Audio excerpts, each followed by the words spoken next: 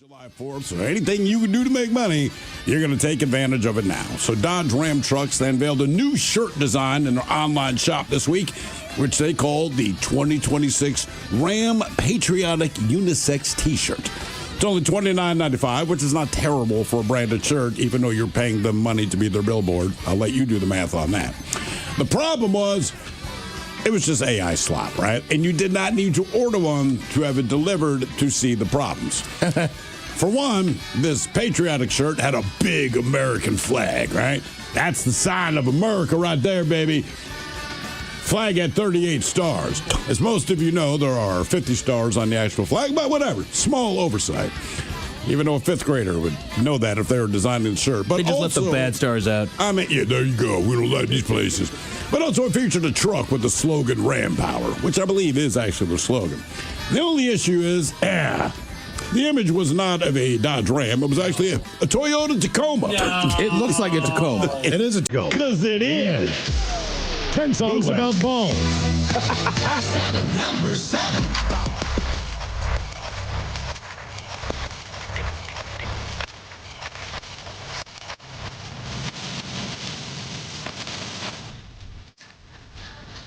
Is that Tip? T.I.? T.I. Yeah. Featuring Lil Wayne. All right. I mean, talk about balls, man. Let's do it. The song is Ball. One ball. Oh, just ball? Only one ball. They're probably talking about ball and balling out. I'm talking about Lance Armstrong. Yeah, or John Croc. Oh, that's right. Yeah, How many one-testicled celebrities do you know? 10 songs about balls.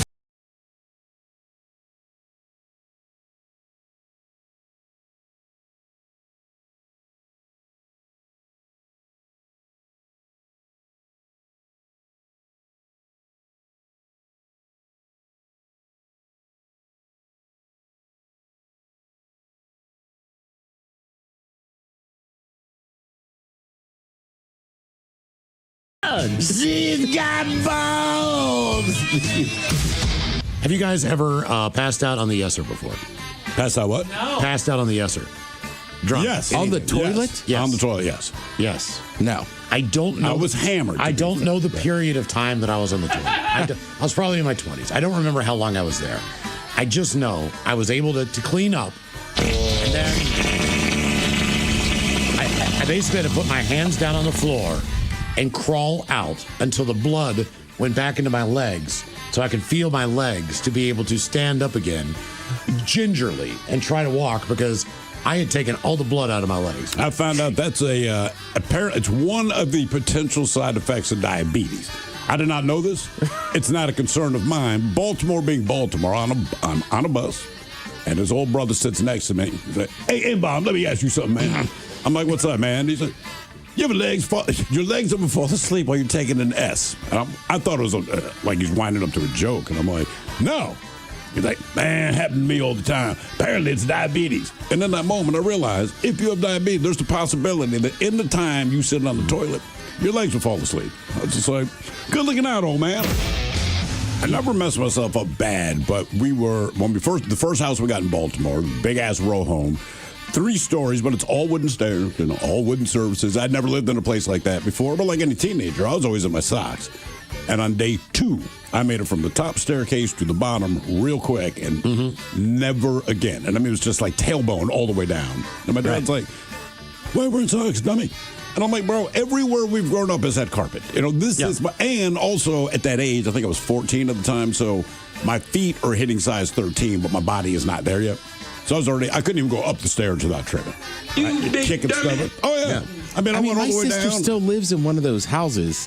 My mom has already broke her shoulder once falling down a few years ago. But same thing. It's like wear shoes or go barefoot. You got to wear shoes or you got to wear those socks with the grippies on. Yeah. Right? Like to the point of even if she gets up to go to the bathroom, it's like, do you have the grippy socks on? Yeah, that is no joke. Put them on. And you're right. Look. They're steeper, they're taller. I hate going up and down her stairwell, and I'm fine.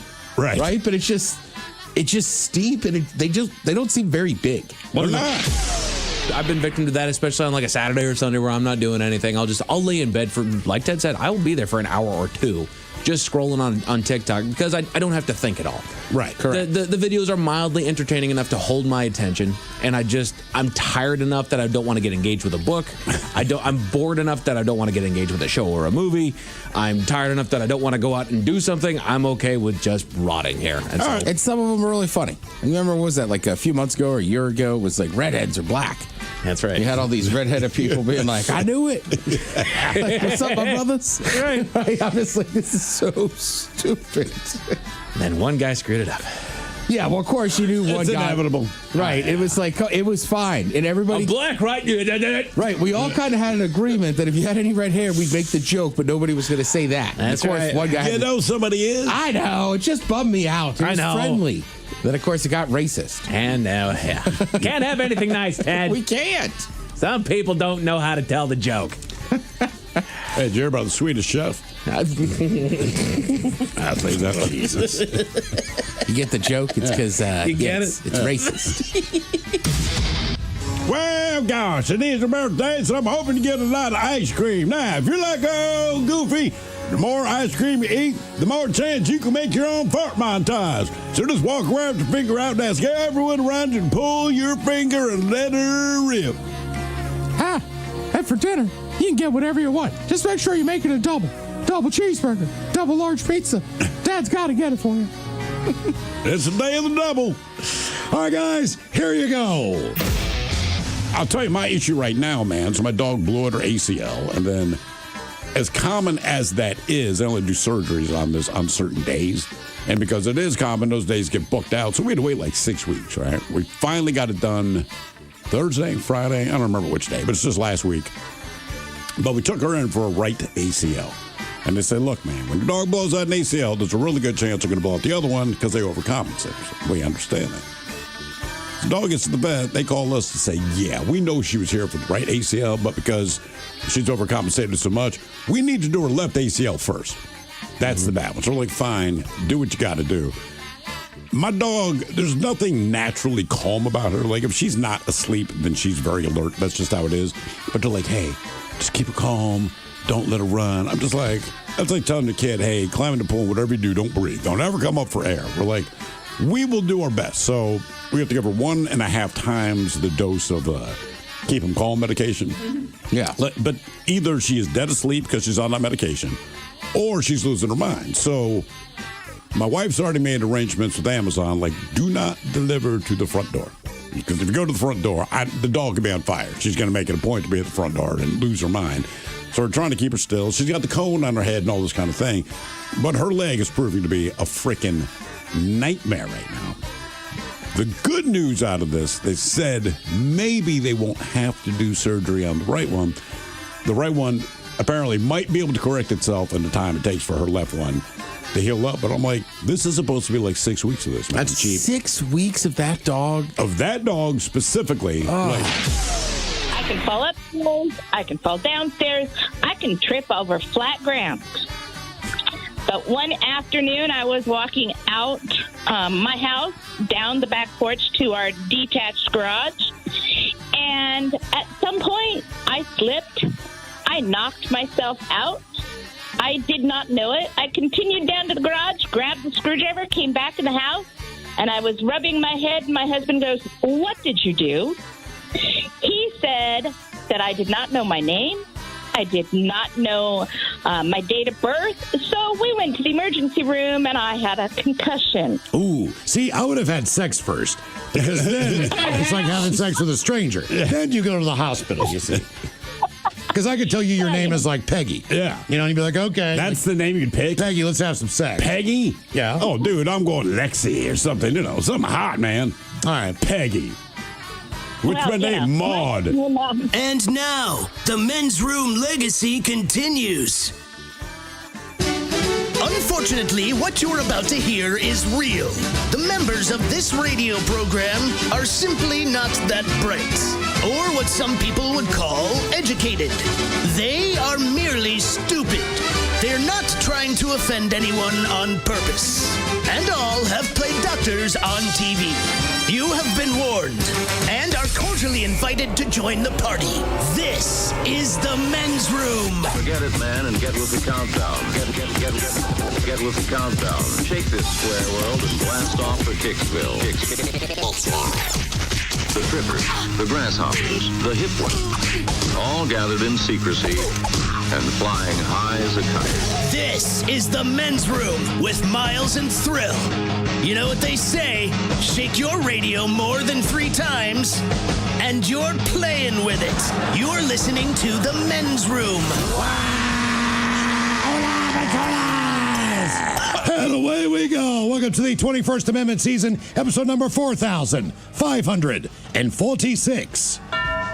Along with Steve the Thrill Hill, the Ted Smith, and my cock, Montgomery. And to Hardeman's Room.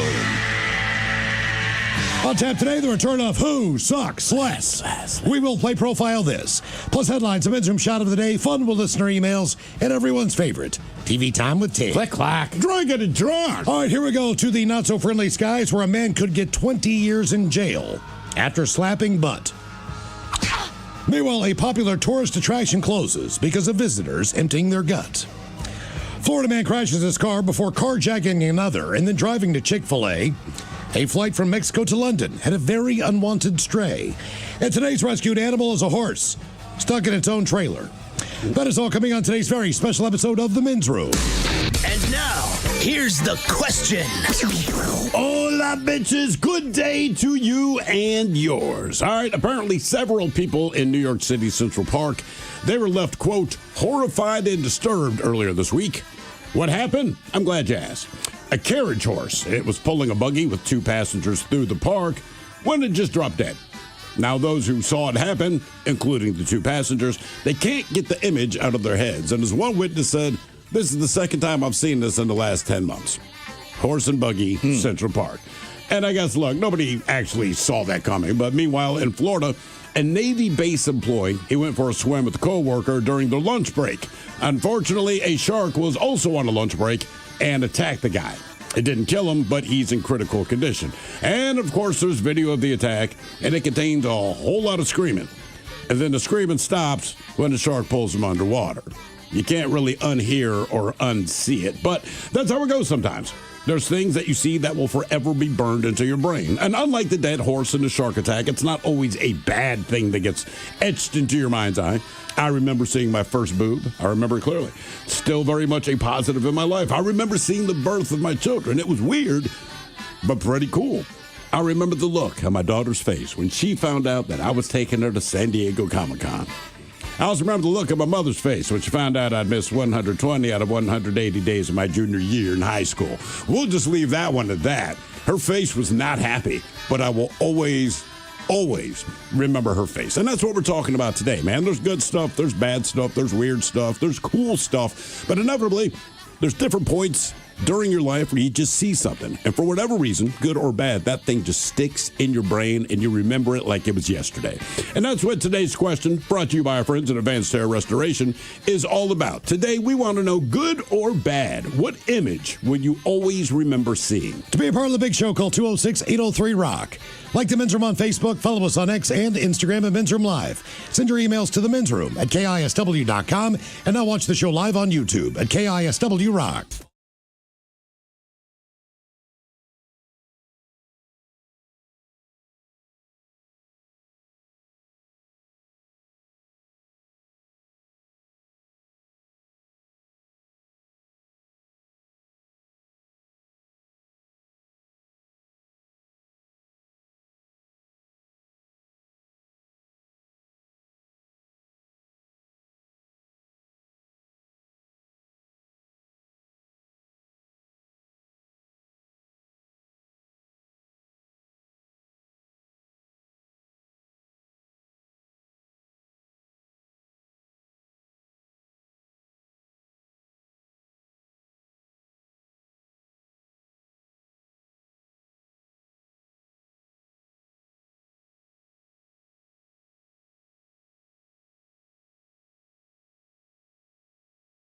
In the Men's Room. Text the guys at 206-803-ROCK. A man in Russia, they say, got super lucky when he fell underneath a moving train. That is lucky. He escaped without serious injury. It's all on video. Footage out of Siberia shows a man getting off a light rail train, walking next to the tram, then falling into a wheel well under the train as it pulls away from the stop. Now, at this point, the man disappears from view, and the train stops. Folks rush to his aid, and they're eventually able to free him from underneath the tram. Incredibly, he walked away from this brush with death without a scratch. The man fell in exactly the right place. His body assumed a safe position, and the tram had no low-lying parts in the exact spot where they found him. Damn. So he got lucky. Our question, when did your feet or your legs do you dirty? 206-803-ROCK. Hello, Irish. Welcome to the men's room. Hey, boys. How's it going? Hola. All right. Well, first of all, long-time listener, long-time emailer, first-time caller. Welcome to the show. Thank you. Love you guys. Congrats on 20 years. Super late, but hopefully we have many more. Well, appreciate it. We made it to drinking age. Yeah. So, mine's new. Last Friday, wife and I were out on our e-bikes. We're down here in Bend, Oregon, and riding home after dinner. Had a few drinks, and just riding in a bike lane, minding our own business, going about 20 miles an hour. It's about what these things max out at. And this dude just cuts right in front of me. And I had no time to react, to brake, to do anything. I just smucked the car. Very blurry memory of what happened after that, except sitting on the ground and seeing my foot dangling from my leg. Did you snap it in half? Snapped compound fracture of the tibia and fibula. Jesus. And I couldn't see it. Thank God. I mean, like, my jeans were covering it, and, all a blur, right?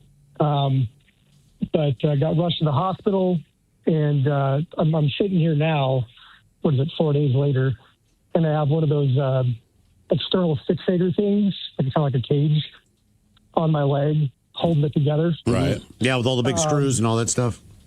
Yep. And, I'm laying on my couch, and I have to have it, like, elevated above my head. And I go back Thursday to find out when I have the neck surgery, which is where they'll put, like, plates and screws and all that crap and make me a bionic man for the rest of my life. And I guess I had some bone loss too, like shattered part of the bone. So fun times. So yeah. What do you doing me dirty? I kind of did my feet dirty. Irish, what do you do for a living? I'm in sales, so like tech sales, but part of my job is traveling around. I got like 9 states that I cover, and that's out the window for a little bit. Yeah. I was going to say, how long do you think you're out of work? TBD. I got my boss was really cool, and he just said, we'll figure it out. We'll work with you.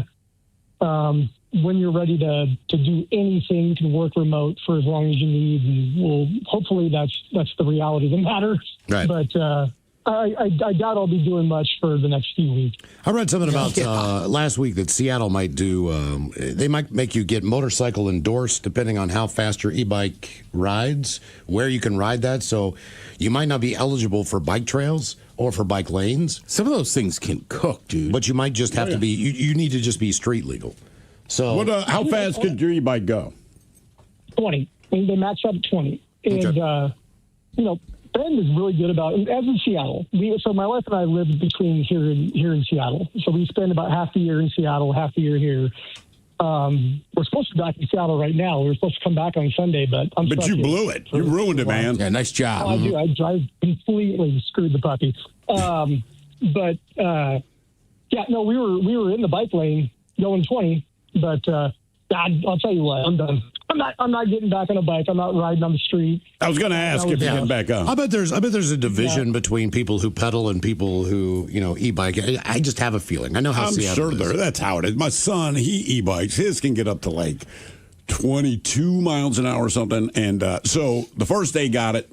He's all excited. It was last summer, I believe. And he wants to ride to his friend's house. His friend was like a mile away. We're like, all right, man. So we established what route he would take. And my wife has a Live 360. Whatever the FAA, you can just kind of track where your kids are, right?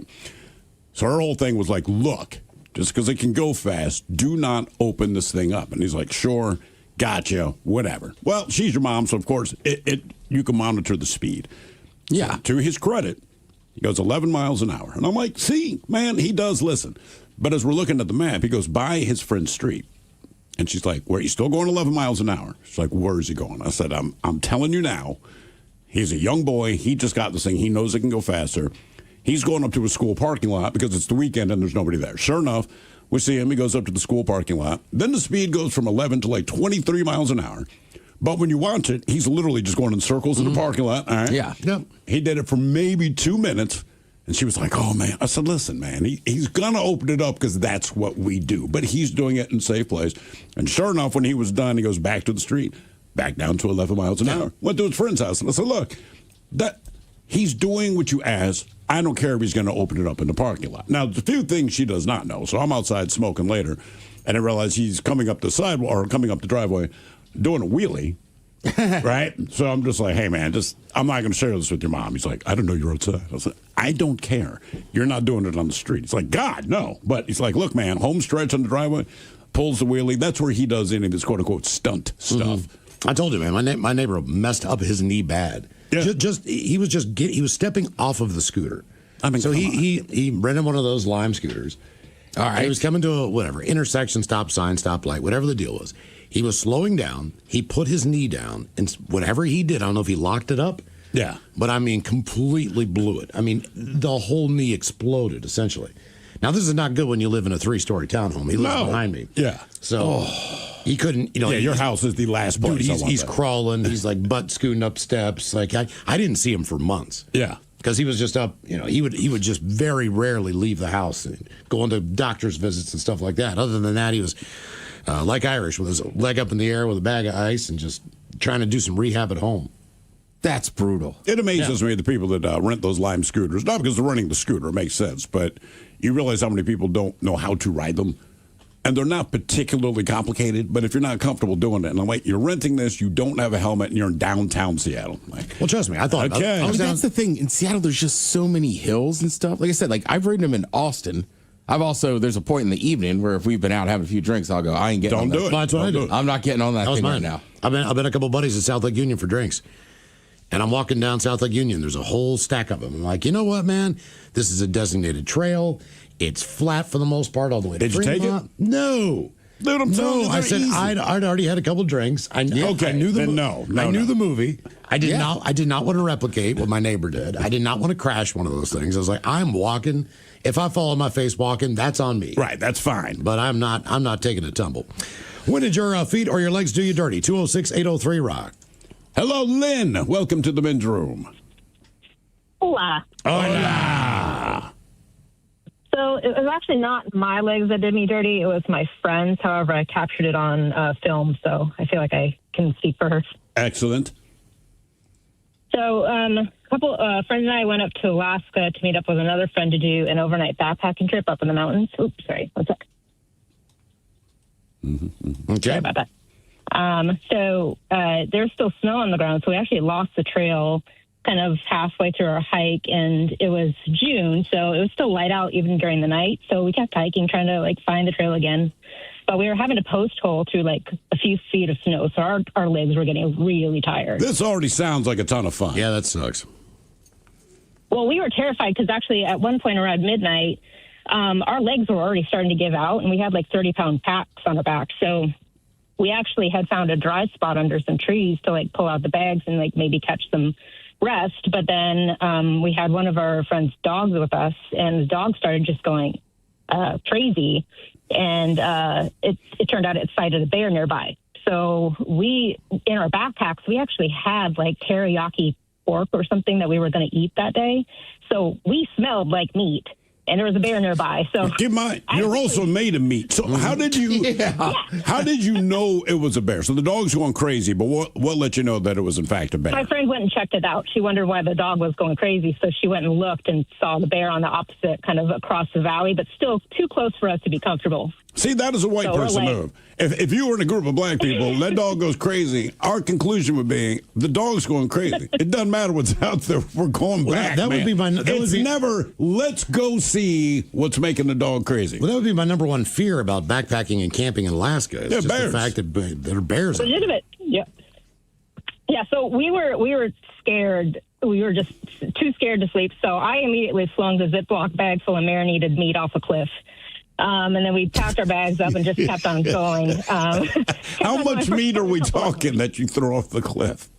It was a Ziploc bag full of like teriyaki skewers. I also, my legs were tired, so I also had to toss a gallon of John Daly that I had hiked up that mountain. Oh, no. You threw that away?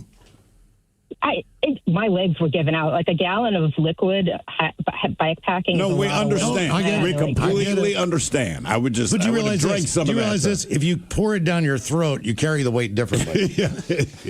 Oh, I didn't want to fall off a mountain. I was like, we were already tired, and then if I'm drunk on top of that, I'm gonna die. Honestly, guys, that's probably the right call. Would you rather be drunk and fall off a mountain, or be sober and deal with a bear that thinks you smell it? Debauchery rolls on. You're listening to The Men's Room with Miles and Thrill. 99.9 KISW. Hold the toes, away we go. Welcome to the 21st Amendment season, episode number 4546. What a large and in charge program we have for you today. Guaranteed future repeat, the exciting return of Who Sucks Less. I don't know how you do it. You find people doing bad stuff in the news. You bring us 3 stories each and every week.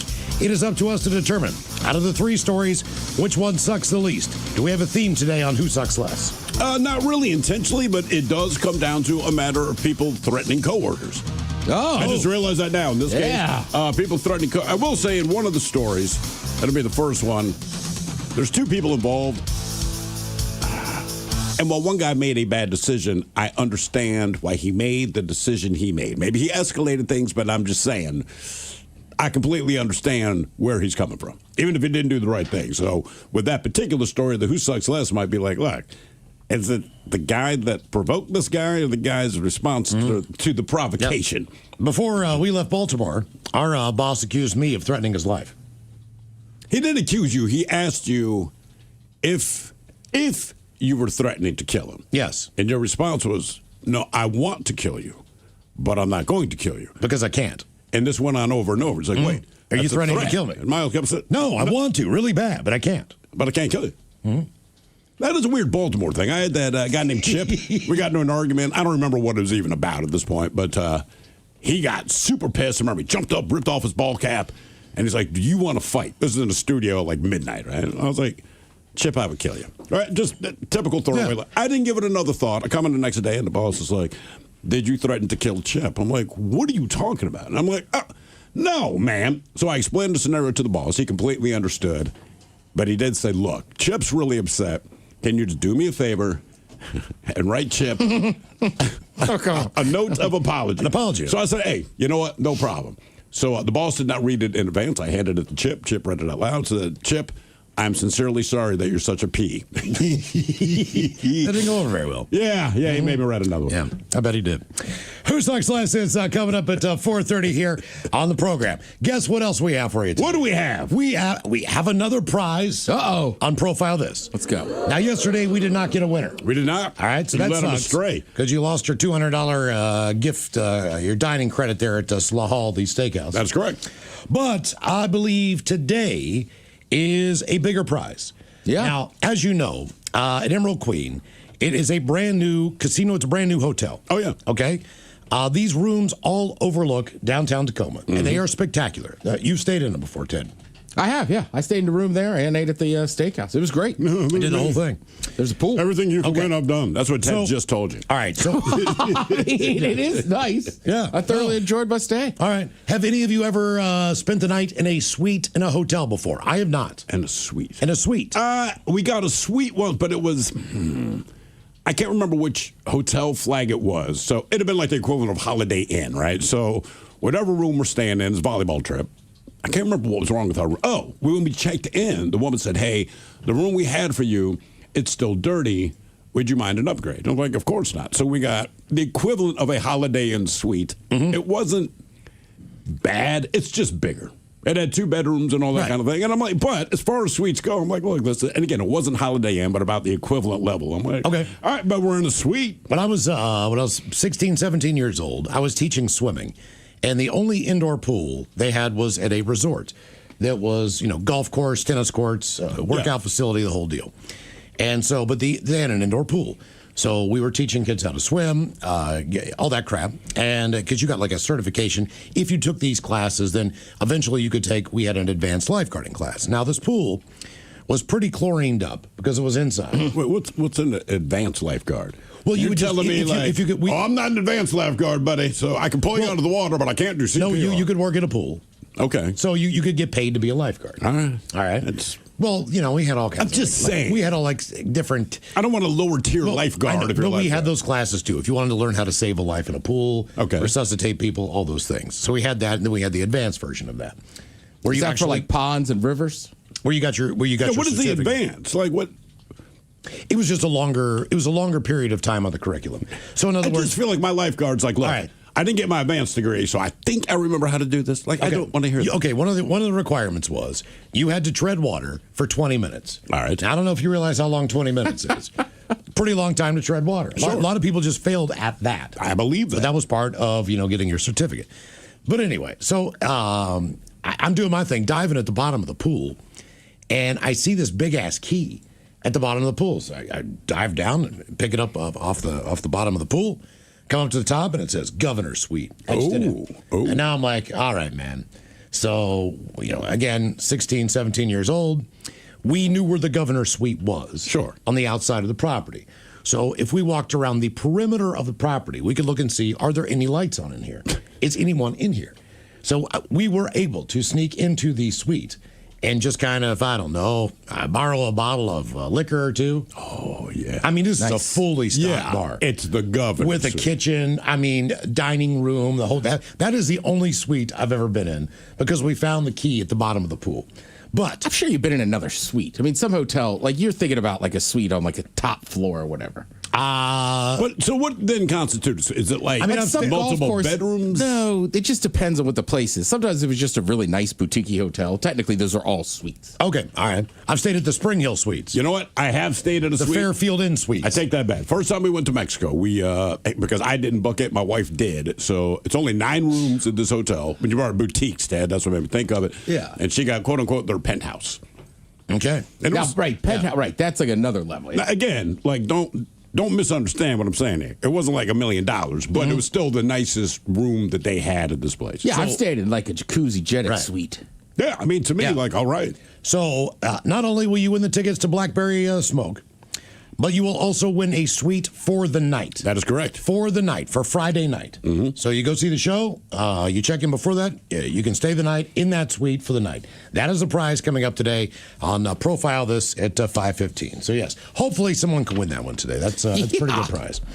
All right, today on the question, we're going to talk about things that you will always remember seeing, images that will always be burned into your brain, whether it be a small item or a larger item, whether it be something that was significant or not, you don't really know what is going to stick with you as far as images that you have seen in your lifetime. And whether it's random stuff, man. I mean, I was thinking about this today, and there's obvious stuff, like I said, birth of the kids and all this. And then there's random things where it's not important in my life.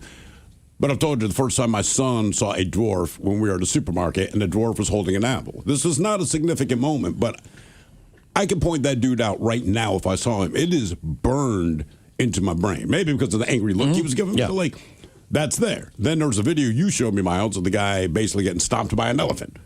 Right. And it was uncomfortable. But, so I have a dwarf holding an apple in a supermarket. I have an elephant stomping a man to death on a video. Both of those things weigh equally in my head. There's times where you see something and you're like, well, I'll never see that again. Was playing golf. PJ's boob. When I was growing up, and a tree basically fell maybe 15, 20 feet in front of me. Huge-ass tree.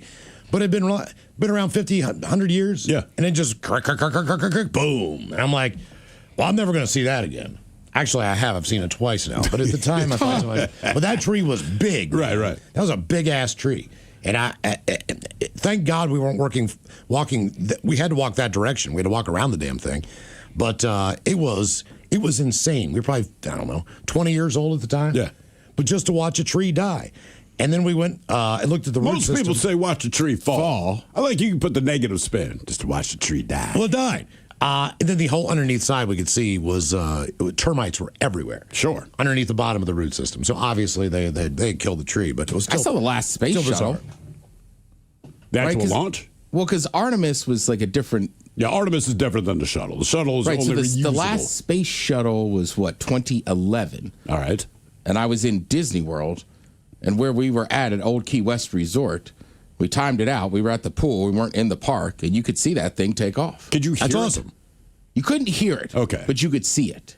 That's one thing. My brother went to Because the it left actual from, launch. what's the one in Florida? Cape Canaveral? Cape Canaveral. Because Yeah. my brother went, he may have been at that launch. It may have been the last It was a space massive shuttle. deal. And so there is a staging area when you're quote unquote invited. And I don't know how far away you are. It's like you're not close because of all the combustion and everything going on. But he goes, you feel the ground rattle. He's like, then the sound hits you, and he goes, it's ridiculous loud. And then basically the shock wave of air hits you, like, it is hot. You're close. I'm like, what are you, like 15 feet away? Like, dude, you're like 2 miles, 3 miles away. I've But he seen said it was, and he works in a lot of things. He gets to work in the NFL. He sees everything, right? But he's like, that was one of the coolest things I've ever seen. I've seen a meteorite cluster shower, which looked like 10 meteors just going through the atmosphere. So like not one shooting star, but a whole group of them coming down and burning up. That was pretty cool on the desert.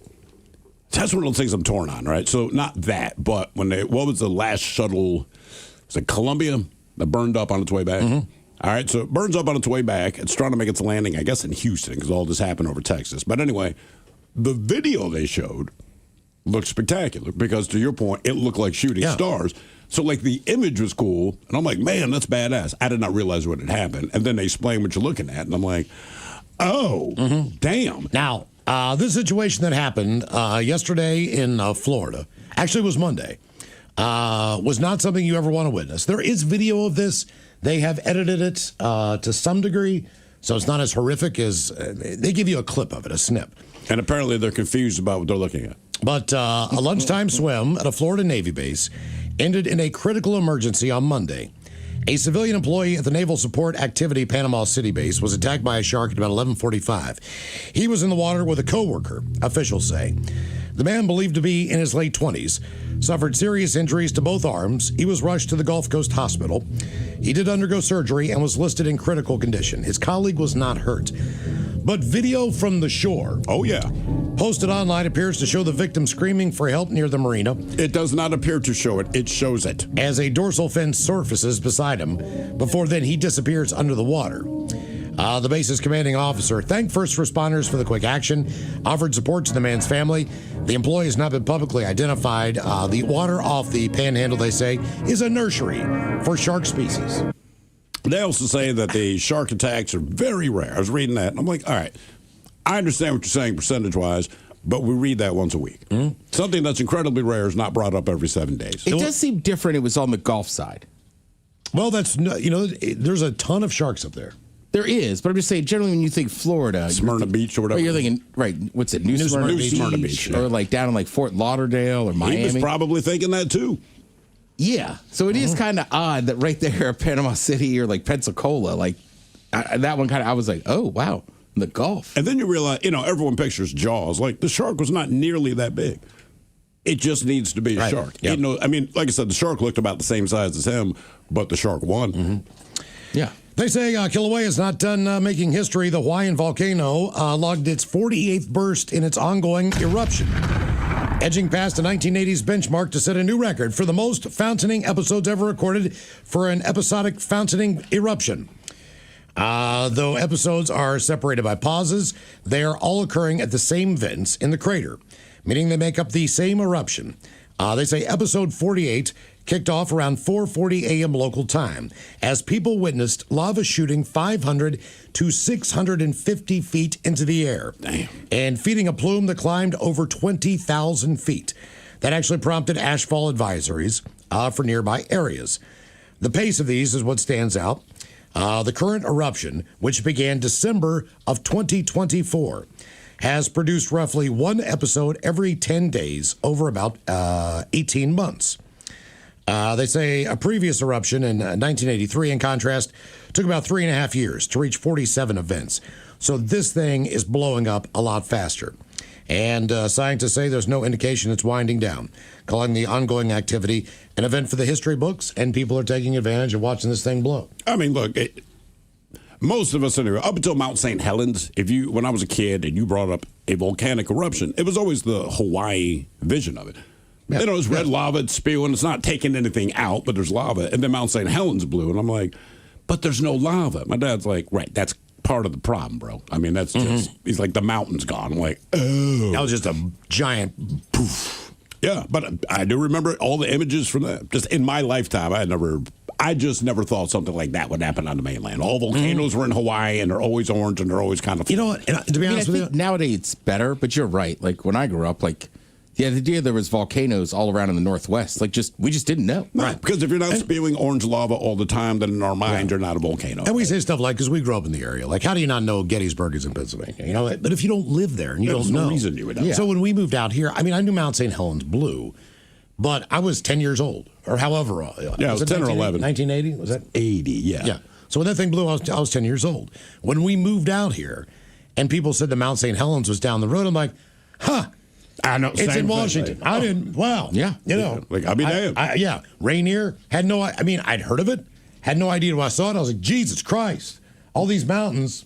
I'd heard. And I guess I just did not geographically know that they were all in the state.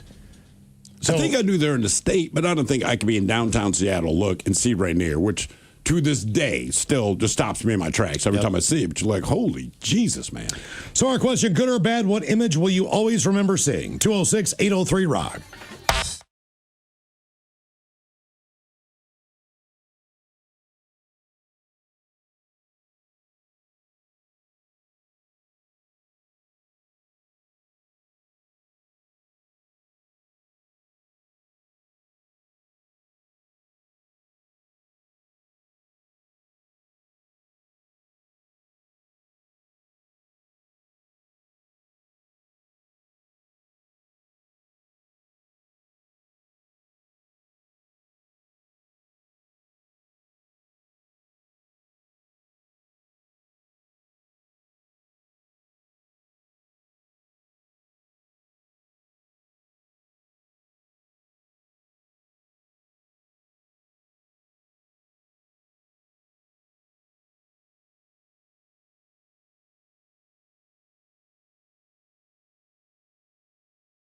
Continue.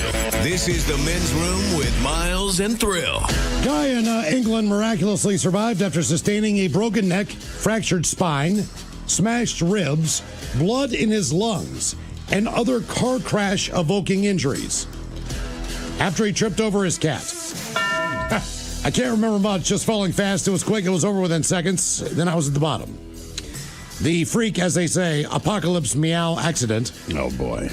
Reportedly occurred on a night back in October when the professional musician was home alone with his hairless Egyptian Sphinx kitten, Eric Morecambe. That's the cat's name. Eric Morecambe. A disaster struck after the wrinkly kitty, apparently feeling playful, dove out and latched onto one of the owner's legs while he's coming down the stairs. It took a bit of a chunk out of my leg, then I lost my footing. He reportedly tumbled down 14 steps before arriving at the bottom, where he lay unable to move. His injuries included a fractured skull, a broken bone in the neck, 9 broken ribs, and blood in the lungs. Now, Eric Morecambe, the cat responsible for his life-altering wipeout, says it's going to be 6 to 12 months until this guy is back on his feet. The massively injured man didn't realize the extent of his injuries at the time.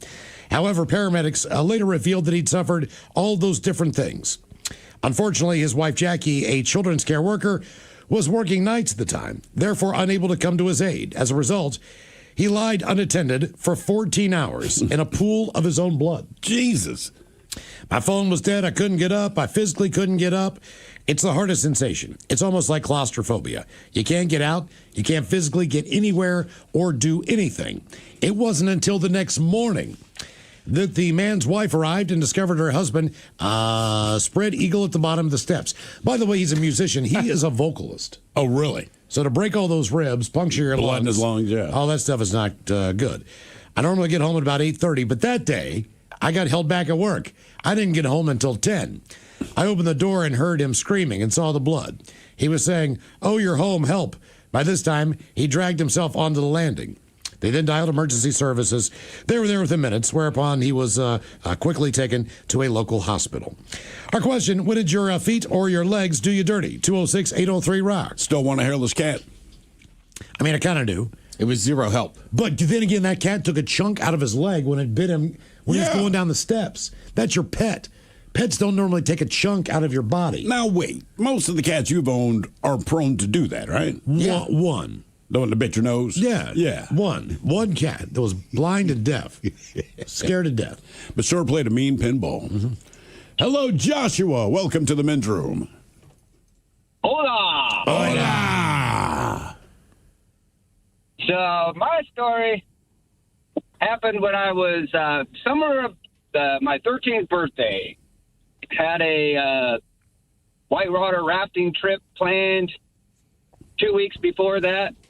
2 ingrown toenails in both my big toes on both sides.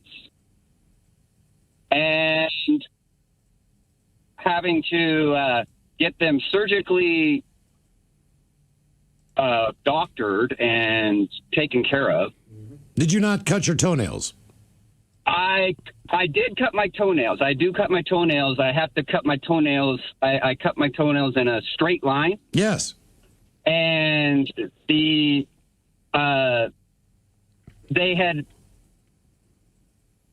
done one procedure before where they had fixed one side of one of my nail on my right toe, but they didn't do it well enough. And so it overgrew and the ingrown part again. And then it started on the other side.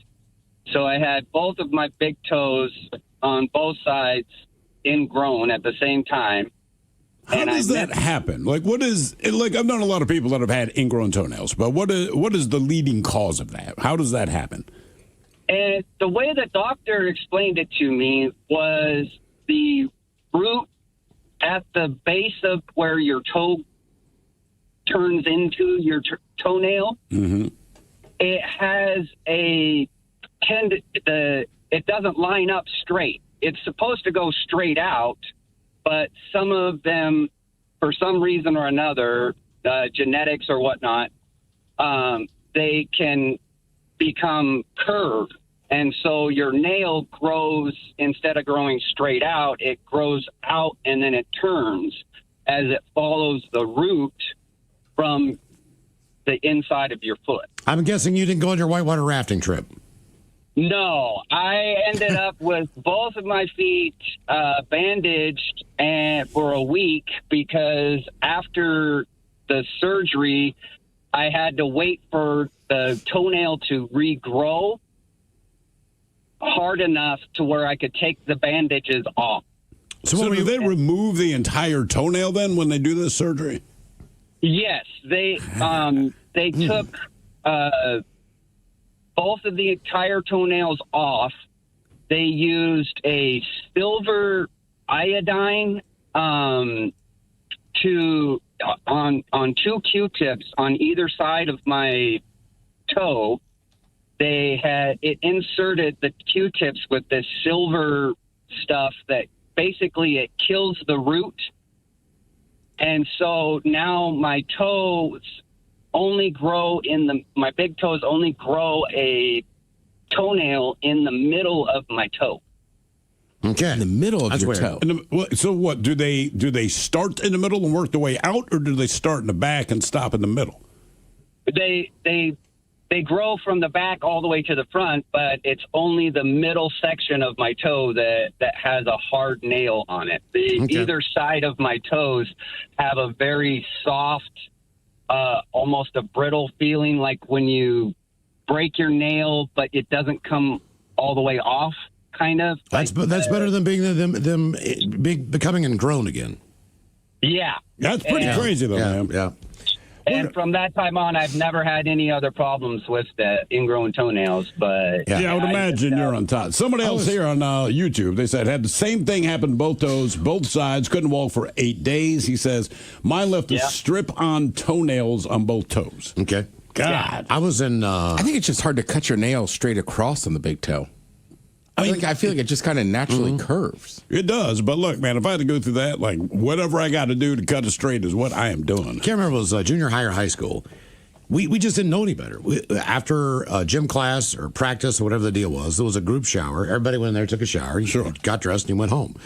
And I never wore flip-flops in the shower. Now, this shower was probably 8 to 10 heads in there as far as individual stalls, but just one big room. Yeah. And I got a plantar wart. And I don't know if I've probably had maybe 3 warts in my lifetime. It's just not something that I just don't get warty. Yeah, I've never had a wart. But I had one, and it was on the bottom of my heel of my foot. Now, they call it a seed. I don't know if it's a seed or not, but there's like a root system in the bottom of this thing. So they basically... So is a wart a living thing? Is it its own kind of... I'm assuming it kind of is. It's a virus, if I'm not mistaken. Yeah. Is that what it is? Yeah. Okay. All right. Let me see. I feel like when I was like a teenager, I would get them once in a while. Like I remember having one on my finger. Okay, so this is what it looks like. Okay. All right, but you got to get in there and you got to dig that damn thing out. So mine was like more like this. It was there. So they numb your toe, they numb your foot, and then they literally get in there and dig the damn thing out. I don't care how many locals they put in there. I don't care how many drugs they put you on. I just remembered I could not believe the pain of something digging into the heel of the bottom. Even with all the locals and everything. Everything. I mean, I could feel almost all of it. And it was just, it was the worst thing. So from that point in time on, I learned that my doctor told me, always have a pair of shower flip-flops. Oh, yeah. Do not ever go into a communal shower without flip-flops on. So at first, I was like the pioneer of it.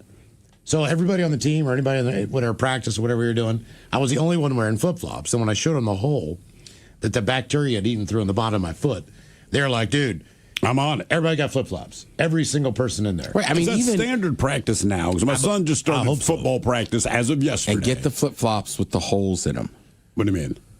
Like you could wear regular flip flops, but they're going to stay wet and damp.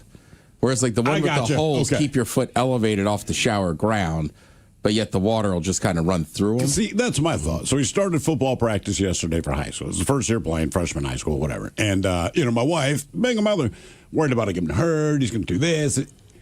And honest to God, my thing is like the locker room, man, hygiene. Okay. And I definitely thought about, like, it's football. You're going to take a hit, it's going to hurt. Don't get injured, but it's going to hurt. That's the nature of the sport. But, like, don't get something gross like a plantar wart or MRSA or some other thing. The only worst thing is you got to figure out where to put his gear. When you bring that stuff in, that you've never smelled anything. It's going in the I've heard garage. hockey guys have it worse. I've heard hockey's the worst. Hockey gear is pretty funky. But I'm telling you, man, football stuff is because it's every night. You need to wash that stuff every night because you're sweating in it. It stinks. I mean, you could go They 2 have days. 8 practices in the next 2 weeks. But if you're putting on pads, at least in our day, I mean, it was your bag reeked. I mean, my stepfather used to bitch about that. He's like, put that bag in the garage. That is where his stuff is going. Yeah, Yeah, I mean, we've already had the no way. I don't know that I ever brought my pads home once I was in high school. You could just leave them in the locker at the school. Yeah, because they're not I would coming bring to the home like house. my pants, my girdle, my jersey, practice jersey to wash it. Right. But I'm pretty sure that was like a rule in my house. Like, do not bring those shoulder pads home. Yeah. Right. Yeah. And I mean, We've already started the rule. You Like, can wash them. You Right. can. I just think most people, when you just think about washing the jersey and everything, and I then will wash them with a hose by outdoors. by like October, man, those pads reek. Oh, yeah. It's terrible. What? When did your feet or your legs do you dirty? 206-803-ROCK. Hello, Wanda. This is the Mighty 99.9 KISW and KISW HD1 Seattle. Always live on the free Odyssey app. Text the guys at 206-803-ROCK from the Pinky's Plumbing Studio. You're in the men's room. Urgent search is underway for a venomous snake that's gone missing on a commercial plane. The snake was spotted on a Boeing 787 Dreamliner after it traveled from Mexico to London with the 345 passengers on board, somehow not noticing the reptile slithering under their feet. A cleaner made the terrifying discovery on Friday. He spotted the red scaly snake on board the plane after passengers had disembarked. Yeah. A ground crew worker snapped a photo of the snake before then it goes missing. The snake is believed to be a mock viper, which is considered venomous and has brought the plane to a standstill. Now, experts have been brought in to search for the reptile. However, as yet, there's been no luck in locating the snake on the plane. The airline is believed to be under the impression that a passenger might have smuggled the snake onto the plane before it broke free and slithered away. It's not known what damage the snake could do to the mechanics of the plane. If it would have happened to go... Yeah, shoot through wires or hug on something, The sight of the snake almost gave the airline cleaner a heart attack. But by the time they had raised the alarm, the animal had disappeared. There was no way, they said, the airliner could be allowed to take off again. No. If passengers had seen that snake at 30,000 feet, there would have been blind panic, they say, and pandemonium on board. Our question, good or bad, what image will you always remember seeing? 206-803-ROCK. Hello, Tina. Welcome to the men's room. Hello, Beaches. How are you? Hola. What up, Tina? Hola. Okay, the worst thing I've ever seen in my life, okay? I'm standing in line for hours and hours trying to buy these tickets. I go to the concert, Mr. Ted Nugent, and he flies over my head with his loincloth, okay? Now, I saw the littlest, pinkest testes that you could ever imagine. I believe that Ted Nugent is a hunter because he's trying to look for them. Damn. You're telling me the worst image you have ever seen are Ted Nugent's tiny. Even under anesthesia, okay? It's horrifying. I can't even go there. What year was this that you saw shriveled up pink testicles? Oh, God. Let me see. Probably 1979. All right. I've never thought of him the same way again. Really? It ruined you. Oh, God. I'm ruined for life. Was he really sweaty, Teddy? I don't know. He was more pink than sweaty. God. Okay. Well, at least it wasn't death. Yeah, I mean, call it sad. Saw someone die right God. away. I almost died, but not quite. Okay. If I ever meet him, I'm going to let him know. Say, Ted, you don't know this about you, but the worst image that a woman has ever seen was one of your concerts. And he'll say, what happened? He'll be, oh, nothing. You just weren't wearing underwear, and she saw you shriveled up pink testicles. That's all I know, man. That seems about on par for that guy. I'm going to play a whole show and not wear underwear. Yeah, I mean, I dig it. Just maybe don't fly over the audience. Yeah.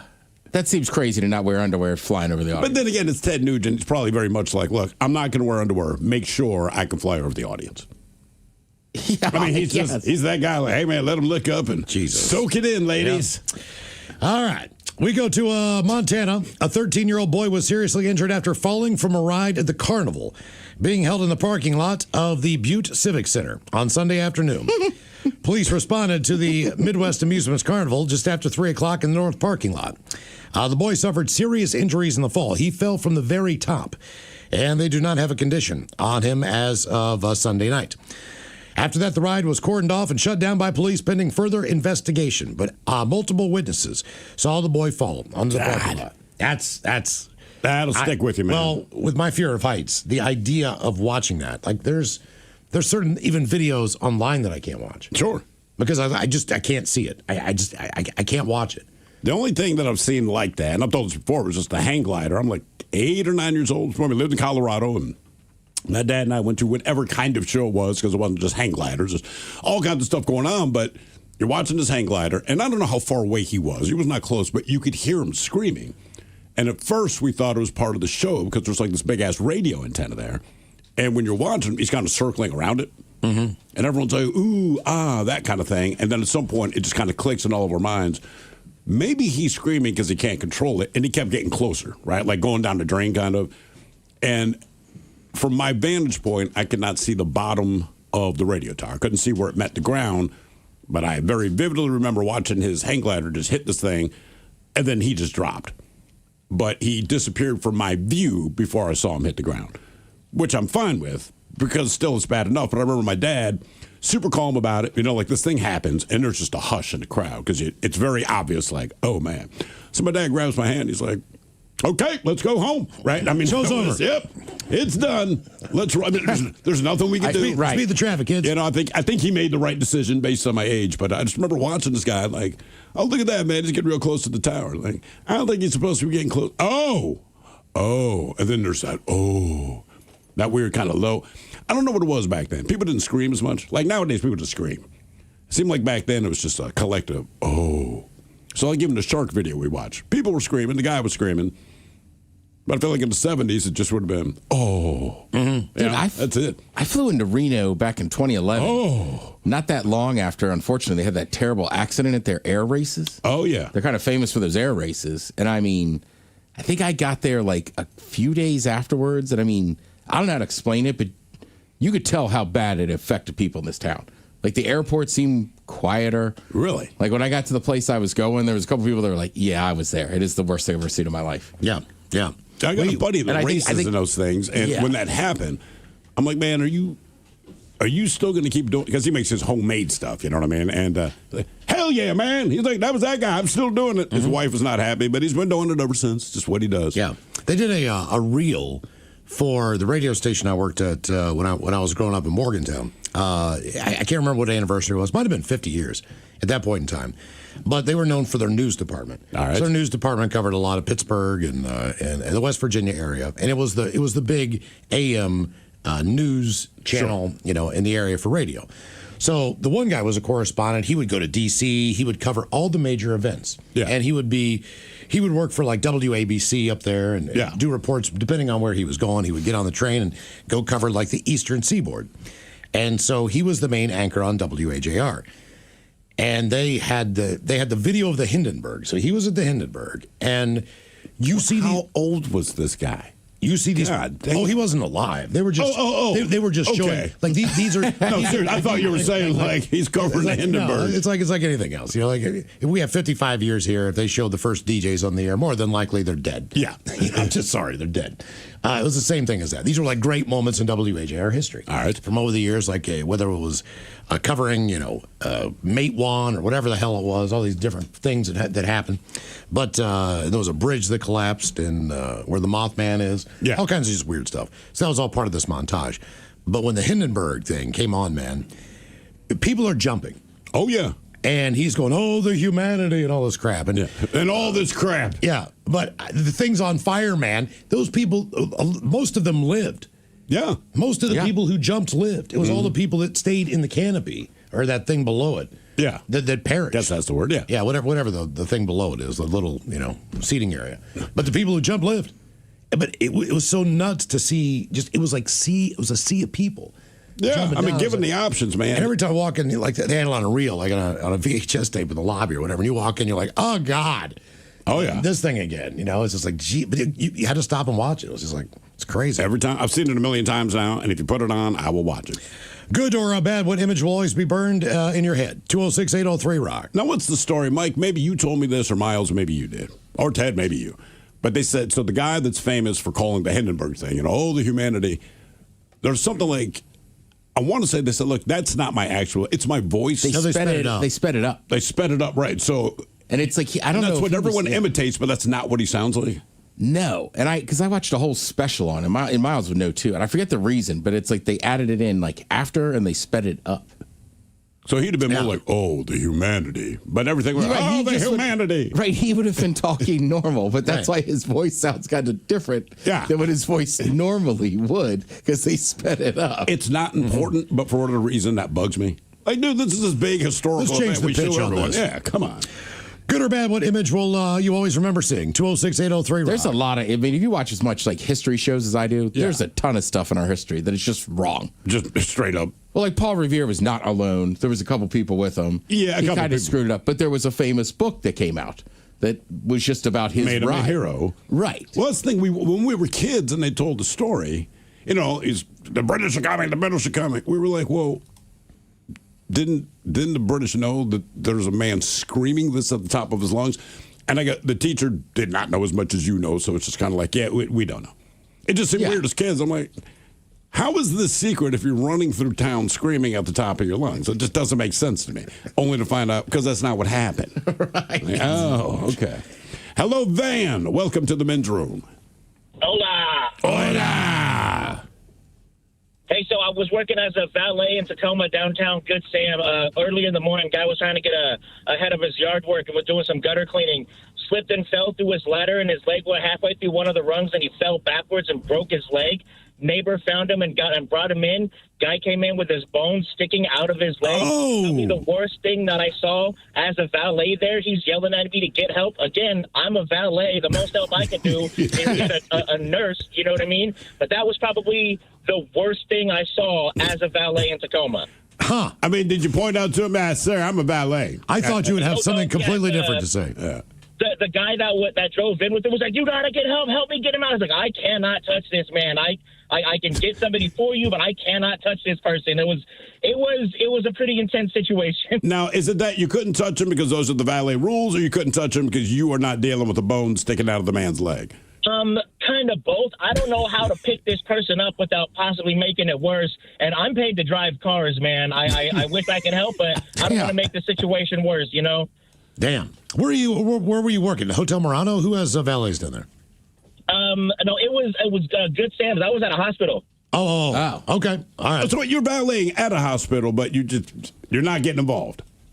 No. Yeah, just valet. That's all we do. So I was at the emergency department. Pull up, we take your car, you go into the ER, and then we park your car from there. But we're not allowed to help with anybody medically. We're just valets. Well, how many different weird things did you see then? Because if you're the valet at the emergency door, obviously.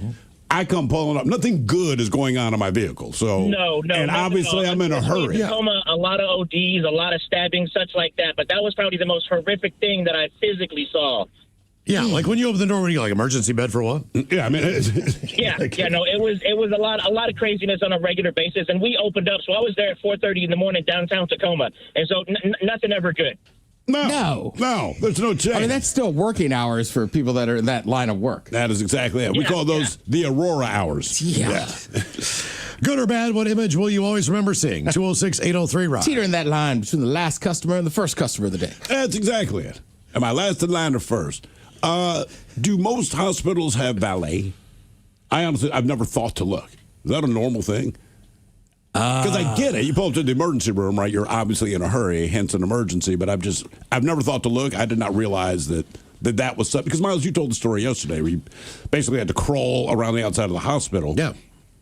But you just tossed your keys to like an employee, right? And asked them to do you a favor. Yes. Yeah, it wasn't a valet. Well, I was parked right in front of the door. Yeah. So when I finally got back into my car and drove it all the way around the hospital, it was one of those, where you pull in and you're literally 6 feet away from the double. But it wasn't a valet, right? It was just some dude like in scrubs. It was a dude with ambulance driver. It's like, man, please park this thing for me. Okay. I just threw in my keys and he came back in and ended up putting me in a wheelchair.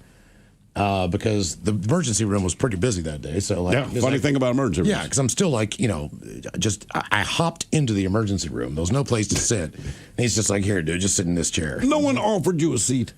I mean, it just seems like if someone's crawling in, like, hey, man. I mean, I held on. I was doing the best I can. You can tell when someone can't walk. I mean, I'd be like, bro. If you saw my leg, you'd be like, oh, God, somebody get this guy a seat. Good or bad, what image will you always remember seeing? 206-803-ROCK. I'd like to know when offered you one. Hello, Ramon. Welcome to the men's room. Hola, mofos. Hola. Hey, I was just calling about, unfortunately, it's about an accident I seen. I grew up on North Beacon Hill, right off of I-90, and I seen a gentleman running from the state troopers coming towards Beacon Hill on I-90. And right at the Beacon Hill entrance, they had high curbs that were probably a foot to 18 inches. Well, this guy had a car that looked exactly like the Dukes of Hazzard car. Running from the police, he hit the curb doing over 100 miles an hour. Oh. Unfortunately, from the impact from hitting the curb, it drove his motor onto his lap. So he was sitting there screaming. Oh. And I was just probably 11 or 12 years old. And the guy from the news station, I imagine it was Como 4 News, I believe, he was trying to distract us by giving us cherries off the tree. And we're trying to see what's going on in the car because the guy is just screaming. I mean, the reporter did his best. And I get it, but like, man, if you're looking at a group of 10-year-old boys, there's a man with a motor sitting on his lap screaming. Nothing's going to distract him. I'm surprised TV got there that quick, but, either way. Yeah, it was something else. And I've seen a lot of car accidents down there. I've seen a Chevron truck tip over, blow up in flames. Jesus. But that one was a guy screaming and his motor sitting on his lap, and he's just burning the heck out of him. How long was this going on? Oh, it must have been a half hour to 45 minutes before they were able to extract him, and I don't know if he may have amputated his knees just to get him out of there, because I imagine that was like a 383 motor, big block, sitting on his lap, so it may have amputated it by just the impact. Yeah. Or it could have burned him. I mean, you got to remember how hot that engine is. Did you stay there the whole time watching this? Oh, yeah, of course, we're kids. I mean, even as an adult, I would, man. I mean, that's, wow. Yeah, it was something I'll never forget. That's from, unfortunately, it has to be something like that, but yeah, it was. Well, I mean, you remember stuff as kids. Even when I joke around about Herky in a house burning down, but when his house caught on fire.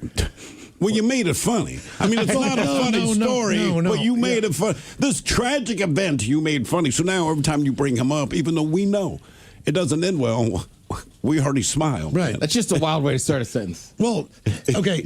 That's a funny story about the house burning down. Listen, Herky's younger brother, all right? You know how early on, some people just either from a hearing issue or whatever, as far as speech goes, they don't develop it until later on. Or figure out all. And I don't know if it was the fact that he had baby teeth missing or what. I don't missing. Well, what I'm saying is there was something going on with his mouth because he was perfectly fine, but he just had a hard time speaking. Okay, that makes sense. I don't know if he's like tongue tied or whatever the deal was, but I mean, it is. Did he not have a disability? No. Oh, I thought all these years he had a disability. No, he it could be like my daughter with the whatever that little thing is on the bottom of your tongue, right? We took her to the speech therapist, and I said, look, she could talk. The problem is hers is shorter than most people's, so just certain sounds you make, she's going to work harder at it. That may have been Herky. And his name's Herky. Well, Herky's the older brother. Jason is the younger brother. Oh, okay. I helped Jason was a quarterback at high school, and I mean, we ended up practicing together, and I'm throwing him balls and teaching him what I've been taught. But him running around in his pajamas, and he was probably 5, 6, 7 years old at the time. And, his mom's trying to calm everybody down. The fire crew is there. The house is, it's engulfed in flames. You don't understand how hot it is. And he's running back and forth on the street, like a kid on Adderall. But he's just being a kid, but the adrenaline. And he's just screaming, Huggy, Huggy, the house is on fire. And I like this whole image. I mean, it's not fun. He kept saying it over and over and over. His mom is sitting there, like everybody, but he's only addressing his brother, right? The entire time, because I think he just got some kind of like a game station or something. Oh, and it's burning up in there. Oh, it's burning. He's losing his mind because he just got like 4 or 5 new cartridges, 4 or 5 new games. Oh yeah, that's all he cares about. But he hid them underneath his pillow, and actually 2 or 3 of the cartridges survived. The game system burned down. Sure, but believe it or not, the cartridges survived being under a feather pillow for whatever reason. They used to make games proper back then. Yeah. Hooky. Good or bad, what image will you always remember seeing? 206-803-ROCK. Your backyard.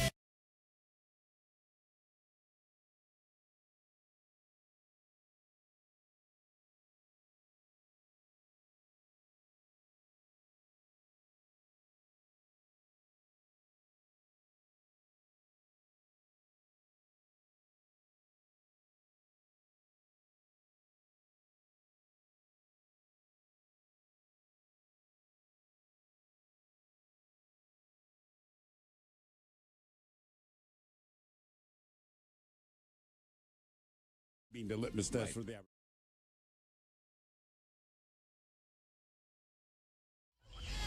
This is the mighty 99.9 KISW and KISW HD1 Seattle. Always live on the free Odyssey app. Text the guys at 206-803-ROCK from the Pinky's Plumbing Studio. You're in the men's room. Coming up, we're going to sit and spin in honor of the World Cup coming to Seattle. We've got 10 songs about balls. Balls! Coming up at 4:30 right after emails on our question. When did your feet or legs do you dirty? This woman's legs did her dirty. Woman who was visiting a meteorite crater near Alice Springs, Australia, was left feeling shaken by the ordeal.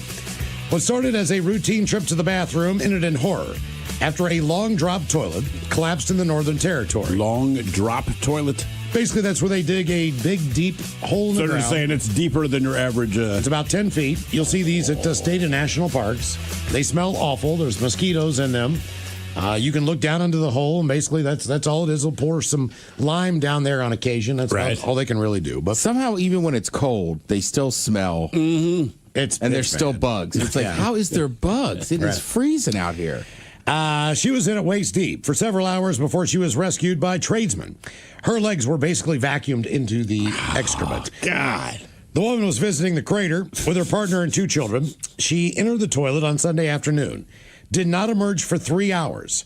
As they say, long drop toilets are unlike traditional modern latrines. They use a deep dugout pit to collect waste, typically connected to a pan or toilet seat. And they are pretty common in remote areas. They are investigating the accidents. A witness who spoke to a news outlet on a condition of being anonymous said the visitor was in deep S, standing up to her waist in waist. There's S, literal nappies, pee, all in that hole, they told the outlet. But she was stuck up to her legs. She could not move her legs. The witness said the woman's partner had driven up a highway in a bid to find phone reception and get help when someone happened by. He was able to lower a tow rope into the hole far enough for the woman to stand on it and used his car to pull her out with a rope. And we all know it sounded like when you dump cranberry sauce out of the can. They said the process took an agonizing 45 minutes. She was unhurt except for a few cuts and was feeling understandably shaken, according to a witness. Images of the outhouse show the site cordoned off with caution tape. Yeah. This won't feature in tourism brochures, the blog wrote. Someone's in a lot of S for this one. It's not the first time a long drop toilet has caused problems. In 2024, county fire crews were called to a property near Victoria after a man became stuck in one in the dead of the night. Took him about an hour to get out. Our question, when did your feet or your legs do you dirty? 206-803-ROCK. Hello, John. Welcome to the men's room. Hello, John. Come on, John. Hey, John. Yes, it's me. Hola. Got you, John. Hola. You forgot. I didn't get my name. Hola. Hey, I fell out of my semi at work because my ankle gave out, and I broke my back, and it took them 4 hours to realize it at the hospital when they took me by ambulance. Then I told the doctor I couldn't breathe, and she says, well, let's get you back in and check out your back. And turns out she comes back and says, yeah, you're right. You broke your back. It took them 4 hours to figure out you had a broken back. Yeah, I couldn't breathe. I was sitting in the hallway on a gurney on a bed, and because when I got there by the ambulance, they told the ambulance driver we don't have a bed, and he's like, you're gonna find a bed for him. So what? You were stepping out of your truck, your ankle gave out, and you just fell down to the ground? Yeah, out of my semi, yes. Damn, man. Okay. In between, I can't even say what I fell into, but yeah, I fell and they had to fuse my T6 to my T9 between my shoulder blades, and a few surgeries. I'm going to have the second surgery on my right shoulder here whenever they call. Are you going to be able to drive a truck again after all this? I don't know. Jeez, man. I don't know. But it's been 2 years, and I haven't. My clubs have been sitting here, my golf clubs, and I was going to go play golf with you guys, but I couldn't play. No, you can't. The broken back. But the good news is, I think, from a driving standpoint and a seated standpoint, the fact that it was your upper back instead of your lower back, I think gives you a better chance to get back to work. But my question, do you want to climb in and out of a semi just based on the simple height, even with your upper back? You know what I mean? Just climbing up to get in. I don't know, man. Yeah, you got to use your right hand and your left hand. You got to use that 3 points contact when you get in and get out of the semi. And I did, but my ankle gave out and I went flying down to the ground. Do you have a history of bum ankles, or did it just go out for no reason? No, we were doing 70+ hours a week. And I was trying to help the guy out, and I helped the guy out, and I pulled my truck up to weigh, and I fell out of my semi, and it was not fun. And it hasn't been fun watching my wife go to work every day and me sitting at home doing nothing. You fell out of the truck at the weigh-in station? At our work, yes. Oh, okay. Okay. All right. I've told you this story before. I've broke and sprained ankles 7 times. Damn. I think 8, actually. But the worst one was I was running, and I was about 2.5 miles, because I was doing a 5-mile loop then at the time, like 3 times a week or whatever. And I'm the farthest point I can be from my home. Of course. And this is 95, 94, way before cell phones.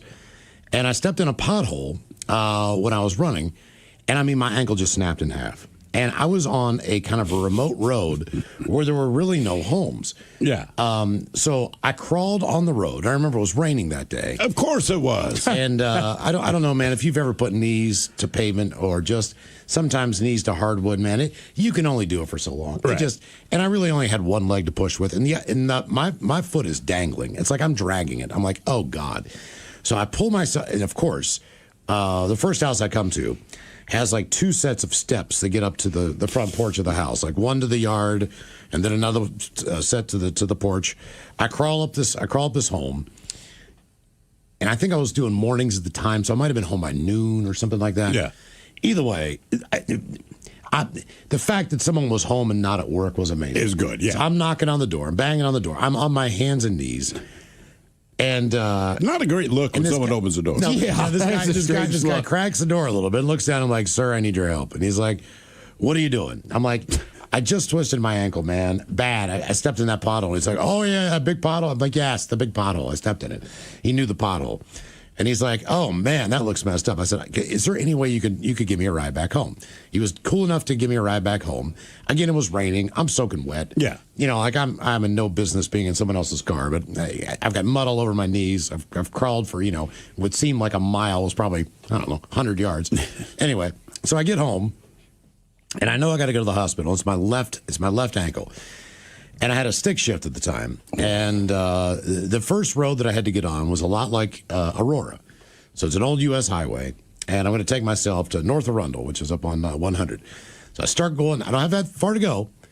But every single light I hit turned red. Now, and you're in a manual? I'm driving. That's a lot of stopping. I'm driving a car with a clutch. And I'm having to take my hand and push down on my knee to get the clutch down to get into gear. Right. And I mean, every time I did this, I just screamed out in agony. And there was absolutely no way that I could not get a green light to save my life. So I finally pull into the hospital. This is messed up, actually. I pulled into the hospital where I saw an emergency exit on the side of the building, emergency room. All right. So I pull into that little roundabout there, and I open the door, and I crawl up to the door. It's a double glass door. It should be automatic. There is a sign on the door that says, emergency room has been moved to the other side of the building. No. True story. So I'm like, you've got to be kidding me. You've got to be. I'm banging on the door. There's nobody on that side of the hospital. I'm like, oh, God. I crawl back to my car, and I pull around to where the new emergency room is on the other side of the hospital, pull into there. And there are a couple EMTs. They just dropped someone off. And I opened the door and I'm like, brother, I need your help bad, man. I was like, is there any way that you can just park my car, man, in the spot? Because I pulled up like right in front of the double doors. I'm like, and he's like, yeah, man, sure, I'll park your car. So he parks the car for me, comes back in, gives me the keys, looks at my ankle and goes, oh, man. And I hadn't been really helped yet. So he gets a wheelchair, puts me in the wheelchair, sets me up and all that stuff. And I'm finally... 99.9 KISW. The shenanigans continue. This is the Men's Room with Miles and Thrill. Los Angeles homeowner got quite a surprise while cleaning out her garage this week when she opened an old freezer and saw 20 sticks of live dynamite inside. Discovery prompted a response from the LA Police Department bomb squad, led to the evacuation of nearby homes in the Valley Glen neighborhood, while authorities worked to safely remove said explosives. Homeowner told officers she had no idea the dynamite was there. The freezer had been in the garage for years and was purchased when she and her late husband first moved into the home. Investigators believe the explosives may have belonged to her late husband, who passed in 2014, although authorities have not confirmed exactly how long they'd been stored there. Speaking through a police spokesman, they said all the dynamite remained stable and fortunately did not detonate because it was still live. However, he warned that if all 20 sticks had exploded, the blast could have caused significant damage in the surrounding neighborhood. Homeowner told officers she had no idea the dynamite was inside the freezer. According to reports, she said the appliance had been in the home since she and her husband purchased it years ago. She believes the explosives may have belonged to him, though authorities have not publicly explained why he might have had access to all that dynamite. Police have not identified the homeowner. The other thing is, her husband died in 12 years ago. In 12 years, you have not once looked in the freezer in your? I mean, there's a lot of things I ignore in my house. I don't know if I could go 12 years. Like, wonder what's in the freezer in our garage. Yeah. Jesus. Good or bad, what image will you always remember seeing? 206-803-ROCK. I mean, you're right, but I feel like the garage freezer, sometimes there's just stuff in there. There is. I mean, look, if you're going to ignore anything, that's probably it. It's just crazy to me that 12 years after your husband passed, you finally got around to opening the thing. Like, oh, my God. I miss it. Had she just not opened it, or she just never really cleaned it out? I don't guess know. She hadn't opened it. I don't know if it was a chest freezer. I don't know if it was a refrigerator that had a freezer on top and the dynamite was I don't know. I feel like I would assume they were sausages. That would have ended poorly for you. Yes, it would have. But I have to tell you, he ate a stick of dynamite, not on purpose. Well, I mean, once I picked them, but if I just looked in there and there was red logs. Like, ooh, okay. Yeah, what kind of sausage did he leave us? Throw it on the grill. Good or bad, what image will you always remember seeing? 206-803-ROCK. Hello, Tony. Welcome to the men's room. Hola. Hola. So in the 80s, down in Oregon, they didn't have mini-serve yet. You had to give the attendant your cash or card, and they would pump the fuel for you. So I pulled into a station, and I believe it was Hood River, and there's a kid pumping fuel into the back of a car, one of those cars with the license plate in the middle of the back of the car covers the fuel cap. He's pumping fuel away, and some guy in a big RV can't wait till he can just pull straight in, so he pulls past it and backs in too far and broke both that kid's legs. Oh, man.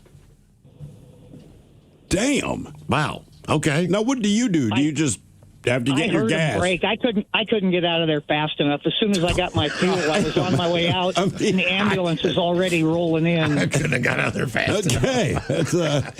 Here I come to save the day. What does it sound like when the legs break? Is it a snap? Is it a crunch? More of a crunch. Okay. Did he just fall to the ground, I guess? Yeah, he collapsed. Yeah, I would guess so. Goddamn. Yeah. Wow. I got out of there as fast as I could. A lot of heroics today. Yeah. Legs break, it's not that bad. I saw a guy snap his Achilles. It was loud. But, it didn't stay burned in my image. I didn't even think about it until that guy just brought it up. Mm-hmm. Yeah, but how did he snap? Is this a sport? Hey, he was playing hoops. Okay. That's still kind of weird to see, but I feel like that guy's story is more prone to stay etched in my head because an RV backed into There was a dude benching in college, and his pec snapped. It snapped in half. And you could hear him scream. I mean, you heard like a pop, and then, and then the bar fell on him. You know, like the whole deal. I mean, it was just a clunk, clunk, clunk, clunk, clunk, clunk, the whole deal. Because he didn't have... He didn't strain. No, he didn't even put the locks on. Nobody did when you're benching. But what, man, you never see... It was like a tennis ball in like on the chest. Yeah. And then a tennis ball on the shoulder. So it was like two big and they balls. Have to hold them back together? Exactly. Jesus. I mean, that was one of those things, and it was summer, so there was really nobody in the weight room. There was like maybe a handful of us, so it was just one of the. So obviously, all of us there, all hands on deck, had to help this guy. But are you good about not making it like oh? I mean, can you keep it together in those moments? Because when something first happens, you just respond to it. You know? I mean, walking up and not understanding what had happened. Yeah, because I didn't know what happened. Like I did not know. I didn't know what was going on. It was just I'd never seen anything like that in my life. I'm like, what in the hell happened? Good or bad? What image will you always remember seeing? 206-803-ROCK. Real quick, you talking about putting the clamps on there? Yeah. Right. So DeMatha now has a separate building. The weight room. I mean, it looks like I don't know, like a small college, right? But when I was there, it was just in the bottom. It was like in a room in the back of the basketball gym. All right. So there was set times, especially if you were testing or whatever, that like the football team would be in there, right? Freshman team, so we had to get a kid. He was an All-American in hoops. So I think his head was in the right place, but he was in there when the football players were in there. And he didn't have much on there. I don't know, maybe a 25 on each side, but same thing. He couldn't lift it. And when that weight fell off and he didn't have on the clamps and that bar shot across, I mean, I don't think he went on to play in the NBA. I don't think he ever got chewed out as bad as he got chewed out by the one football coach that was in there. Yeah. Just like, get the F out of here. This is what you basketball players should be in here. You guys don't even need to F and lift. Right. So, I mean, I know Miles, this guy got hurt, but when you, I don't know if you've ever seen it in person, that bar comes swinging back. Oh, yeah. You're just like, holy. It's like, thump, thump. Yeah, right. Kind of funny. Yeah, obviously. Hello, Steve. Welcome to the men's room. Boo, bitches. Boo. Okay. It was circa 1981, high school, locker room stuff. It was a bit disturbing because they decided to mandate showers. Okay. Jesus, this is starting bad. Mm-hmm. So, yeah. And by the way, I appreciate you guys. I retired a year ago, and I sit in the garage, work in my car, and listen to you every day. Oh, thank you, man. Thank you, man. So, yeah. Back to my horrible story. So the image, just a quick aside. The image burned in your brain was what? 30 naked dudes? I wanted to lighten it up a little bit. Yeah, so our gym teacher, and I hate to go stereotype, but I'm going to go stereotype.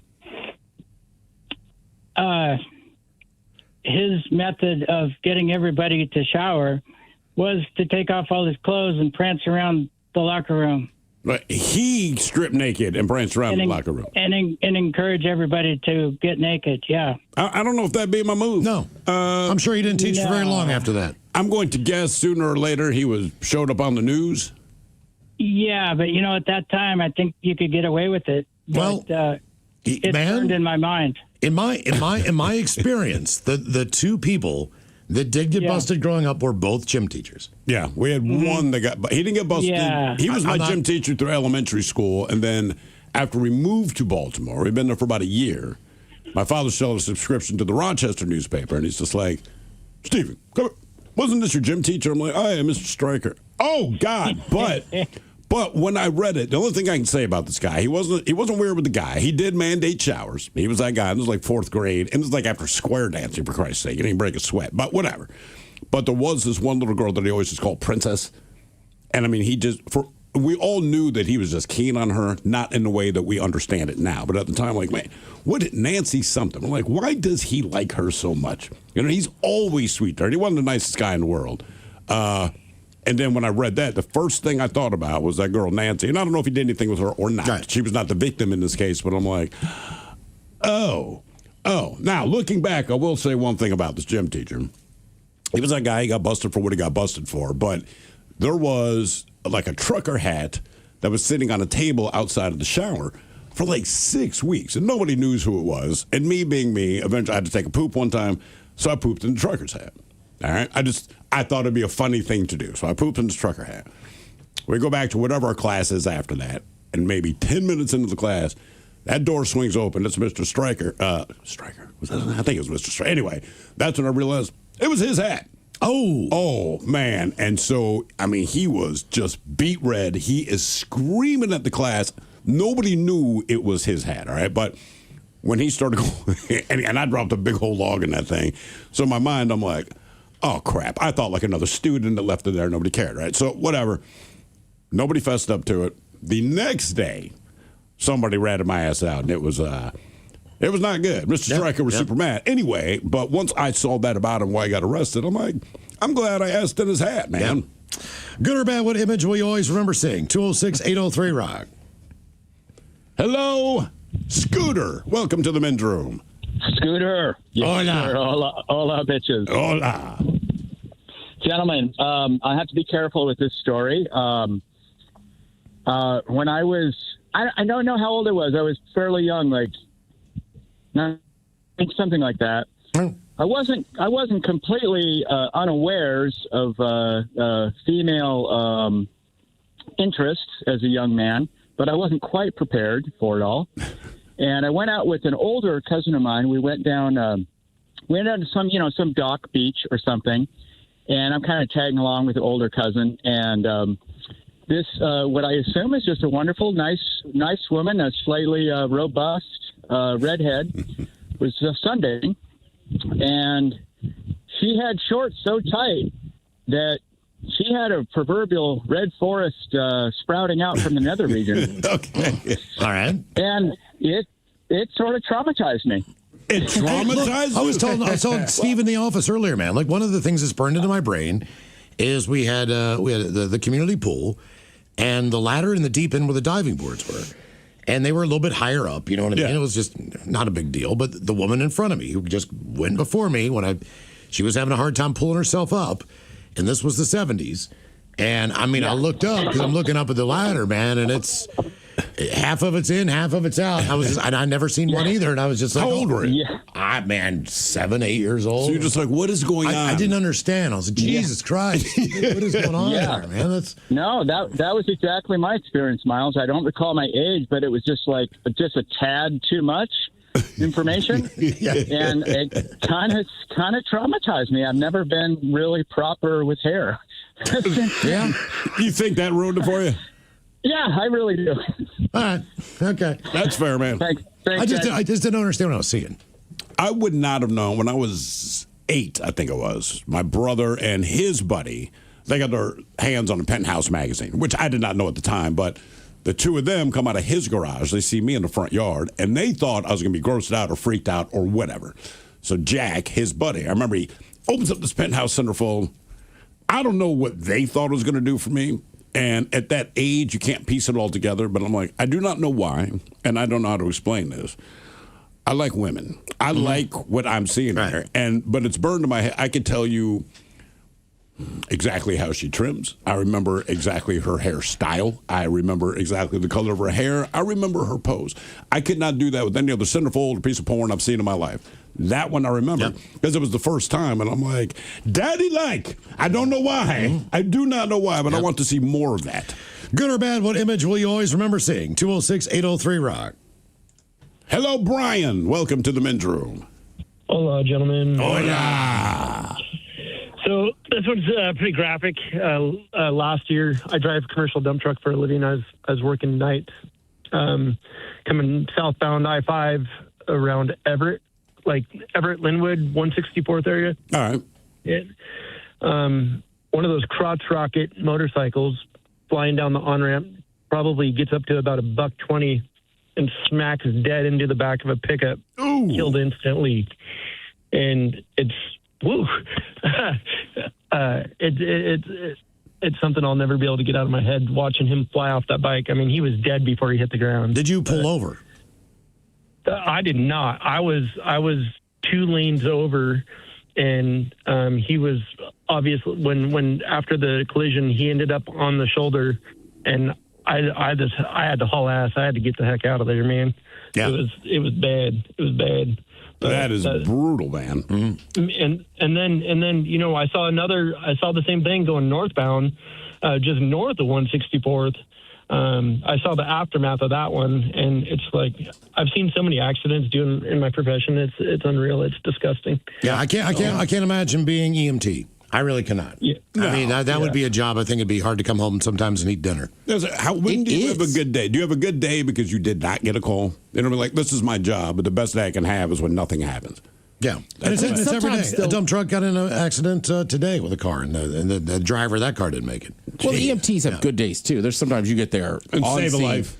Correct. But, I mean, Sure. having enough friends that have had that job, like it weighs on people. It has to. Right? I mean, you're dealing with, the same way, and like sometimes for cops, it weighs on them because you're dealing even with good people generally doing bad stuff. Yeah. Even if it's a traffic violation, they're not in a good mood. Nobody wants to see you at that point. So for the EMTs, just a couple friends I've had, like I don't think they realized what it was doing to their brain until after a while, where it's like. Well, I think you have to compartmentalize, right? You have to, and then at some point, maybe the weekend, when you just kind of let your brain breathe a little bit, like, oh God, do morticians have a good day? Right, because you're not there at the scene, but depending who the victim is or how severe it is, like, does that weigh on it? I just feel like if you deal with dead bodies all the time, what's the tipping point where you're like, this is too much? I don't know. I can't speak to morticians. I had a friend. What good are you? Her father worked at a funeral home. Yeah. But he just kind of did it for extra money on the side. And he was just side hustle. Right. He was just like the guy that would greet you and stuff. But he was a very nice man. You know what I mean? Like, I went to grade school with her for years. Like, that guy died, but I miss him. Like, he was that good of a dude. So for him, he didn't have bad days, and he just looked at it as like, I'm here to comfort people. Okay. The morticians, I don't know. I can only speak to the firemen. I just know my two buddies really struggled. I think it was more the compartmentalization for years. And then something happens or triggers it. You know what I mean? It's almost like PTSD for veterans. And I felt bad. My aunt died in October or November, whichever it was. And I flew down to Texas for her funeral. And if you know her, it's no surprise. But even in death, this woman had more freaking costume changes than Cher or Madonna. I mean, and if you know her, you're like, of course. But at some point, 5 costume changes total, I believe. While being passed on. From the time the funeral started and we can view her, and then you get to wherever else you're going and she's wearing something else, and there's a third, because this apparently she wrote out exactly how she wanted this thing to go down before her death, right? Because she had cancer for a while, so she knew it was coming. And but she had written out how she wanted this thing to go down. And I'm only smiling because, again, if you knew her, you're like, of course. But anyway, 5 costume changes, and when they finally interned her ass, she's in a completely different outfit. But in my brain, all I could think is like, who has to do this? Funeral home. Are they? I know, but are they like, look, man, we put you something and then we bury you. But with my aunt, like, we have to keep taking your body out of whatever it's in, redress you, put it in whatever position, put you in a different vessel. I will leave it at that for you to go from one place to the other. But it just blew my mind. Like, this has to be a weird day. You keep undressing a dead body, and nobody has this many requests. Seriously, like Cher changes clothes fewer times during a concert than this woman did being dead. Our question, good or bad, what image will you always remember seeing? 206-803-ROCK.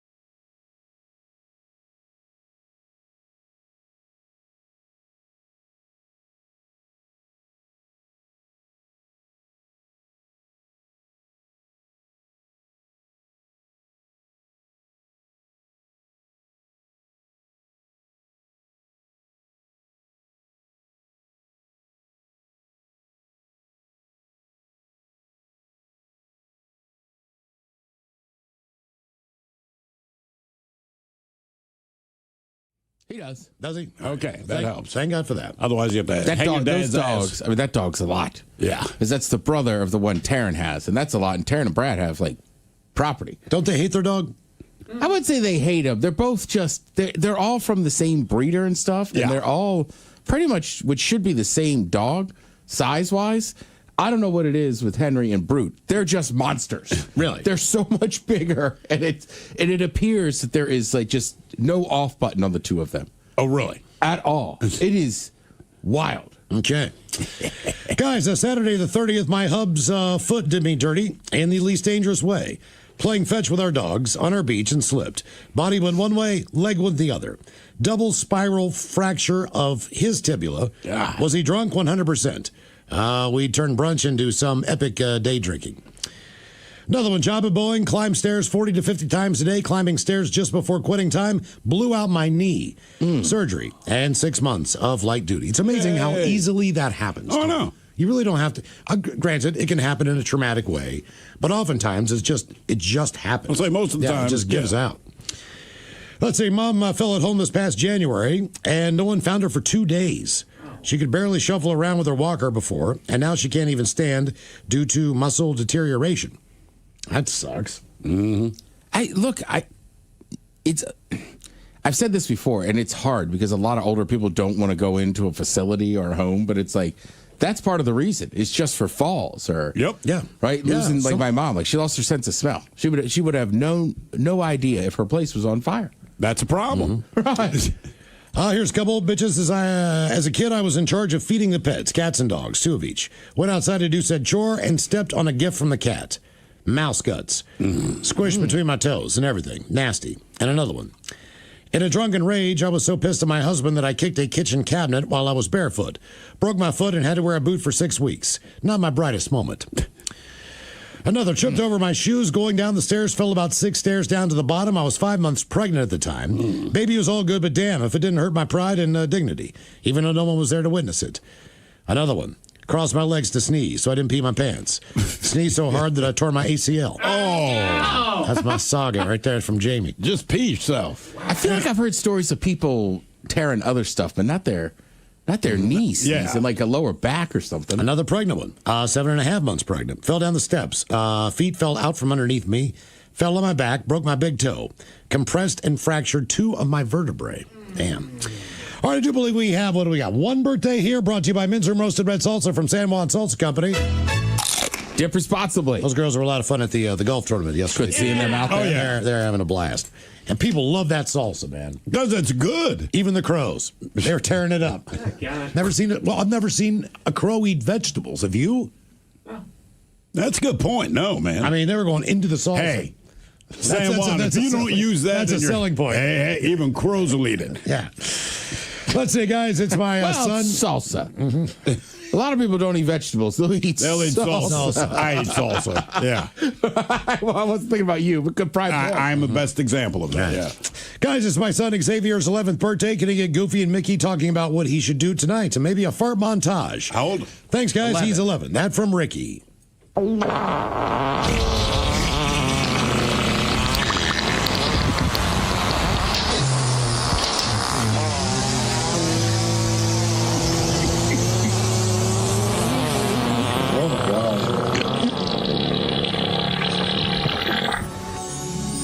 Well, gosh, it is your birthday, so I'm hoping to get a lot of ice cream. Now, if you're like old Goofy, the more ice cream you eat, the more chance you can make your own fart montage. So just walk around with your finger out and ask everyone around you to pull your finger and let her rip.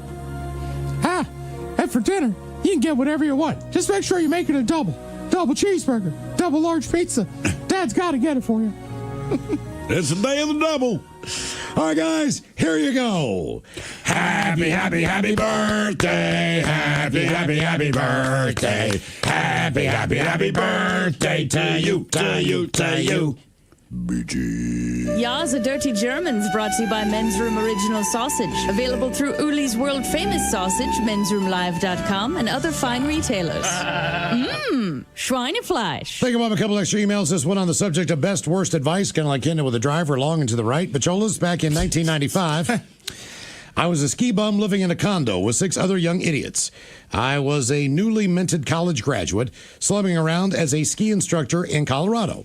One of my buddies, a real hustler kind of guy, he had some investments while living on his minimal ski patrol salary, came up to me one day, and since I was a smart college graduate, he asked me my opinion about Apple and the stock. At the time, Apple was in the esser. Steve Jobs had left. Microsoft had floated Apple a loan to keep them afloat. Buddy had about 2,000 shares in Apple at 25 cents each. I told him the hard truth. Apple's going nowhere. Dump the stock. Oh. He dumped it. And thank God we were both stoned most of 95. Because if he remembered my advice today, he'd come after my ass for $500,000 that he does not have, based on my advice. That from Thomas, the U.S. ambassador to Algonia. Yeah, dump it, dude. It's going nowhere. Wow. And one more. This is on Food Arguments Revisited. Hola, gentlemen. This past Saturday, I had a great bagel sandwich that eventually made me think of a past heated discussion on your show. All right. First, to answer the things I expect you to care about the most, the bagel sandwich in question was at B's Bagels and Butters in Gig Harbor. All right. And the bagel involved was an Old Bay seasoned bagel. Oh. That I assume is for a limited time, as it's their bagel of the month. Well, this Saturday, while listening to your show from Thursday, I enjoyed a great bagel and lox sandwich on said Old Bay bagel. Toasted and with scallion cream cheese. However, as I ate, the filling began to squirt out on the side, much like a ciabatta sandwich. It made me begin to wonder about the voiced disdain for ciabatta bread, despite certain members of the show arguing about bagel sandwiches that are not toasted. So what are your thoughts about the similarity in changes with both sandwich options? Take care, gents, and I hope the Golf Classic went well. That from Paul the OT. Paul, I've got a very definitive answer, in my opinion, about this. Anytime that I do cream cheese or a lox or any of that stuff on a bagel, salmon, anything else, I do it open-faced. So I don't like when the bagel is closed into a sandwich unless it's toasted with chicken salad, tuna salad. Sure. Bacon, egg, and cheese. Bacon, egg, and cheese. Other than that, man, I kind of like it open face. So it's like, two different parts. I hear what he's saying. The argument that I would make, one, I just don't like ciabatta, but taking that out of the equation, the difference is if your bagel's toasted and you add cream, the only things that squirt out of your bagel are typically something cold that you're putting onto the hot surface. Mm-hmm. So cream cheese will squirt out because the cream cheese is cold, right? And it gets heated up with the warm bagel. Otherwise, like you said, chicken salad, shrimp salad does not tend to squirt out of the toasted bagel. I would argue that in ciabatta, whatever I put on there is going to squirt out of the backside. So you're right. If I'm going to do open face, it's probably cream cheese and lox. One, because I like it. But two, because I don't want it exploding. If it's chicken salad, shrimp salad, anything else like that, something savory, a meat, you can close it up. And it's not going to shoot out of the back. Unlike ciabatta, which is always, like you could do ciabatta bread for like a gender reveal. Hey, bite into the sandwich or whatever color squirts out of the back of their goddamn sandwich. That's the baby. I think we got to be realistic. You're shaking your head, Mike. You know I'm right. Look, you got to be realistic about bagel sandwiches too, though. Is that like I like a bagel sandwich outside of a breakfast sandwich that's warm. They're not the best vessel. Stuff's always falling out. They're not. It's just part of the piece we make with the bagel. That's why there's no bagel burger. Feel like there's certain things that only the bagel is there for. So again, like cream cheese and lox, like the bagel's made for that. You can put it on toast. You can put it on an English muffin. I just think it's a bad idea. That's right. Ciabatta is just like, I'm just here to ruin your meal. All right, coming up at 5:08, we'll drink and toast with a shot of the day. But first...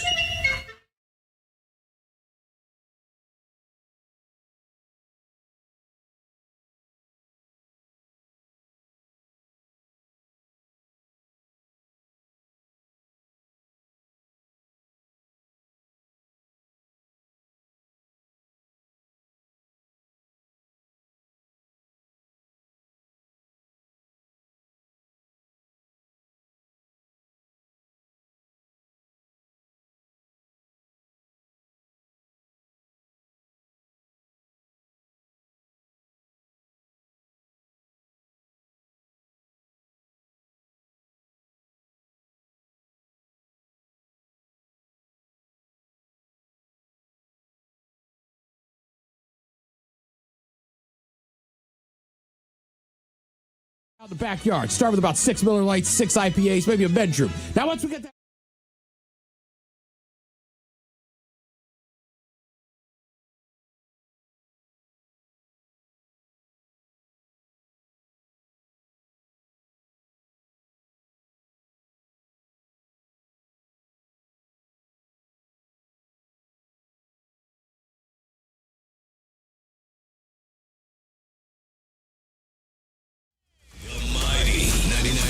KISW and KISW HD1 Seattle.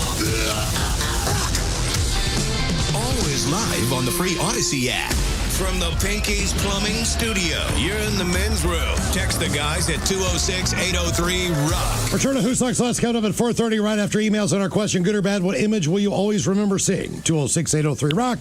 As we head on down to California, this is something that will forever be burned into both these people's brains. Pre-dawn clash between pets and wildlife in Mammoth Lakes ended with a husband and wife hurt and a young black bear dead. Police say the encounter began around 6 a.m. on Monday when the woman rushed outside after hearing her dogs barking and saw a 17-month-old, 70-pound bear fighting with one of her dogs. She went over and tried to break this fight up. Then the bear allegedly turned on her, biting and clawing.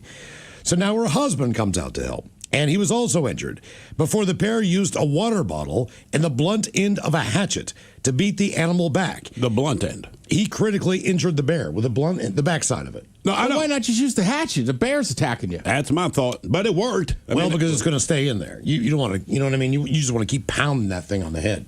I see, right. You get the blade stuck in there. The bear's not dead. Now it's just real pissed. Same with a hammer. You don't want to use the claw in because if you stick it in there, you yank it back out and do it again.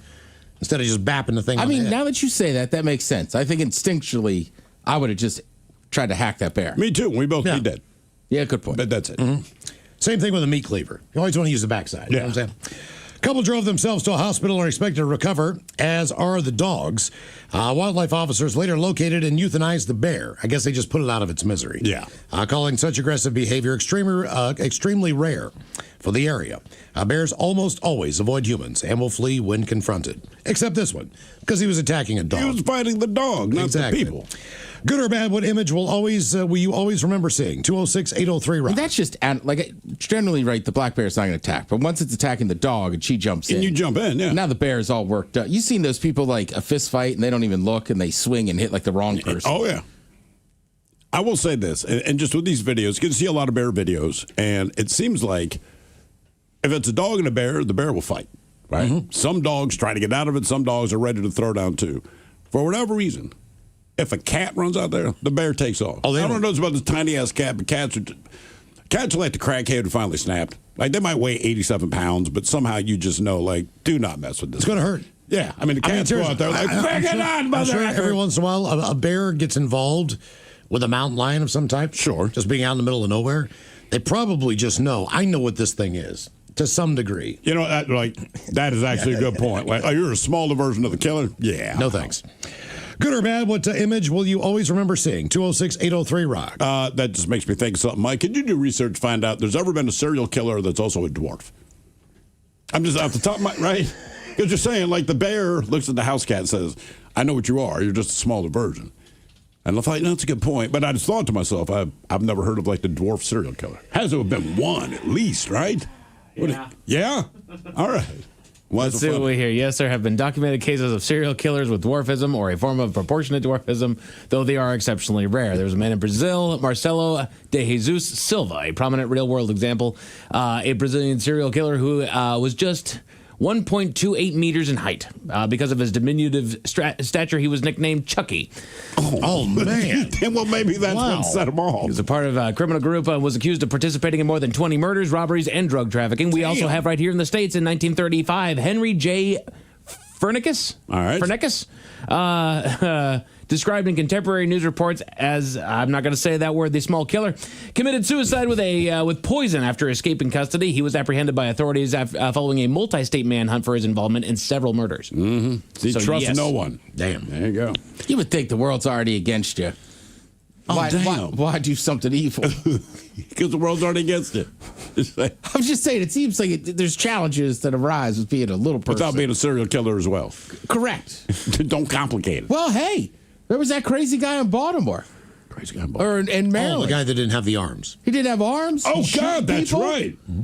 Cornhole champion. Right. And what is... And think how fast he is, all right? Because he was driving. Wasn't he driving the car? Yes. He was driving. The dude has no arms, but he still carries a gun. And he got into an argument with the passenger about whatever. I have no idea. He threatened to shoot this passenger. And I don't know how quickly he did it, but this armless man managed to get a hold of his gun and shoot the dude. And then you find out like he's a marksman or something like that. I've seen a video of him upside down on his little arm stumps doing cocaine. Doing cocaine? And then he flips over, walks over to a window and shoots like a rifle. Wait, he did a handstand and he was doing cocaine? Yes. Wow. Okay. Some people are just built different. Hello, Alejandro. Welcome to the men's room. Hola. Hola. How you doing, man? So about 10 years ago, I want to say, I lived in Texas, and some of the roads out there, FMs, which is farm to market, they're about 75 miles per hour or some such. So we lived in this little piece of land, about 10 acres. So I'm walking my nephew out to the front of the property. That's where the bus is going to pick him up. And I see this dead horse laying on the road. And I mean, you know, we're out in the country. Horse got loose. Dead horse got hit by a car at some point. And this is 6 in the morning, or around 6 in the morning. I can't really remember the time. Anyways, I look to my left, and there is a car in a ditch on the side of the road. The entire top of the car missing. Oh. There's a lady, and I remember exactly what she looked like. She had short hair, blonde. She was this white lady. She's holding onto the steering wheel. Her entire face bloody. She must have been going 75 miles per hour. It's at early in the morning. I'm not entirely sure when it happened. She hit this horse, and the horse, she must have hit the horse. You know, she was driving some Audi, a smaller car. She hit the horse. I'm almost certain she hit it in the legs, and the entire horse just ripped the entire top of her car off. she careened, and I'm pretty sure she ended up in the ditch. But I remember walking up to her, and she was trying to talk to me very calmly, but I mean, you could tell that she was in shock. She full blood, everything. She's telling me that she was on her way to San Antonio for a some kind of work conference, and I am just sitting there trying to calm her down. Somebody else stops by, and we call the police. She ended up being airlifted, but I just remember seeing this horse laying there, and I don't even remember if the horse was alive, if it was just hurt. I don't remember any of that. The only thing that I can remember is this woman's face all bloodied up. I mean, the entire top of her cart gone. She had to get airlifted. And what we were waiting there for, while we're waiting there, trying to calm her down, trying to keep her talking, because I don't really know what her situation is. I mean, for all I know, she could have had a broken neck or something. This horse is just laying on the side of the road, and it never occurred to us that, hey, maybe we should flag people down to be like, hey, slow down. Because those roads, it's a farm to market. It's 75 miles per hour. So those roads, sometimes they're 80 miles per hour. This truck sees the horse last minute, slams on their brakes, and he must have hit this horse going 50 miles per hour, sent the entire truck flying up. But I just remember this. Jesus Christ! What a man. day! What a morning! Well, did your buddy make his? Did your buddy make his bus? Oh no, it was my nephew. He must have been like 6 years old. I mean, the bus showed up at some point. I don't even remember anymore. I'm almost certain he went to school, but I just remember like leaving him right there in front of the house and running up to this lady, and I told him, hey, stay here, because I didn't want him to come over here and see her. But man, and you said she was still holding on to the steering wheel? She was still holding on to the steering wheel, yeah. Damn. I'll tell you, Thank God she made She it. must have been in so much shock. I don't even know if she did or not. I just remember her being airlifted, and I don't know what happened to her. Wow. Well, we know what happened to the horse. Yeah. Damn. That's had a horrible day. The horse is gone, yeah. Yeah, that's, I mean, Yeah, it's horrible. I can understand being in shock if the top of my car has been ripped off because I slammed into a giant animal. Mm-hmm. I think that's fair. But just the idea of still holding the steering wheel, like, oh, Yeah. okay. Well, there was one day in Baltimore, and we were going to Preakness.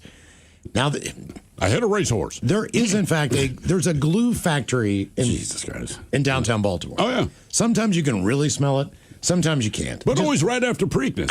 Exactly. It was the day of Preakness. We're driving. It's a sunny day. It's the summer. We get the windows rolled down. And the overwhelming smell of glue just hits you. You're just like, okay. Good or bad, what image will you always remember seeing? 206-803-ROCK.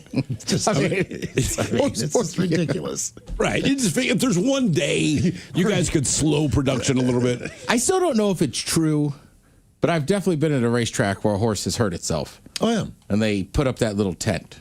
Yeah, and they shoot the thing. That's my understanding. But I just They remember did as a it kid. a couple of times last year. There was some track where the horses kept going down, and they'd show the video where you see these guys come out of a big white cloth, then they kind of cut away for a second, and you can hear a bang, and then it cuts back. I'm like, well, we know what just happened, man. There's a guy with a shotgun. You don't show us, but you're... And then they pay him back. I'm like, it's still on the track, man. You would just think, like, I don't know. I've heard that it happens. I just thought maybe they dragged them off somewhere and did it. Right. But it's like if you're sitting in the stands, like, well, there's Larry. All right. Yep. Good or bad, what image will you always remember seeing? 206-803-ROCK. We one time went to the racetrack with on my mom's birthday, and it was this big thing. My dad actually had a race that was dedicated to her, had her name put up there on the board and whatnot. Yeah, one of the horses went down. Oh, Jesus! Oh, damn! Pulled the curtain and everything. Happy birthday, so Ma! I've been in a track where that curtain's there, so I'm saying I don't know. You don't see what happens to the horse afterwards. They can't be a gunshot because you'd hear it in the stands. But I'm like, do they just euthanize it right there? I think so, man. I remember my dad always told me that, and I was like, that can't be true. But I've also never seen a horse like with a leg bandage. And there's a reason for that. Just wrap it up, man. Yeah. I didn't see the horse die, but I guess a couple of years ago, they kept it kind of hush-hush at the kids' school. They have their harvest festival, and they had partnered up with some like local farmer or something like this. But he's going to bring a horse, and the kids can ride it around the parking lot where they set up hay and all this crap. And my wife's always involved in stuff, so she's there. The guy's running late. They're making the phone calls, and the guy's finally like, "Hey, listen, we're going to show up, but we're going to be a little late. The horse we were bringing died on the way." Oh, no. Oh, it was like, what kind of ghetto-ass horse is this dude have, man? Nothing happened to it. It just died. Yeah, so they showed up later with a different horse. I was like, okay, maybe he's a different group next time. Good or bad, what image will you always remember seeing? 206-803 Horse Rock. couldn't take it. Not another one of these damn school things. She's just like, we just couldn't tell the kids. You know, they're all excited for the horse. We couldn't say, like, it's dead, kids. There's a horse coming. Hello, Chase. Welcome to the men's room. Hola. Hola. So just to confirm about the horse thing real quick. All right. This isn't my story, but when I was younger, I went to the horse track. I'm from Wyoming. I went to the horse tracks with my grandma, and she used to love going out there. And the first time I went out with her, horse broke its leg, and the owner walked out, no curtain, no nothing, and put a bullet in its head. Jesus. That sounds like the Wyoming way. By the way, my wife just texted me. It was a pony, not a horse. Somehow that makes it worse. But you saw this. How old were you when you saw this thing get shot? Oh, at that time I was probably like 10, maybe 11. Damn. Yeah, I mean, for Wyoming, though, I know, but that's cowboy country. Like, that makes a little more sense. Yeah. You're not going to see it at Kentucky Derby. No. Right. Like, I was at Laurel Racetrack. My dad's like, they shot him. I'm like, no. But what's the worst thing you've seen, or the most memorable thing you've seen? So this is another Wyoming story. So I was in 8th grade. I was probably about 13, 14. And to keep my grades up, I'd always play sports because I didn't really care too much about the academics. So I'd always have to stay late to get at least a D so I could compete in the sport events. There you go. Aim for the stars, brother. Mm-hmm. Exactly. Anyways, I had this English teacher, and at the time I didn't really think much of it, but I remember she was probably mid-60s, and I remember at the time she would kind of make comments here and there. Like one time I was sitting at a desk staying late, the only one there, and she'd like be sitting in front of me, and she'd like look up, and we'd make eye contact, and she'd be like, "Oh, you've got the most beautiful eyes." And I'd be like, "Oh, all right. Well, thanks." And it was just comments like that constantly. And then she, like the week after that last comment, she moved the seating arrangement so I was in the front of the class.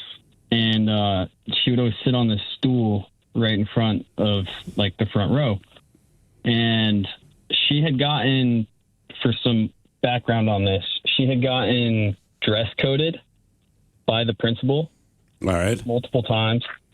And she always wore these super, super, super short skirts.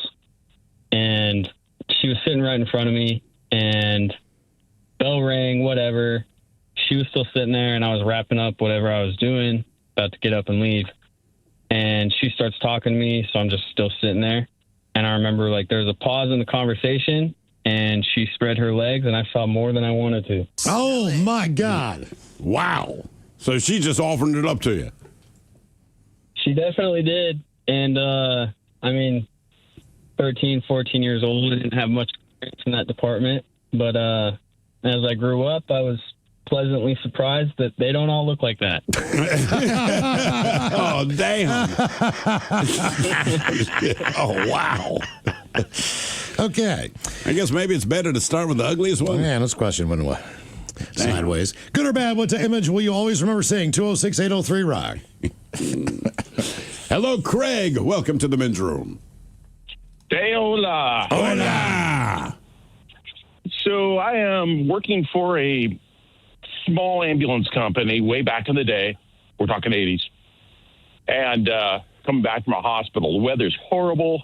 It was so bad the siren speakers got clogged with snow from my previous call, so they were hardly working. So the weather was horrible. On our way back, and I'm like, wow, man, look at this guy coming up behind us. And I've got a paramedic partner, and this guy blew by us. I'm doing like 30 on a 50 mile an hour zone. This guy goes by us like 80. We're like, well, he ain't going to live long. And I pull up, and there's a there had been a wreck where we picked up this other dude that I took to the hospital 45 minutes earlier. I told the troopers, hey, did you see that guy? He says, I can't catch him. He's too fast. It's too icy. All right. And we just started driving down the road 30 miles an hour again, and I see a column of smoke and fire at night. You ever see that together at night? It's very distinct. You can't miss it. And I'm like, oh, no. So my partner gets on the radio, said, hey, looks like I got a fire at a certain area.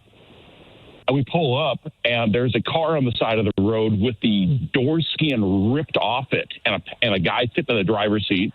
We pull up, park. I run out, and woof, this other car that passed us bursts into flames. I mean, you hear the phrase, burst into flames. It did. I'm like, oh, God, this is like a movie. I ran back. I got this extinguisher out of our ambulance, and I looked at him, and I'm like, he disappeared in flames. Oh. I couldn't see the driver anymore because it was just orange, licky flames. It was surreal. And I just took this dry chem extinguisher, and I just sprayed it all over him or where I thought he should be. A state trooper and a cop runs up and goes and dumps fire extinguisher on him. And it's not going out. It was just surreal. And the dude reaches and grabbed my arm at one point. And I felt, I don't want to be pulled in here. We can't open the door. So we just stepped back. And I'm like, I'm watching the guy die. And I walked over to the other car, the car that he had contact with, and that guy's just literally gone, he's fine. He's fine. And I just step away. I said, well, we can't watch this. And we debated. It's like, what else is coming with fire extinguisher? And the fire department was coming, but it was so icy out, they couldn't go over 30, 40 miles an hour. And it was just crazy to watch. I just stepped away. Yeah, I would too. And a couple minutes later, I walked around the ambulance, and the guy's laying on the ground. He crawled out. The guy from the burning car crawled out. From the burning car, crawled out of the car. He was wearing 80s era heavy metal clothing, like Bruce Dickinson would have worn in '88. Okay. I wonder if that helped him with the flames.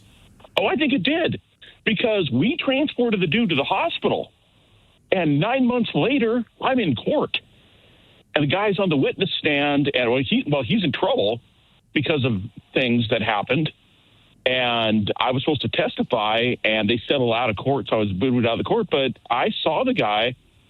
We saw each other in the hall. He didn't know who I was. We kind of nodded, and I remember I was horrified. I mean, that rocked my world. Yeah. How it's a human being on fire. I'm walking by, and he's, I guess, sort of fine. His face looked normal and stuff like that. He had stuff on his hands, but a bandaging on his hands. But it was just to spray a fire extinguisher, multiple fire extinguishers.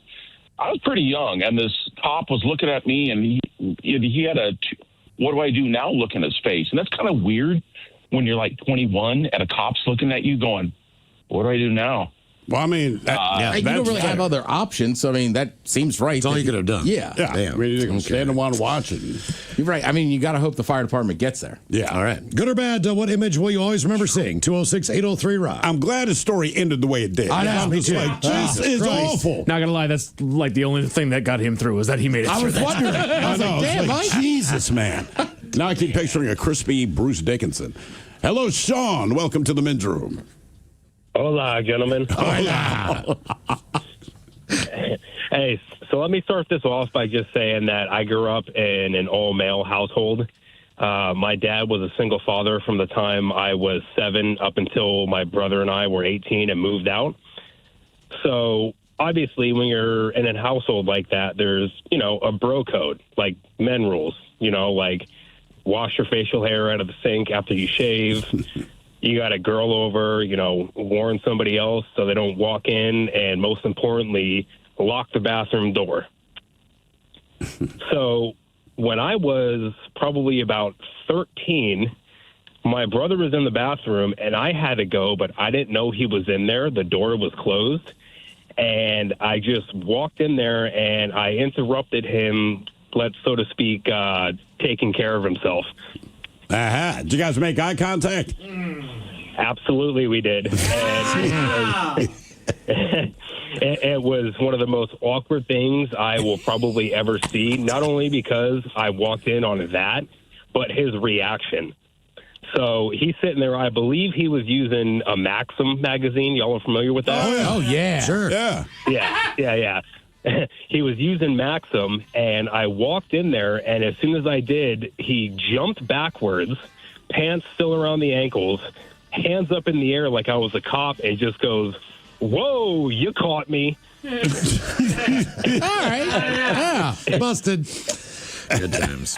Who Sucks Less is coming up, and we've got your emails on the way next to the men's room at KISW.com.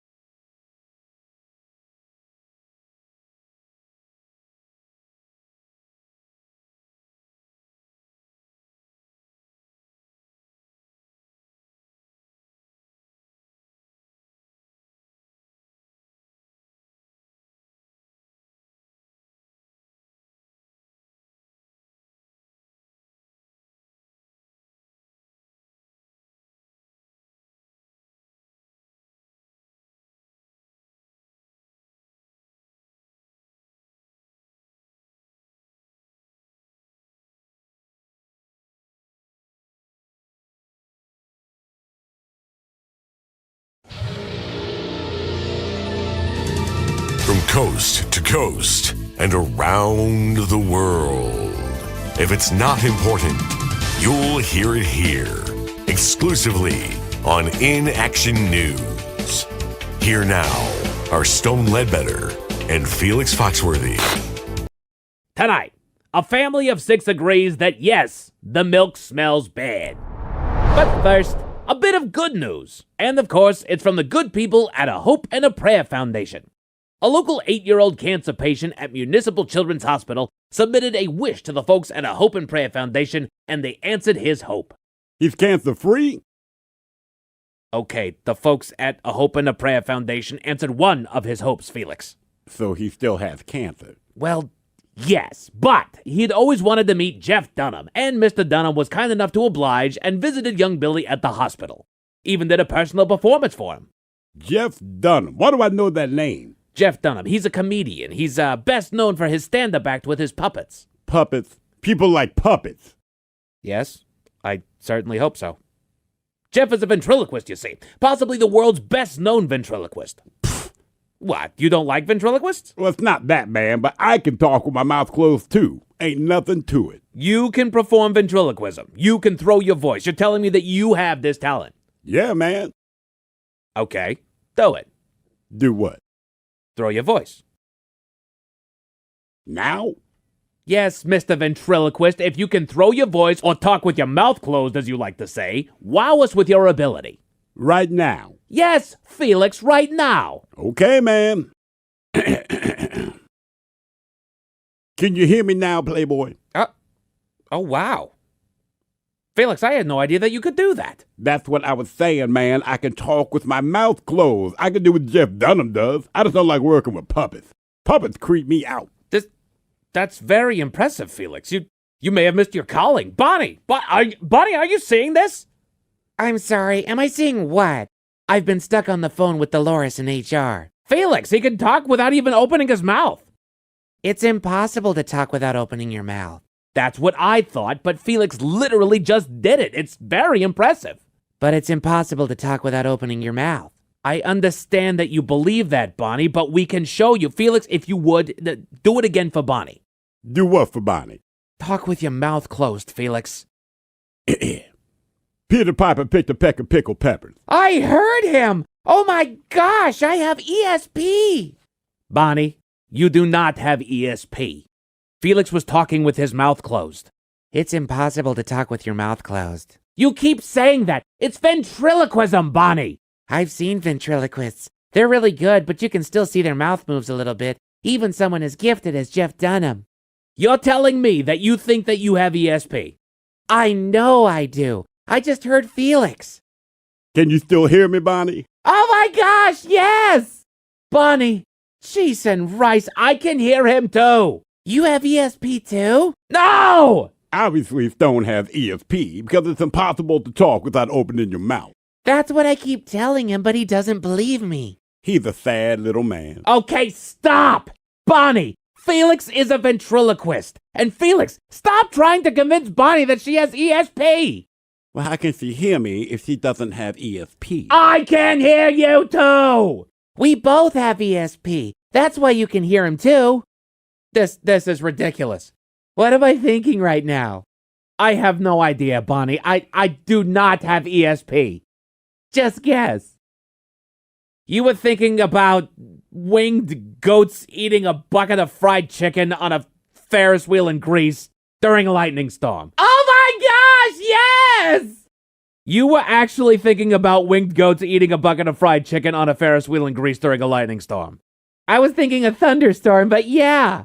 What are the odds, man? I really do not know, Felix. You really want to go to break now, don't you? You read my mind, Bonnie. I told you I have ESP. How else could I know that? I have no idea. We'll be back next hour.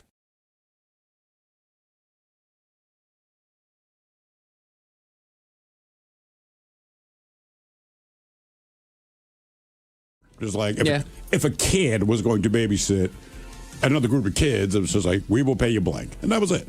The lady and I are going out of town, and we need to call on the cousin. We'll throw her a little bit. Oh, for the dog? For the dogs. Yeah, for the dog and the cat. Yeah, I was always kind of like an emergency babysitter.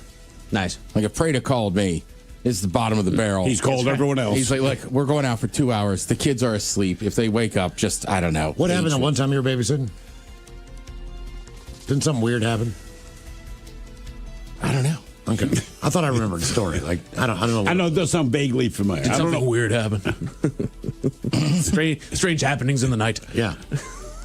Can't remember. Ghost move a chair, something. 10 things that used to be affordable enough, but now feel like a luxury. Sneakers. Ted, you're the sneakerhead. Has the price gone up dramatically? I mean, it depends on what you're buying. So, like, if you like Jordans, they are very expensive. They always were the most expensive. And they will but continue to be. If you get specialty pairs of Air Maxes, but most Air Maxes to me are still like 120, 130. All right. They were always kind of around $100. But a lot of other shoes have gotten ridiculous. Yeah, I kind of upgraded from doing just the department store shoe, and I've tried to shop a little bit nicer. I tell you what, man, you can't go wrong with Nordstrom Rack. Yeah, correct. If you can just find ones that are your size and you like. No kidding. Yeah, right, you got to do a little searching. Movie tickets comes in at number 5. Yeah. Movie tickets are shocking. They are. The lady Last time I went, it was... Right, I literally watched a movie and got a Diet Coke. I just couldn't believe how much I paid. I didn't even get popcorn. Yeah. And it's just, but it's one of those, one, I don't know what their overhead is. I don't know why we're paying so much more. There's no noticeable upgrade to movie theaters or any of that to justify just the difference in cost. But at the same time, they go, man, what do we do to get people back to the theater?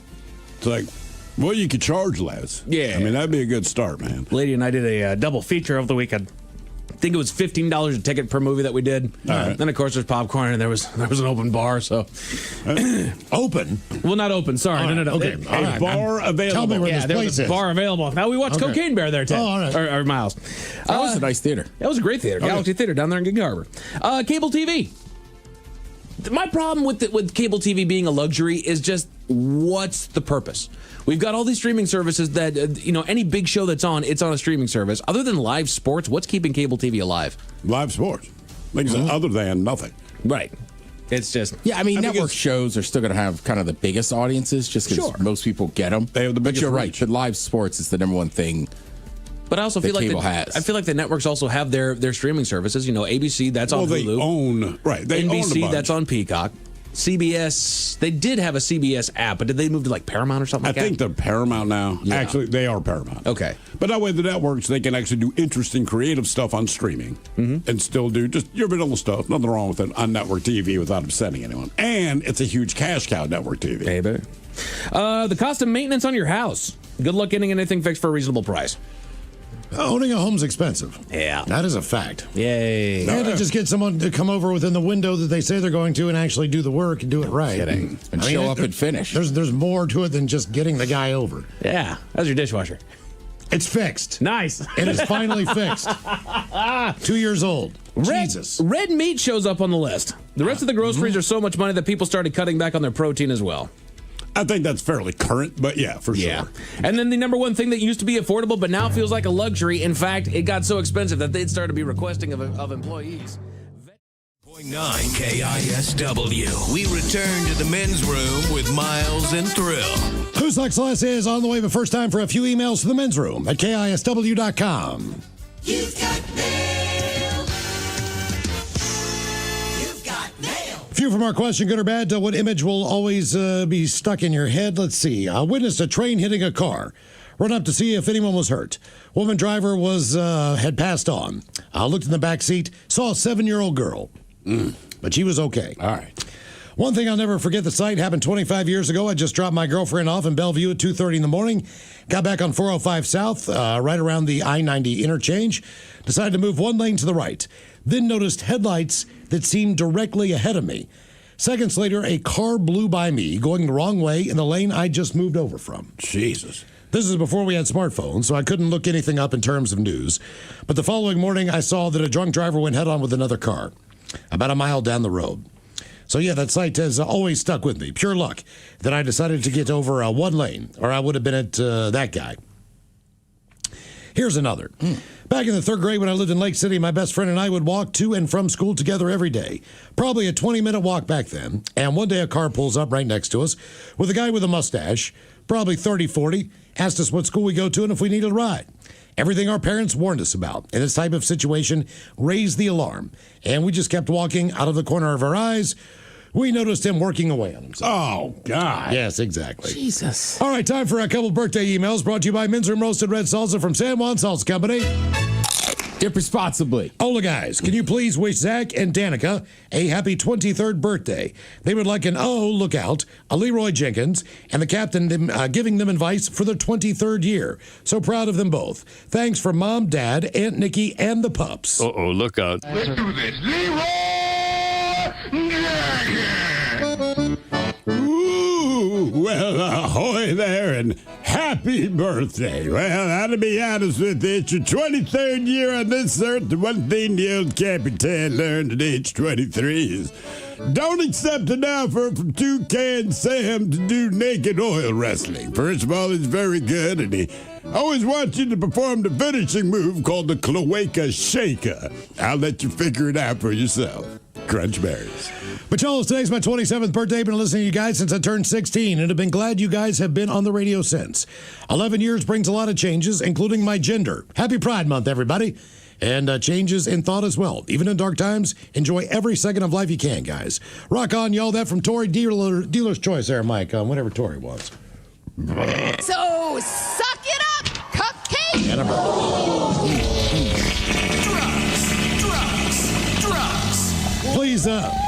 Please wish a happy birthday to the best person I know, my niece Poopsie.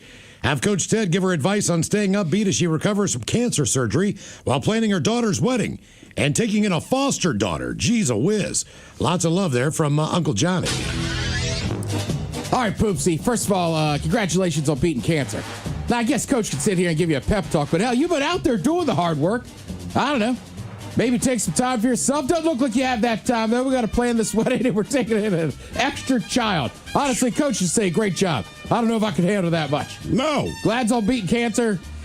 Good luck on the wedding, and have fun raising another one. Oliver, tell us, today's my 36th birthday. Since I'm the only person in my friend group that listens to the radio, nobody knows to put these requests in. And my husband is too shy.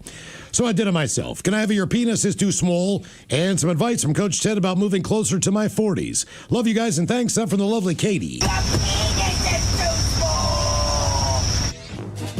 All right, Katie, I think it's pretty simple. You got to do with that shy husband of yours. We got to start hitting every karaoke night. Just add his name to the list. Put on, a song he knows by heart, but he would never admit to. Maybe it's that Barbie girl from Aqua. Oh. Put that on every time. You go to anything. You volunteer him up. He can't send in an email. You sign him up. For Barbie girl. God. Good afternoon, bitches. Did you sign me up for Barbie girl? I sure did. Please wish Luffy, pronounced Vooty, a happy 39th birthday. Have Captain tell her why it's important for a man his age to wear a raincoat with all the women he brags about.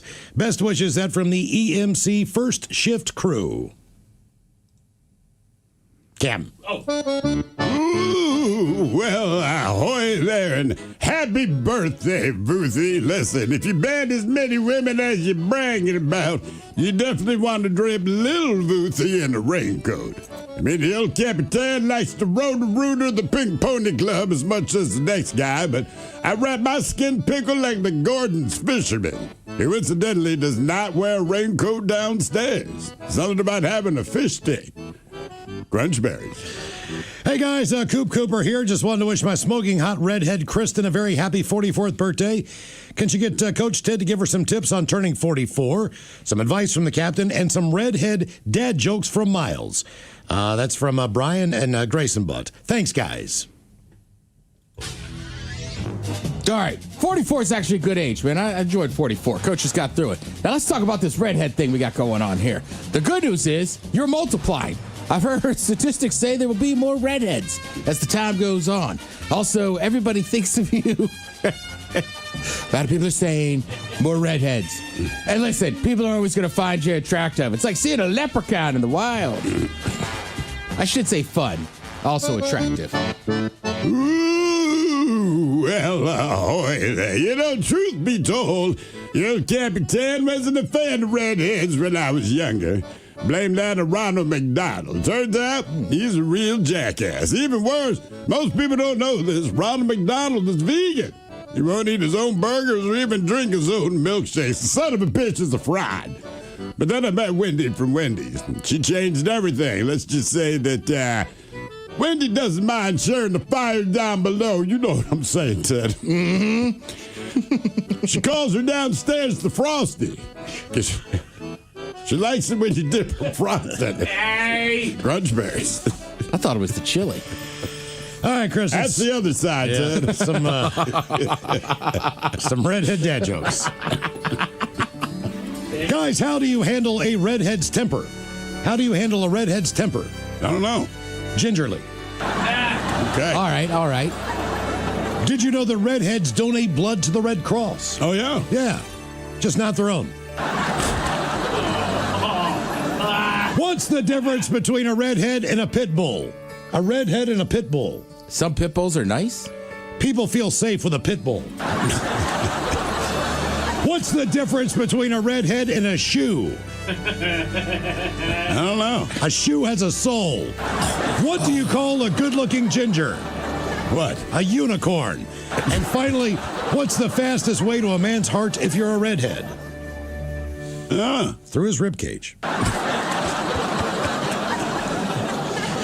And one more birthday. Yeah. Damn. Guys, can I get a half-century birthday shout-out for myself with the captain talking about life after 50 and some dad jokes from Miles? Thanks for all you guys do and keeping my afternoons and commute fun and entertaining. That from Brian. Oops, dadgummit.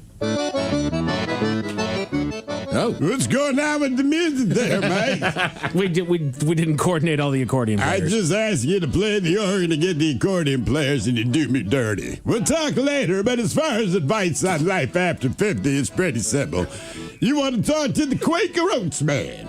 He's the oldest of his mascots, most people don't know. He was registered as one of the first official commercial trademarks back in 1877. The man's 149 years old, and he's supposed to represent the values of purity, honesty, and integrity. But don't be fooled, he's a man whore, baby. But anyway, his advice for life after 50 is to transition into a doppelganger of Barbara Bush and pierce your nipples. Crunch berries. All right, some dad jokes. Guys, I told my carpenter I didn't want to have carpeted steps. Oh, yeah? He gave me a blank stare. Okay. Never put avocados in your eyes. Why? You'll get glaucoma. All right. Did you know that President Trump is actually pulling for the Spurs in the NBA Finals? No. They kept him out of Vietnam. The guy who invented cough drops passed away yesterday. Is he on a coffin? No coffin at his funeral. I don't know if you knew this, but I used to sing with a group called the Duvets. Oh, yeah? Cover band. Cover band. Very good. Yep. All right, guys. Here you go. Happy, happy, happy birthday. Happy, happy, happy birthday. Happy, happy, happy birthday to you, to you, to you. Ya's a Dirty Germans brought to you by Men's Room Original Sausage. Available through Uli's world famous sausage, mensroomlive.com, and other fine retailers. Schweinefleisch. Now, the men's room wants to know who sucks less? Time for Who Sucks Less. Stevensville, who you bring us 3 stories from the news each and every week. They always suck. It's up to us to determine out of the 3 stories which one sucks the least. Now, if you happen to like the Men's Room on Facebook or follow us on X and Instagram at Men's Room Live, the debate is already underway on Who Sucks Less. Yes, indeed. And as I said at the top of the show, unintentionally, there is a theme. Coworkers. Just not treating coworkers well. Let us start in South Carolina. A workplace spat over microwave fish has ended a South Carolina detective's employment with this department and left them facing a felony charge. Authorities say now former Myrtle Beach officer, one Michael DeBias, he pulled his department-issued handgun on a fellow officer after confronting the colleague about microwaving fish and stinking up the office. Now, the Myrtle Beach Police Department, they asked the South Carolina Law Enforcement Division to investigate, and this past Tuesday, they did charge him with pointing and presenting a firearm at a person. Now, he was booked into the Horry County Jail, released on a $5,000 bond. His court case is set for August. Anyway, he was put on leave immediately, and the Myrtle Beach Police Department said it is, quote, recently separated employment with him, citing several policy violations. Like I said in this story, obviously that's not the way to react, but also, he puts fish in the office microwave, man. Damn. I can't say I support it, but I understand his position. They're like, don't put... Okay, let's move on. Now we go to Gulfport, Mississippi, where a police officer faces federal charges for retaliating against a confidential informant and a cockfighting investigation.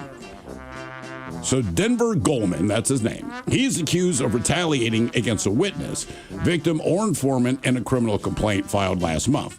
So he leaked video evidence and arranged for the informant's arrest at his workplace back in April. Well, Homeland Security investigations, they received information from that confidential source about an illegal cockfighting operation in the South District of Mississippi. Goldman, the suspect, he was identified as a law enforcement officer participating in the cockfighting events.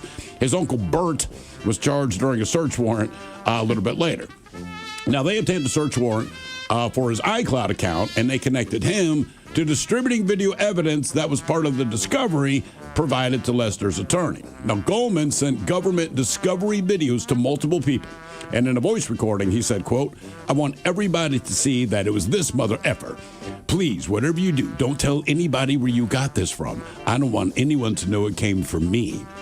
Well, by April, they pieced it together, but then he contacted another police department officer with the confidential source's photos and information to have him arrested, saying, quote, you want to pick up a few illegals? Don't mention me.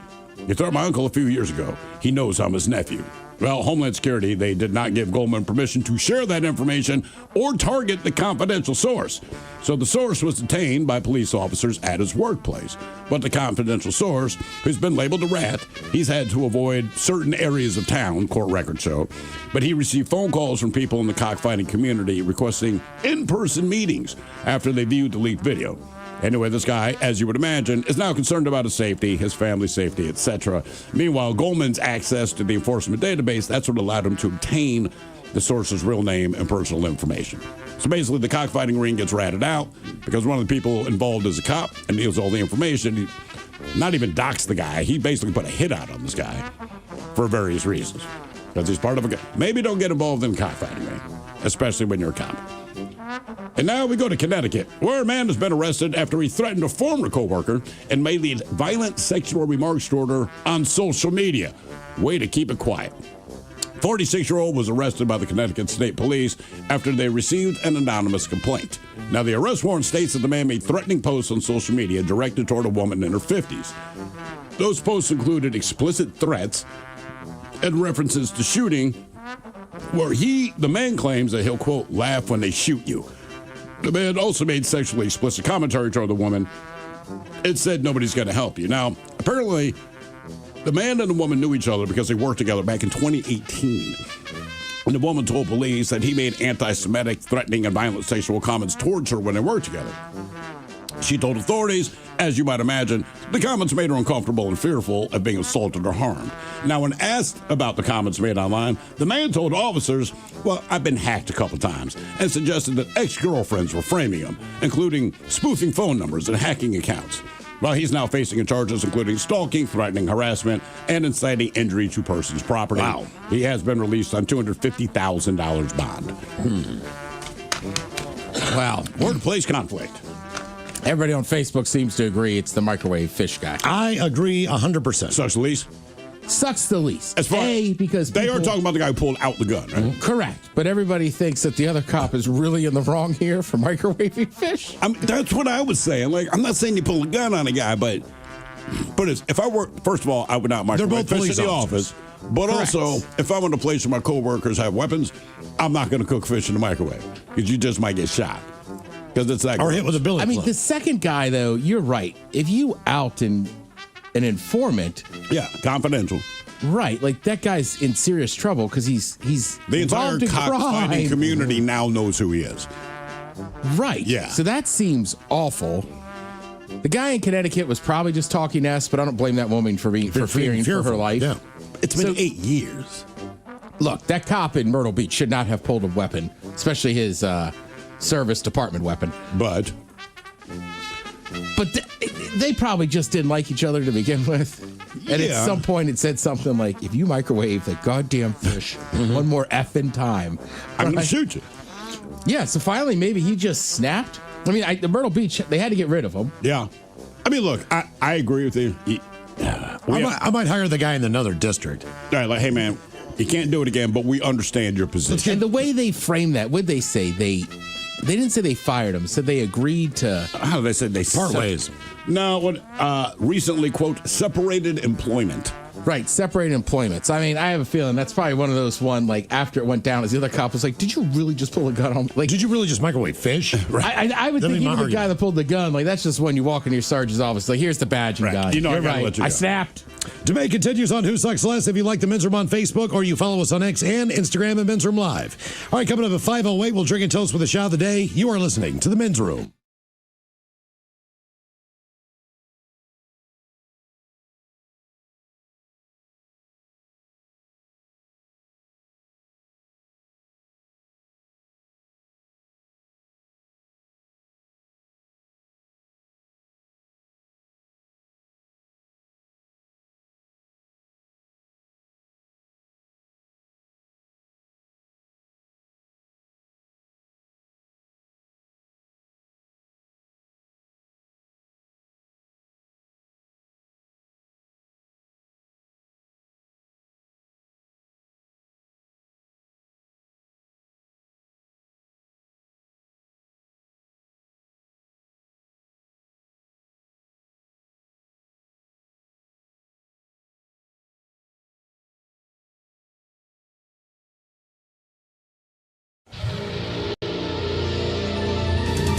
From coast to coast and around the world.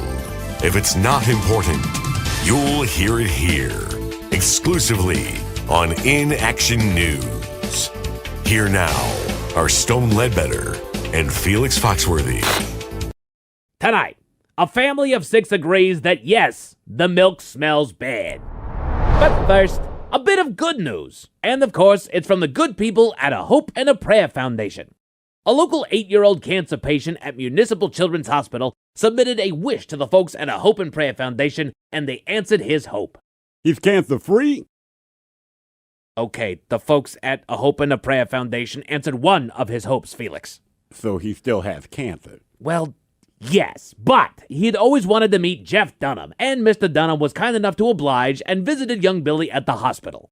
Even did a personal performance for him. Jeff Dunham. Why do I know that name? Jeff Dunham, he's a comedian. He's best known for his stand-up act with his puppets. Puppets? People like puppets?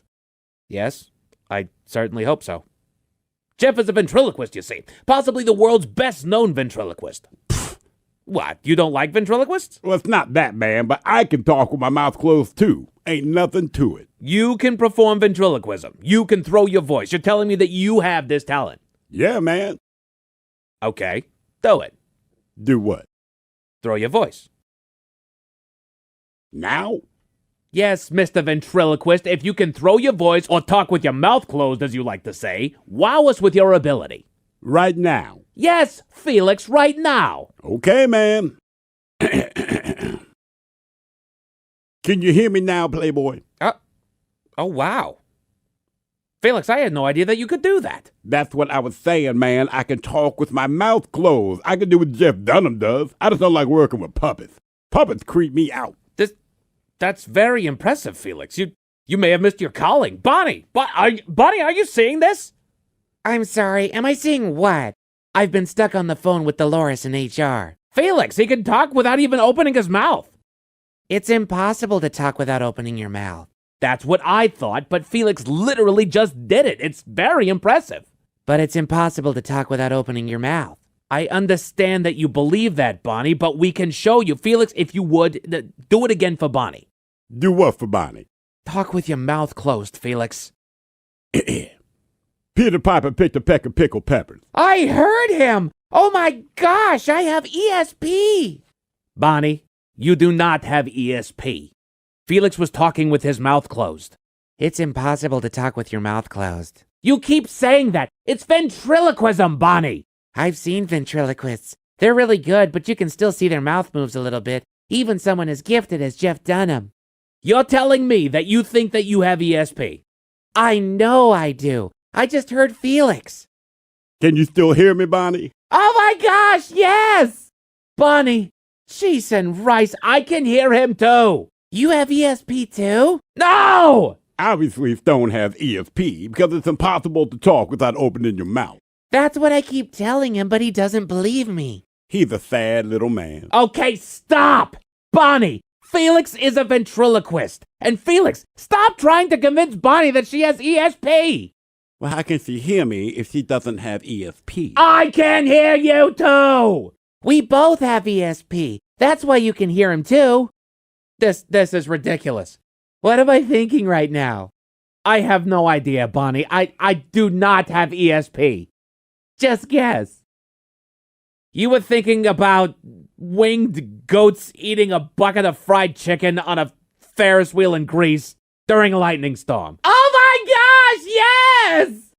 You were actually thinking about winged goats eating a bucket of fried chicken on a Ferris wheel in Greece during a lightning storm. I was thinking a thunderstorm, but yeah.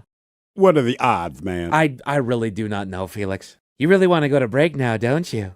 You read my mind, Bonnie. I told you I have ESP!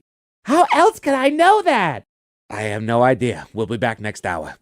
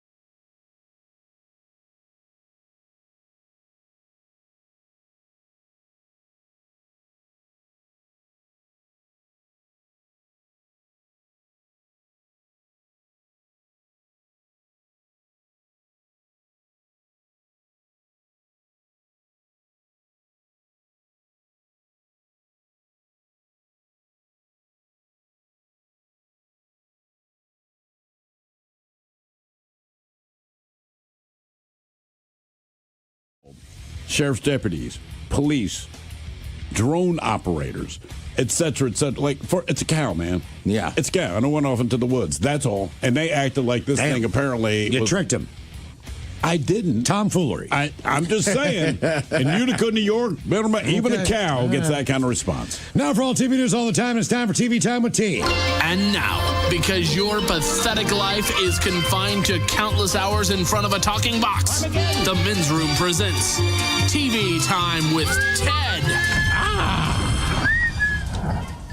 All right, your choices today. You got the Jimmies, Fallon and Kimmel, Seth Meyers, or Ted Smith. Is it Ted or is it late night? It is right that the Timeless guests have teams of talents, writer and self come up with their monologues each and every night. It is up to you to determine, is this an actual late night joke and from whom, or could it be a The Ted Smith original? There's a new trend called practice dating, where you go on casual dates with people that aren't your type. Or as it's known at the fraternity house, a slump buster. The Ted Smith. Fallon? Oh, that's me.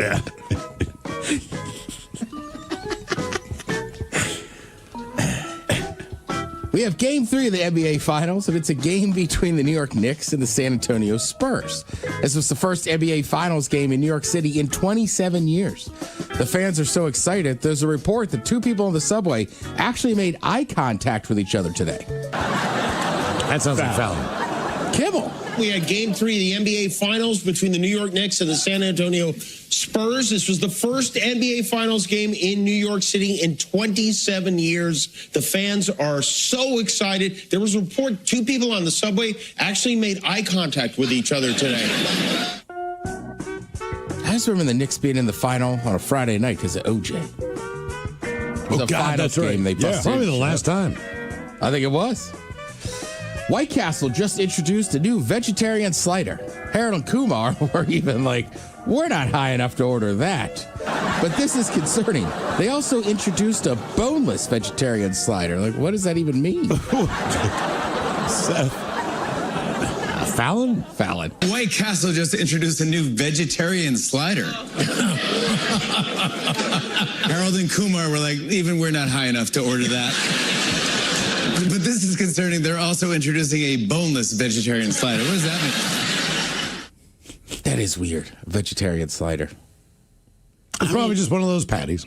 No, it is. It's just tinier. But to say boneless, like... Well, boneless, I think he's just kidding. I would hope so. But, like, I don't know. Like, it just seems like for White Castle, could you just order, like, a pack of sliders without the meat? You have little grilled cheeses? Oh, there you go.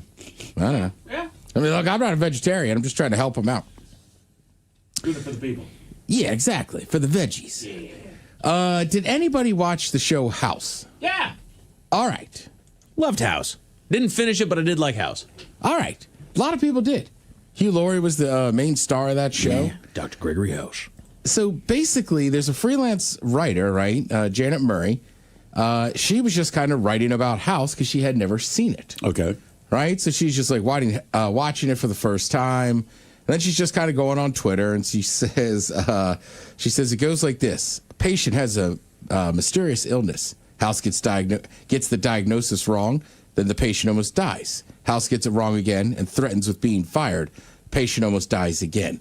House has a last-minute left-field idea, saves the patient. That is correct. Like MacGyver. MacGyver's the doctor role. Right. Then she put at the end of it 8 seasons of this, which. To be fair, I like Mike saying that's probably how it goes. There is a theory on how TV shows work. Mm-hmm. It's formulaic for sure. Hugh Laurie was not having it. All right. Somehow he got word of this. He thanked her for the critique and then said, we actually tried a couple episodes where House gets it right the first time, but they were only 6 minutes long. NBC weren't happy. She pulled back the curtain a little bit. But did she? I think what can you possibly... Norman Rockwell, he painted the same goddamn thing all the time. Right. Georgia O'Keefe's the same freaking thing all the AC/DC. Hang on. Same song. I mean, he brings this up, right? He said they tried an episode where House never gets it right, patient dies. Then he noticed that Bach composed 30 variations of the same chord structure. Yep. Frida Kahlo painted 50 portraits of herself. So I get it. 9.9 KISW. The men's room returns with Miles and Thrill. All right, coming up here, it's 5:08. We'll drink and toast with the shot of the day. We do have your headlines on the way at 5:50. But first, quick check with Mike Hawk and some of the stories and headlines he is not working on. Well, thank you, Miles. A new report says reading for pleasure is down among school kids. I don't remember a lot of school kids reading for pleasure. That's why it's kind of a problem. It's even lower now. Lower than what? I mean, look. I mean, kids will read certain things that they want to read, but most school-mandated books are not the books that kids want to read. Correct. I mean, you can say it till you're blue in the face. It doesn't mean they're not worth reading. I'm just saying, tell the kid you have to read this by this time. That's a fight. It's like telling you have to watch a movie you don't want to watch. Exactly. It's only 2 hours, and you still wouldn't do it. Right. Where the book is going to take you, a few days to finish. No kidding. And then does it just kind of leave a bad taste with reading in your mouth? I think it does. It did for me. Now I'm a pretty voracious reader, but I'm reading what I want to read. I think that's one of the big differences. I mean, almost every adult I know will reference a couple books they liked reading. But for the most part, even people, like Lord of the Flies, we're done. Yeah, like even people that read today, there's only, it's just tough. Yeah. Kids don't want to read for fun. Yeah. Exactly. And even if it was like the fantasy stuff like Beowulf or, I don't know, Lord of the Rings, whatever, those were okay, but they weren't great either. Well, and a lot of what you talk about there, Miles, is that much like what we're doing, they're reading all day long when they're scrolling social media.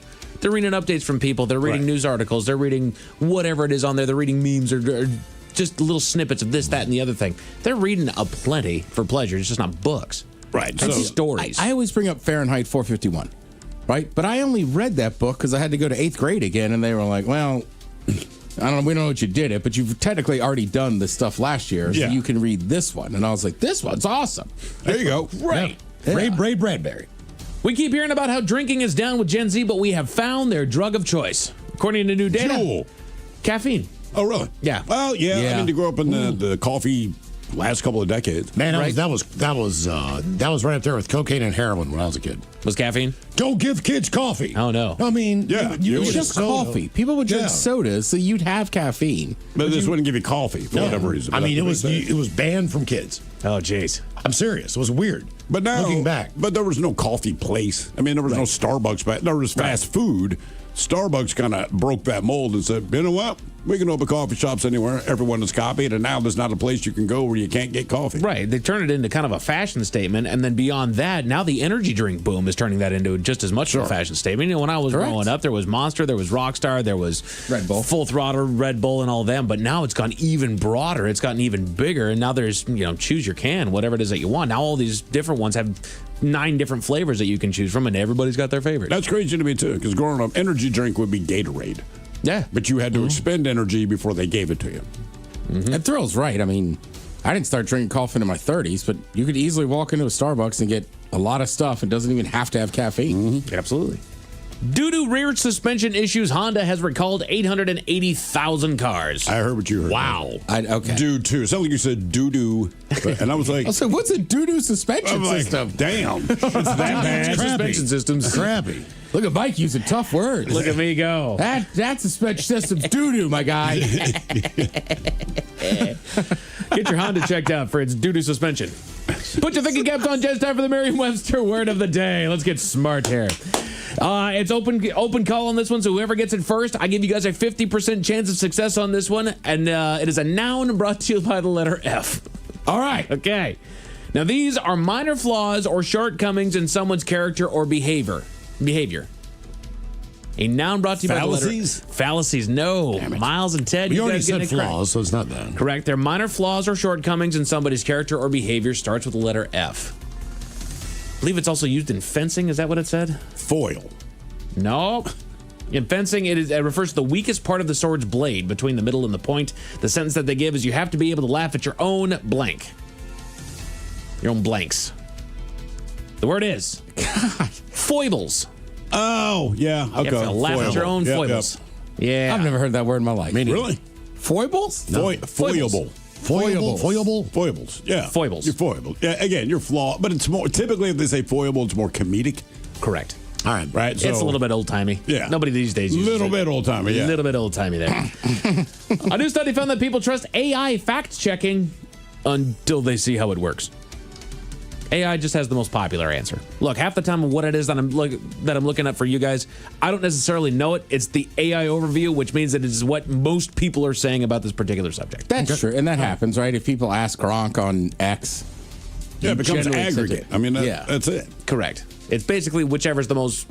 This is what everyone's talking about. Right. Here's your answer. This is what the most people say that this is, so therefore here you go. AI doesn't know anything. No, it knows what we know. Right.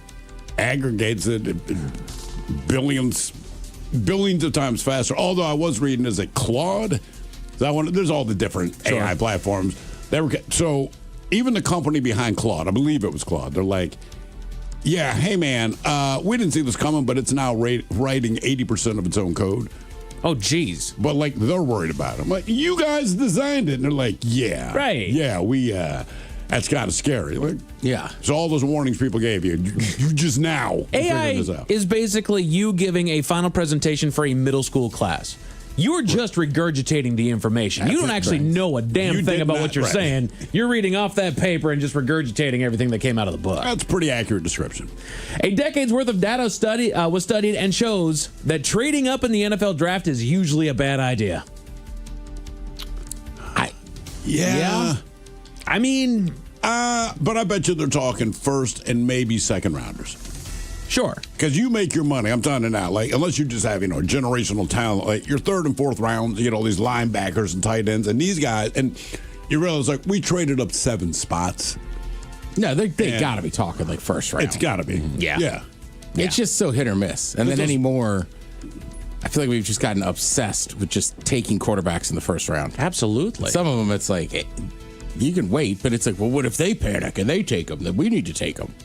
Don't worry about other teams, man. No kidding. That always be my first thought. Like, if you're worried about someone else, you're never going to be that good. Look, I'm stealing this blatantly from Colin Cowherd, but he has a theory that I agree with, which is if you're in the first 15 picks, like, unless there's a quarterback that you really, really want, like, just take a giant athlete that can do something. Take someone on the line. You can't bro. build You can't build some of those DN like they're freaks of nature.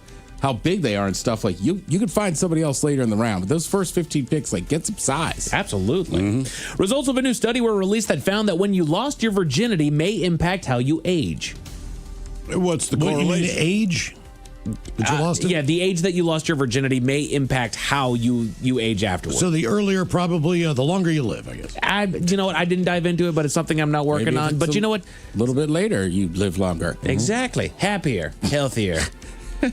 But you know what? There's a lot that they don't tell us about sex. And I'm here to clear the air. Oh, good. The Men's Room Top 10. You're my guy. I got you, man. The Men's Room Top 10. This is from community.thriveglobal.com, and it is the 10 commandments to better, longer-lasting pleasure in the bedroom. All right. All right, you guys all ready for this? Here we go. Starting also call this Moses After Dark. Moses After Dark. All right, guys, here's what I'm going to lay it down on. The kid's going to bed. All right, I got some more info for you. Number 10. If you have 6 fingers on one hand, you're a winner. That's not a bad call, though. Commandment number 10. I will accept that my sexuality and my partner's sexuality will likely evolve over time.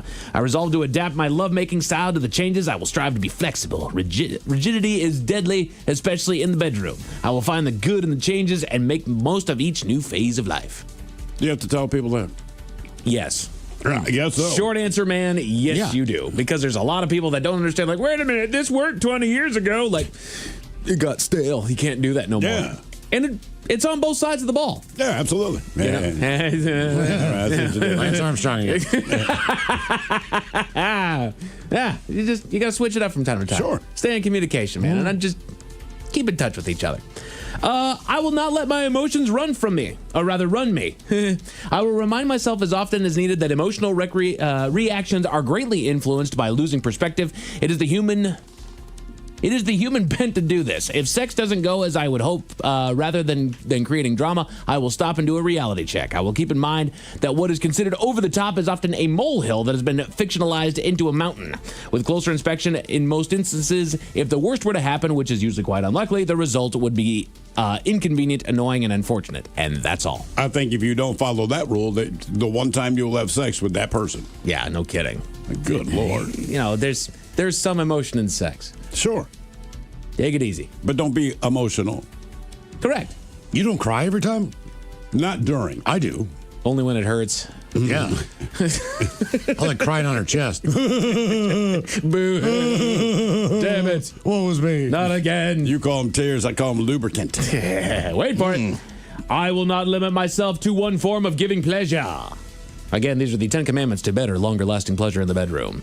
Let's see here. It says, I cannot remind myself of this too often. The more I think that I absolutely must give a woman, yes, a terrific orgasm with my penis, the more my penis is likely to disappoint me and her. Anxiety about the functioning of my penis stems from the demand that it absolutely must function as well as I believe it should. As a quick finisher. Demanding that I last as long as I want will only make it worse, both for me and my partner. To be fair, there's a lot of pressure put on, man. I've got the unit, man. This is all that I need to make the ladies just bland.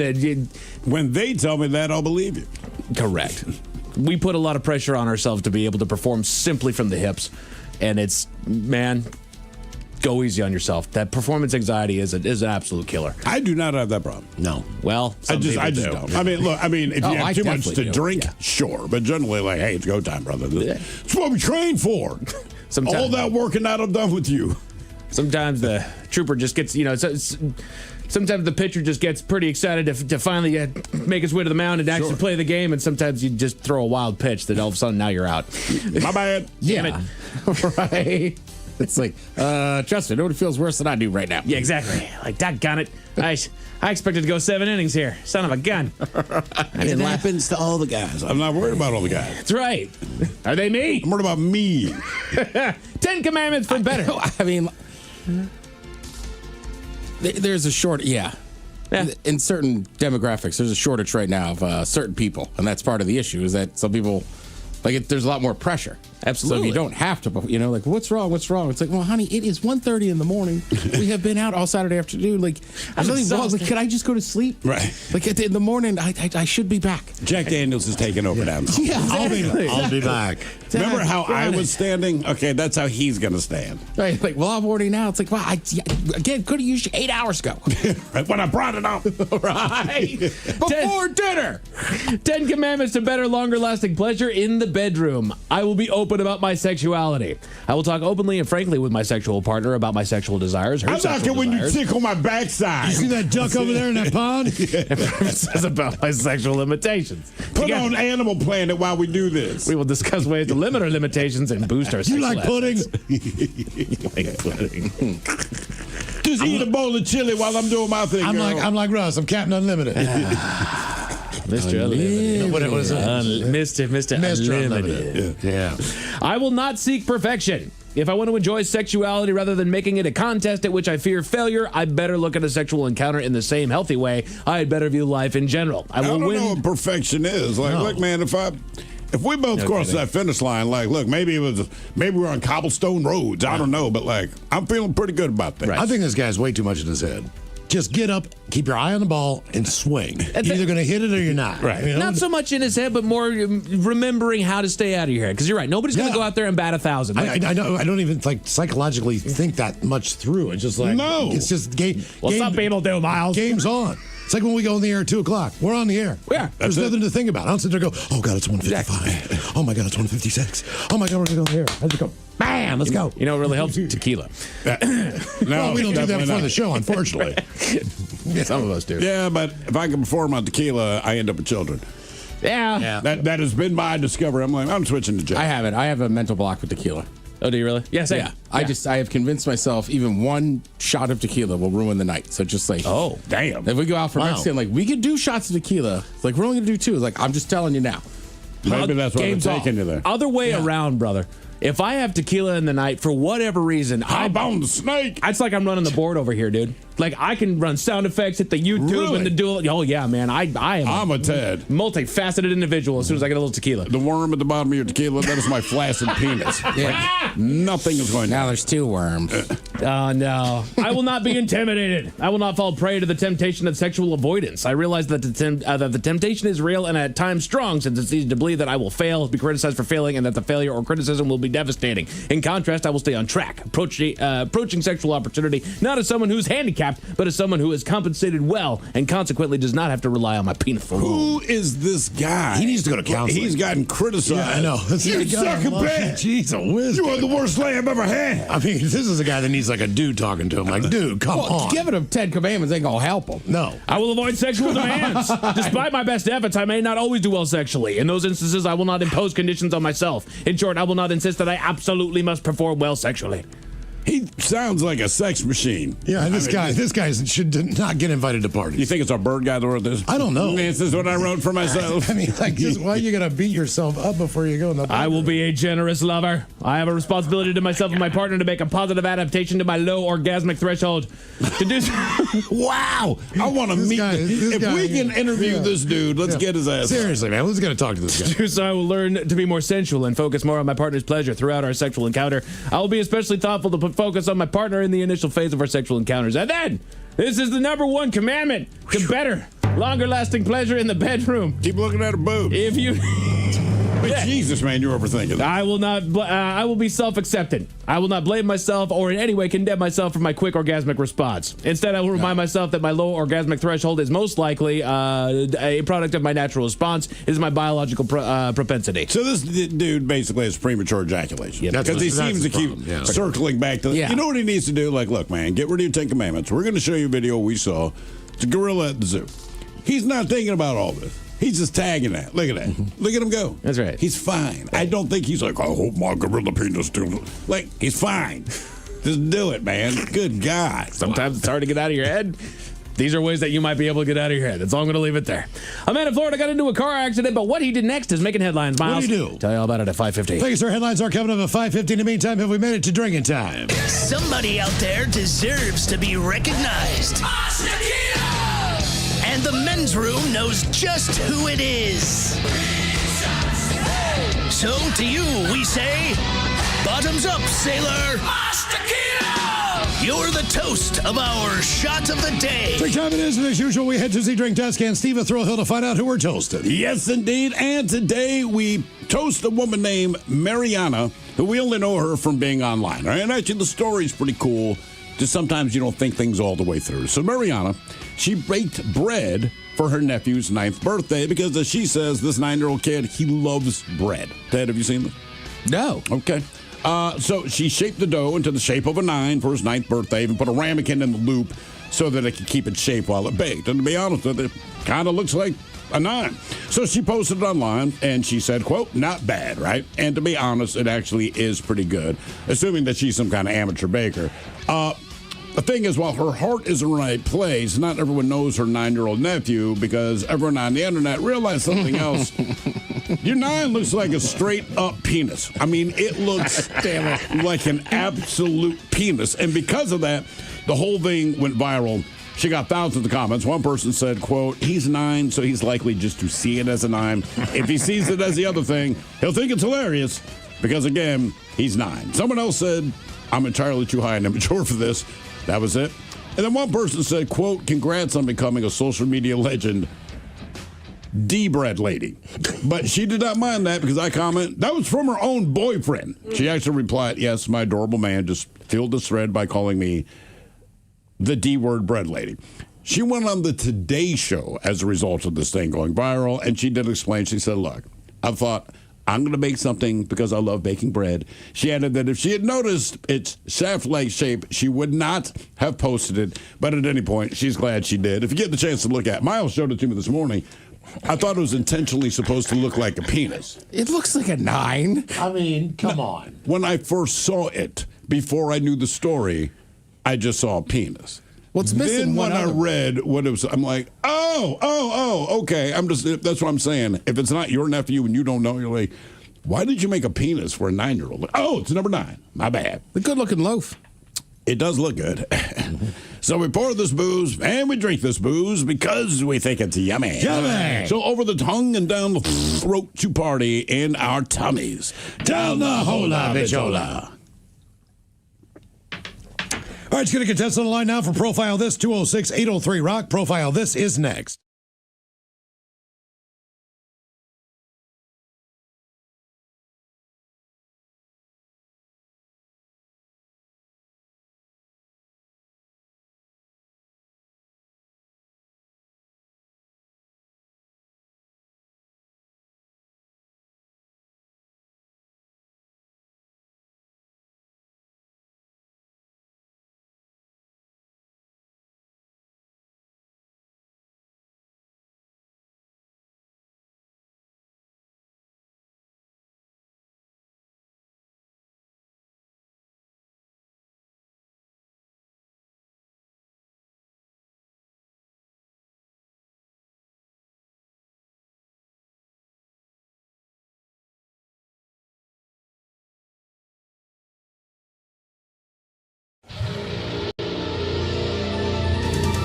From coast to coast and around the world.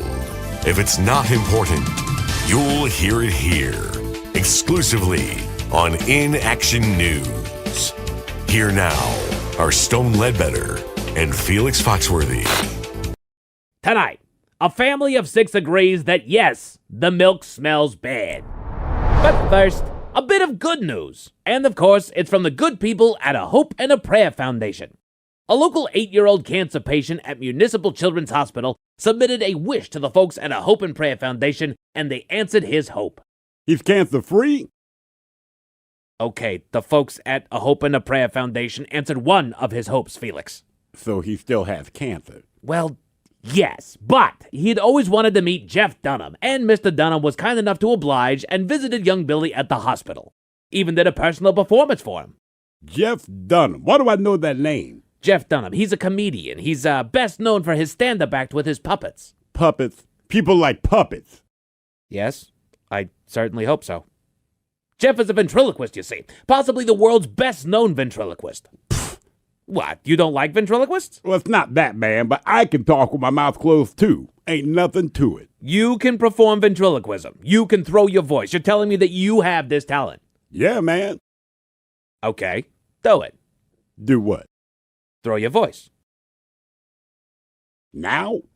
Yes, Mr. Ventriloquist, if you can throw your voice or talk with your mouth closed, as you like to say, wow us with your ability. Right now? Yes, Felix, right now. Okay, man. Can you hear me now, Playboy? Oh, wow. Felix, I had no idea that you could do that. That's what I was saying, man. I can talk with my mouth closed. I can do what Jeff Dunham does. I just don't like working with puppets. Puppets creep me out. That's very impressive, Felix. You may have missed your calling. Bonnie, Bonnie, are you seeing this? I'm sorry, am I seeing what? I've been stuck on the phone with Dolores in HR. Felix, he can talk without even opening his mouth. It's impossible to talk without opening your mouth. That's what I thought, but Felix literally just did it. It's very impressive. But it's impossible to talk without opening your mouth. I understand that you believe that, Bonnie, but we can show you. Felix, if you would, do it again for Bonnie. Do what for Bonnie? Talk with your mouth closed, Felix. Peter Piper picked a peck of pickled peppers. I heard him! Oh my gosh, I have ESP! Bonnie, you do not have ESP. Felix was talking with his mouth closed. It's impossible to talk with your mouth closed. You keep saying that. It's ventriloquism, Bonnie.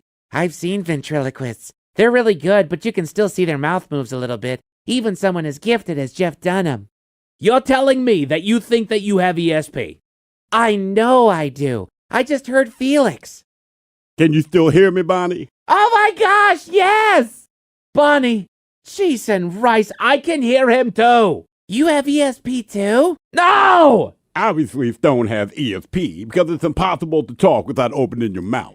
That's what I keep telling him, but he doesn't believe me. He's a sad little man. Okay, stop! Bonnie, Felix is a ventriloquist. And Felix, stop trying to convince Bonnie that she has ESP. Well, how can she hear me if she doesn't have ESP? I can hear you too! We both have ESP. That's why you can hear him too. This is ridiculous. What am I thinking right now? I have no idea, Bonnie. I do not have ESP. Just guess. You were thinking about winged goats eating a bucket of fried chicken on a Ferris wheel in Greece during a lightning storm. Oh my gosh, yes! You were actually thinking about winged goats eating a bucket of fried chicken on a Ferris wheel in Greece during a lightning storm. I was thinking a thunderstorm, but yeah. What are the odds, man? I really do not know, Felix. You really want to go to break now, don't you? You read my mind, Bonnie. I told you I have ESP! How else could I know that? I have no idea. We'll be back next hour.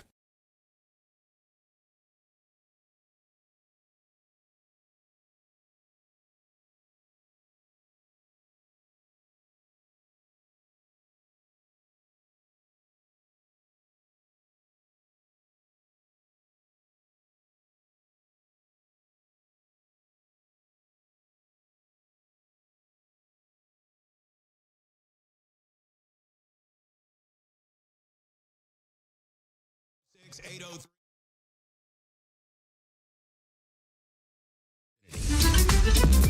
The Men's Room presents Profile This. And Steven throw hooks, please, everyone on Profile This is played. Oh, sure can, Miles. It's a simple game where we share with you a real life news story, something that happened right here on planet Earth. Earth.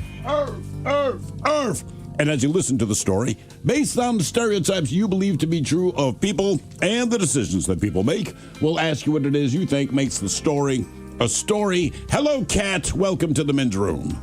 Hi there. Hola. All right, Kat, before we even get to this, you do know that today, playing on Profile This, if you are correct to get the answer correct, our friends at Emerald Queen Casino, they want to hook you up. First of all, you get tickets to see Blackberry Smoke playing this Friday, but more than that, you also win a sweet hotel room at the Emerald Queen Casino for the night of the show. Sweet. Yeah, if you know what I'm saying there, you can make some hanky-panky in there, or whatever it is you want to do. So you understand that is, well, I'm just saying, you get a suite at a casino, like that's sexy time. And thanks to Mike, whoever you're with will have the 10 commandments of Jesus sex. Christ, I hope not. But in the meantime, do you understand how this here game is played? I do. Fantastic. Your choices today, you have the category of Bite Me. In other words, what did someone find in their food? We also offer you Hit Me with Your Best Shot, where you guess the unconventional object someone chose to use as a weapon. And finally, today, we offer you Seriously, where you guess the petty conflict that led to violence. Let's do the petty conflict.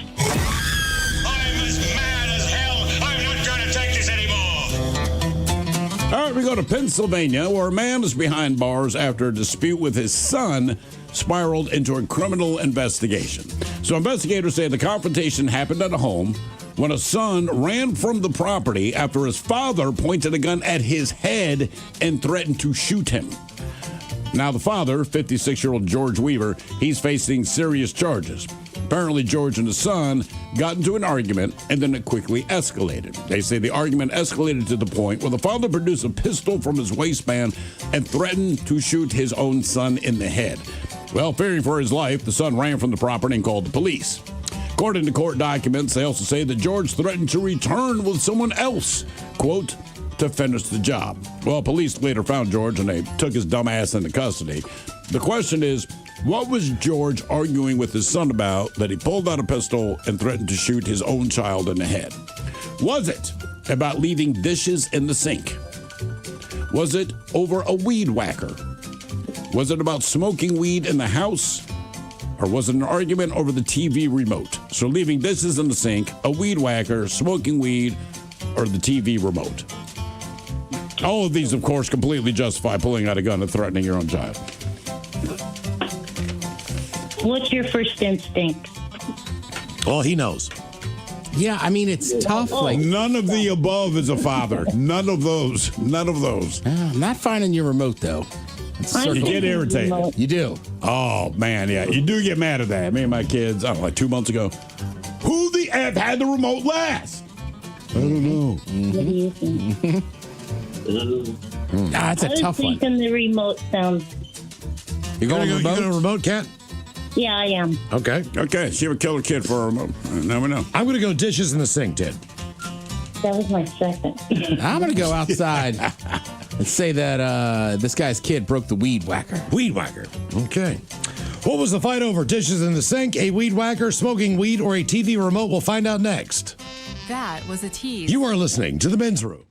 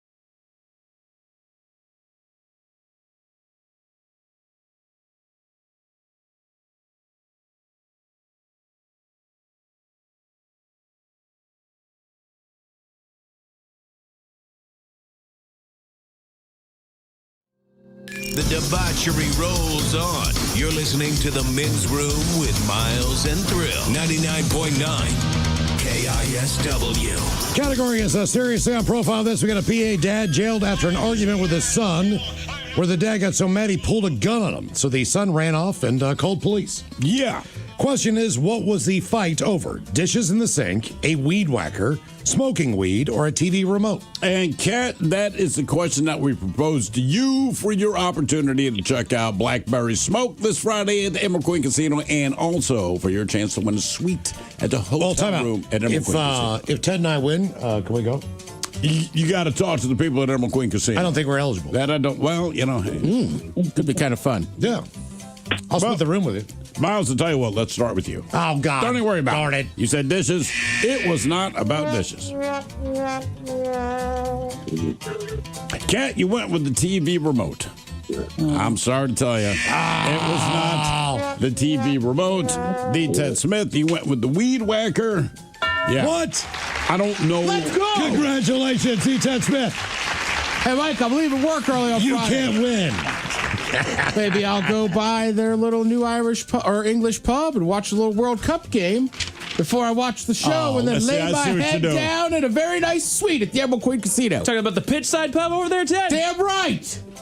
Seriously, I'm out, boys. What a suck up. Leaving Friday early. God. Now for all TV news all the time for TV Time with Ted. And now, because your pathetic life is confined to countless hours in front of a talking box, the Men's Room presents TV Time with Ted. Corporate shill. I'll spend my own $200 at the steakhouse. Pretty sure there used to be a DJ named Reed Whacker. Oh, really? Yeah. For real? Yes. Okay. All right, your choices today. You got the Jimmies, Fallon and Kibble, Seth Meyers, Writers, or Ted Smith. Is it Ted or is it late night? It is right there to tell you. These guys have challenged the teams and writers, help them come up with their monologues each and every night. It is up to you to determine. Is this an actual late night joke and from whom, or could it be a The Ted Smith original? I go swimming in the nice pool there in that hotel. Jeep is recalling over 1 million cars because they can overheat and catch on fire when they're off. When they heard, Tesla was like, game recognizes game. It's Fallon. Smith. Fallon. Jeep is recalling over 1 million cars because they can overheat and catch on fire even when they're off. When they heard Tesla was like, game recognized game. Not bad. The Scotch bonnet pepper is in short supply this year as the crop was decimated by hurricanes last year, meaning bad news for spice lovers and great news for white people. The Ted Smith. White people? Yeah, I'll see you. Yeah, it's me. Why is that good news for white people? Because there's a shortage. We hate spice, generally. Yeah. Oh. It's a stereotype. Oh, okay. Extra mayonnaise. Just describing myself. I was going to say, is that a stereotype or is this? I think for the most part. I mean, that is a stereotype, but also I'm like, but that's also you. A hedge fund founder listed his compound for a record $152 million, or two tickets to Game 4. I'll say Fallon. Seth Meyers. A hedge fund founder recently listed his Hamptons compound for a record $152.5 million, or 2 tickets to Game 4. There's a new dating trend called kitten fishing, where people tell small lies about themselves in the early stages of dating to make themselves seem more attractive. So, dating. Kitten fishing also sounds like something to do with your Uncle Jasper in West Virginia. You just put your hand in there, whatever gets yours. Seth. Fallon? Fallon. Apparently, there's a new dating trend called kitten fishing, where people tell small lies about themselves in the early stages of dating to make themselves seem more attractive. So, dating. Kitten fishing sounds like something you do with your Uncle Jasper in West Virginia. It's like, you just put your hand in, whatever you get is yours. You got an Uncle Jasper? No. Oh. You were hoping so bad he did. Yeah. Yeah. I would like to hang out with a guy that's like, early 60s, and he hunts, he fishes, and he goes by Jasper. But I like just put your hand in there wherever you get. Yours is yours, buddy. All right. I think most people know Some people found out on Monday in an Uber with me, but the World Cup is kicking off this week. In fact, tomorrow it kicks off. I wasn't sure. That's this week? Yeah, dude.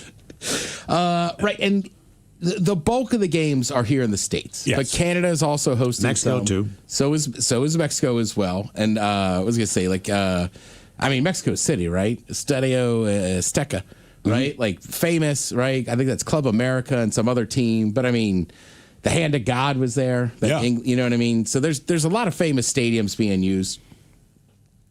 But like they're saying here, most Americans don't seem to care. 54% of Americans said they're not interested at all in the tournament. 14 just said not very interested. Okay, 54%. I wonder if we asked fan-wise or non-fan-wise, do you care about the NHL Stanley Cup? Do you care about the NBA Finals? I'd also be curious to see that number as well. I think what happens is, look, whatever the final matchup is in World Cup, that's going to do really, really great. But I think in the U.S., because we're not a soccer heavy, we're getting better, but it's not like the rest of the world. It's like, wait, how many games are there? Right? So when you get down to whoever your Final Four are going to be, I think you'll definitely see a shift in people paying attention. I mean, I got 130 people on YouTube right now. I could probably find out a couple numbers. Yeah. No, but Miles is right, too. If you just had a poll. Right, about anything. Like, you know what I mean? Like, look. I had the Stanley Cup Finals on last night, but I was recording a brand new episode of the podcast. So, I mean, I was kind of watching it, but like it's on. If somebody asked me, like, I'd probably been like, I don't. You could do that in any city. You go to Cincinnati. Yeah. Do you care about the Reds? Maybe it's 54%. Now, I will also agree with Thrill. I think because the States, we've gotten much better. Sure. We've come a long way. But, not everybody is nearly, we're just not a soccer nation. No. Maybe tomorrow I'll break down how we got the word soccer, and it is English. That's the irony. You get an English guy. Well, you guys call it soccer, because you guys started calling it soccer to differentiate between the potential sports we might be playing. Rugby was football. There was association football, and these British schoolboys, they used to shorten words and then add ER to the end of it because they thought it was funny. But even those British schoolboys, they weren't going to start with asser. So they just started with the S's, and it became soccer. Right, because there was so there was football, which we now call rugby. There was association football, which is what we call soccer. And to your point, it was the English that are like, let's drop the A, so it's soccer for association, believe it or not. Yeah. But then they give us grief. If you call it soccer, like, you call it soccer. Right, I know, and I get it. Our football, we do use our feet, but it's rare we're throwing the ball. I did see this, Ted. When I was driving in today, there was a bunch of cars that do that thing where on 5th, they just stop in the actual lane and unload all their baggage, where they don't know that that lane is 25 miles an hour and you can't stop. And there were 8 of those cars with people doing the thing where I'm like, I'm so happy I'm not married to you. Yeah. 8 bags, huge ass bags coming out of the back of these vans. Yeah. And so people are loading in today. I mean, already for Monday. Well, like I was saying, I get it. A lot of people don't care. Thrill's also right. I think as you get deeper into the tournament, of course, people will care more. But, also, you still do have, right, we got NBA Finals tonight, hockey's going on, in another week or two, right? We're into that stretch of baseball where it's you're playing games every day. You still have 3.5 months of a season left. But you're also headed toward the All-Star break. So people kind of refocus on baseball to determine if they think their team's going to be good or bad at the All-Star break. I think I do think that once hockey and especially basketball's done, more people start watching, and it's going to be nice. Also, it's here in the States. Yeah. So we can actually watch the games. As a longtime Arsenal fan, I'm dying laughing at these English people that are like, I usually watch every match, but I got to get up at this time in the morning. Oh, boo-hoo. Yeah, suck it for a change. Right? Typically, it's normally the Super Bowl. I think if you're in Australia or something. Right. I think it's nice for us that the game times are on. And truthfully, I have one buddy, right? My buddy Dunk, right? His family is Dutch originally. So I don't really have a thing about the Dutch. But for Dunk, I'll cheer for the Netherlands for a while. Sure. So I mean, you'll pick your team as you go along. And Team Egypt is in town. They're walking around doing shopping and all that. I've seen all the pictures.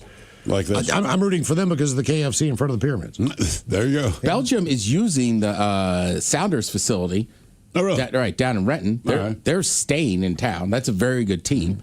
There'll be more excitement building up. And then I think also, once you get past Friday night and you watch that first USA match, which they need to win, You just losing the first match in your World Cup just is a problem. Yeah. So I'm hoping that will get people more into it. And it's like anything else, right?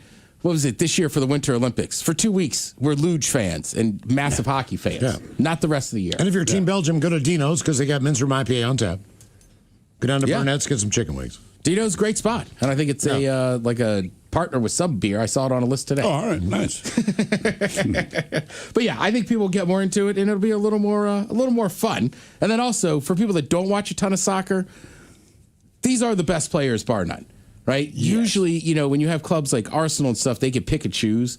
But most of these countries will have at least 1 or 2 stars that from the Premier League or the Spanish League or this and that. Like, just give them a watch. It'll be fun. Sure. And truthfully, it's quicker. It's a lot quicker. Yeah. Like, I love the NFL. And that's something, too. I do worry that we turn into, like, just NFL country. Like, we can watch other sports. Yeah.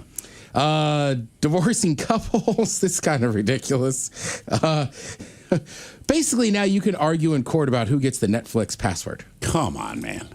I don't know. Who pays for it gets the password. To me, it's that simple. It really is. That is not part of the afterlife when you get a divorce. Yeah, you want to pay for it. Right. You want a phone? You pay for it. Yeah. You want a car? You pay for it. We split all our crap up. It's not on me. And plus, they don't want you to share those passwords because I know that because my daughters will try to log in on them and they'll get flagged somewhere. And then I get an email like, someone's trying to log into your Netflix account from Washington, D.C. And I'm like, I know exactly who that is. Get your own account. Yeah. Yeah. Yeah, I mean, that's my daughter. Right. There's a lot of things you can debate, but like, if you want Netflix, pay for it. They offer it. I think it was just funnier as it actually showed up in like a court case and just like this. Well, come on, guys. Yeah. At that point, you're being as petty as you could possibly. I would cancel it. Yeah. And then sign up 2 months later again. Yeah. I mean, it's not right. It's not hard. Right? And again, it's not like we're not talking about a major thing like a house or a car. I want my cheese from the Cheese of the Month Club. You can have it. Take it. Take the blue. Talk a little bit of NBA Finals over on ABC tonight. You do have the Knicks hosting the Spurs. That is game 4. Man, Knicks need to win that game. Hey, they got 2 in San Antonio, but I was kind of shocked they got a little bullied there by Wemby and the rest of they need to win that game tonight. You win that, they lose that game tonight. Great for me as an average fan, because that means basically you got to go 7, I think. But man, they need to win that game. They need to come out pretty hot on defense. Yeah. Just keep pressing. Thank you, Tim. We appreciate it. You're listening to the Men's Room.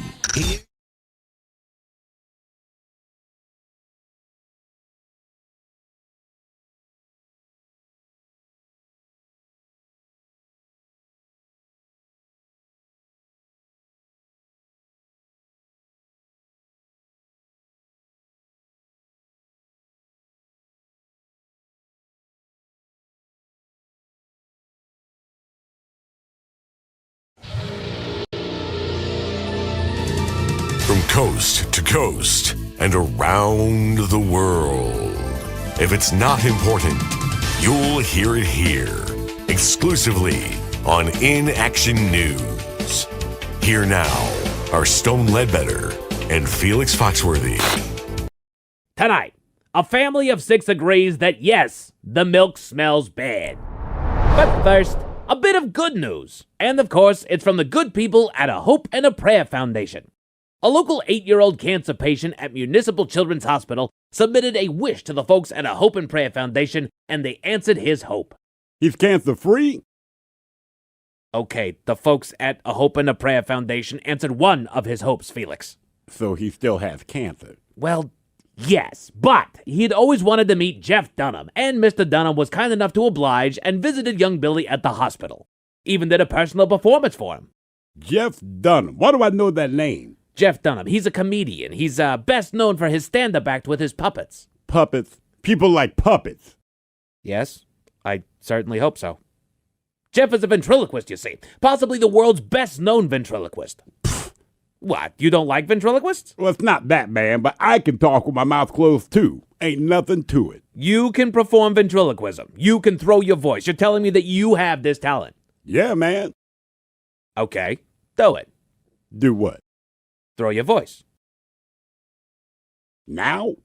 Yes, Mr. Ventriloquist, if you can throw your voice or talk with your mouth closed, as you like to say, wow us with your ability. Right now. Yes, Felix, right now. Okay, man. Can you hear me now, Playboy? Oh, wow. Felix, I had no idea that you could do that. That's what I was saying, man. I can talk with my mouth closed. I can do what Jeff Dunham does. I just don't like working with puppets. Puppets creep me out. That's very impressive, Felix. You may have missed your calling. Bonnie, Bonnie, are you seeing this? I'm sorry, am I seeing what? I've been stuck on the phone with Dolores in HR. Felix, he can talk without even opening his mouth. It's impossible to talk without opening your mouth. That's what I thought, but Felix literally just did it. It's very impressive. But it's impossible to talk without opening your mouth. I understand that you believe that, Bonnie, but we can show you. Felix, if you would, do it again for Bonnie. Do what for Bonnie? Talk with your mouth closed, Felix.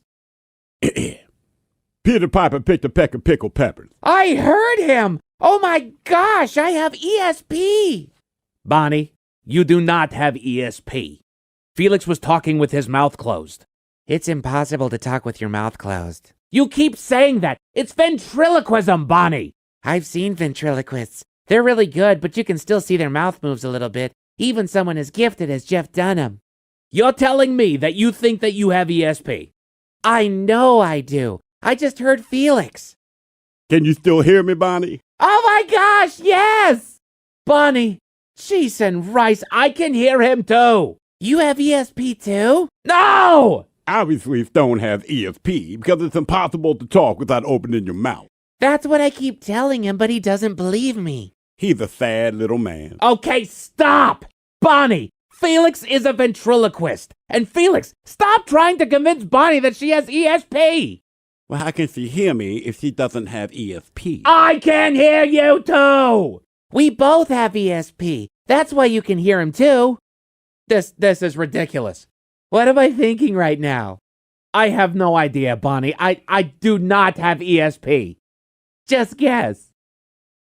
You were thinking about winged goats eating a bucket of fried chicken on a Ferris wheel in Greece during a lightning storm. Oh my gosh, yes!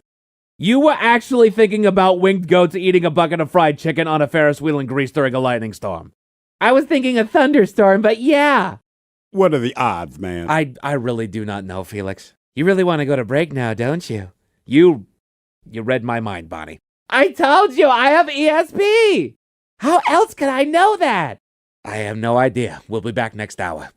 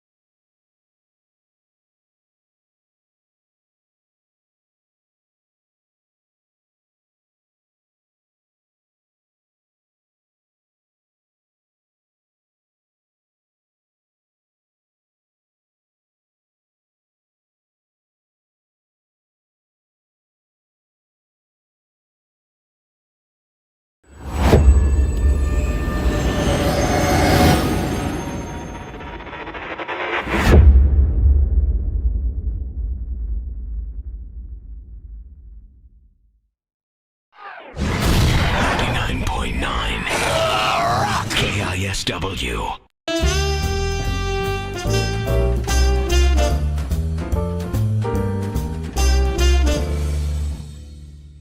I've been thinking about this all day. Let's just get it over with. Let's rip the Band-Aid. Okay, ladies and gentlemen, our own Jeets is going to try to drink 3 Jones soda, bacon flavored, within 90 seconds. Are you ready, Jeets? I'm ready. The clock starts in 3, 2, and in 1. Still the best thing you ever had? Oh, my God. How bad is it? You never sipped one, did you? No. You got to sip. It's like drinking shards of glass. It is awful, man. Go Sounders. All right, there's one down. Oh, my God. I'm jonesing for another one, guys.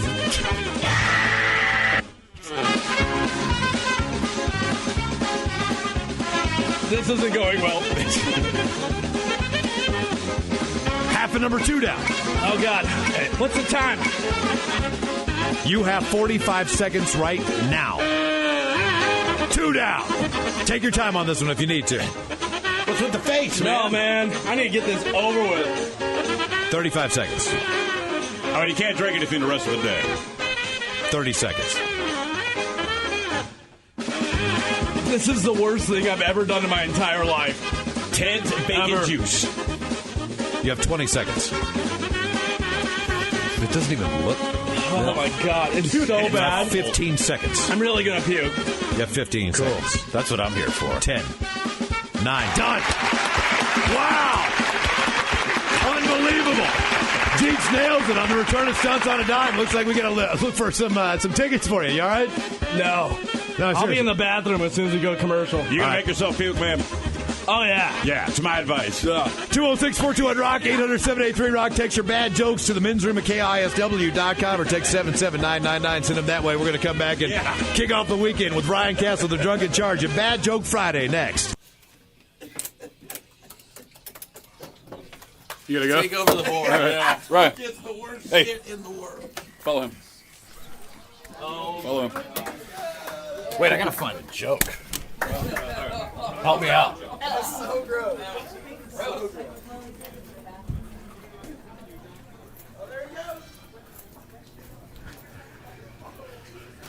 Castle, I will puke on you. It's alright, that's what I'm here for. It's one of 2 reasons I would follow you to the bathroom. I don't want to know what the other one is.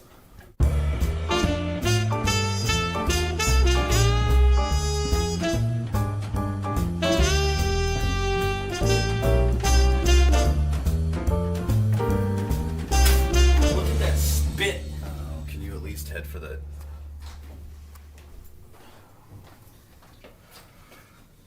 This is Stunts on a Dime number 2. Oh, God! It Let me looks like let me get bacon. some color on that. Oh, jeez. It looks like your insides are dying. Oh my God. Dude, it's so gross. Bill Saunders. Oh, God. You might get a courtesy puke out of me. Look at the color on that. Oh my God. I think you should probably see a doctor, dude. What? I think you should probably see a doctor. Are you serious? Yeah, that looks like blood. No, dude. It's not f***ing blood. It's the color of bacon, dipshit.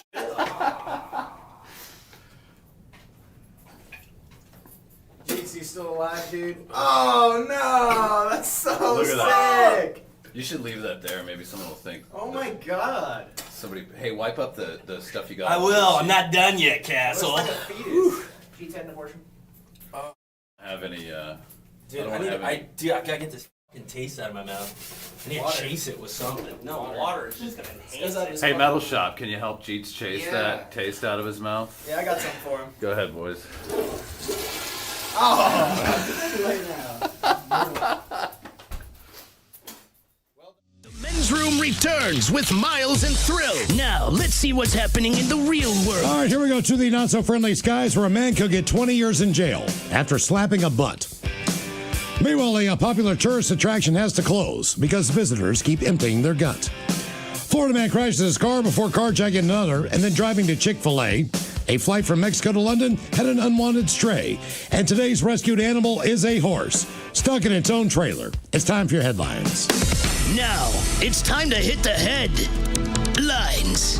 Here's my cop. And it's time to go to Florida, where one man is fitting the stereotype swimmingly. Our boy got himself into a nasty car crash, wrecking his SUV to the point of totaling the vehicle and bloodying himself in the process.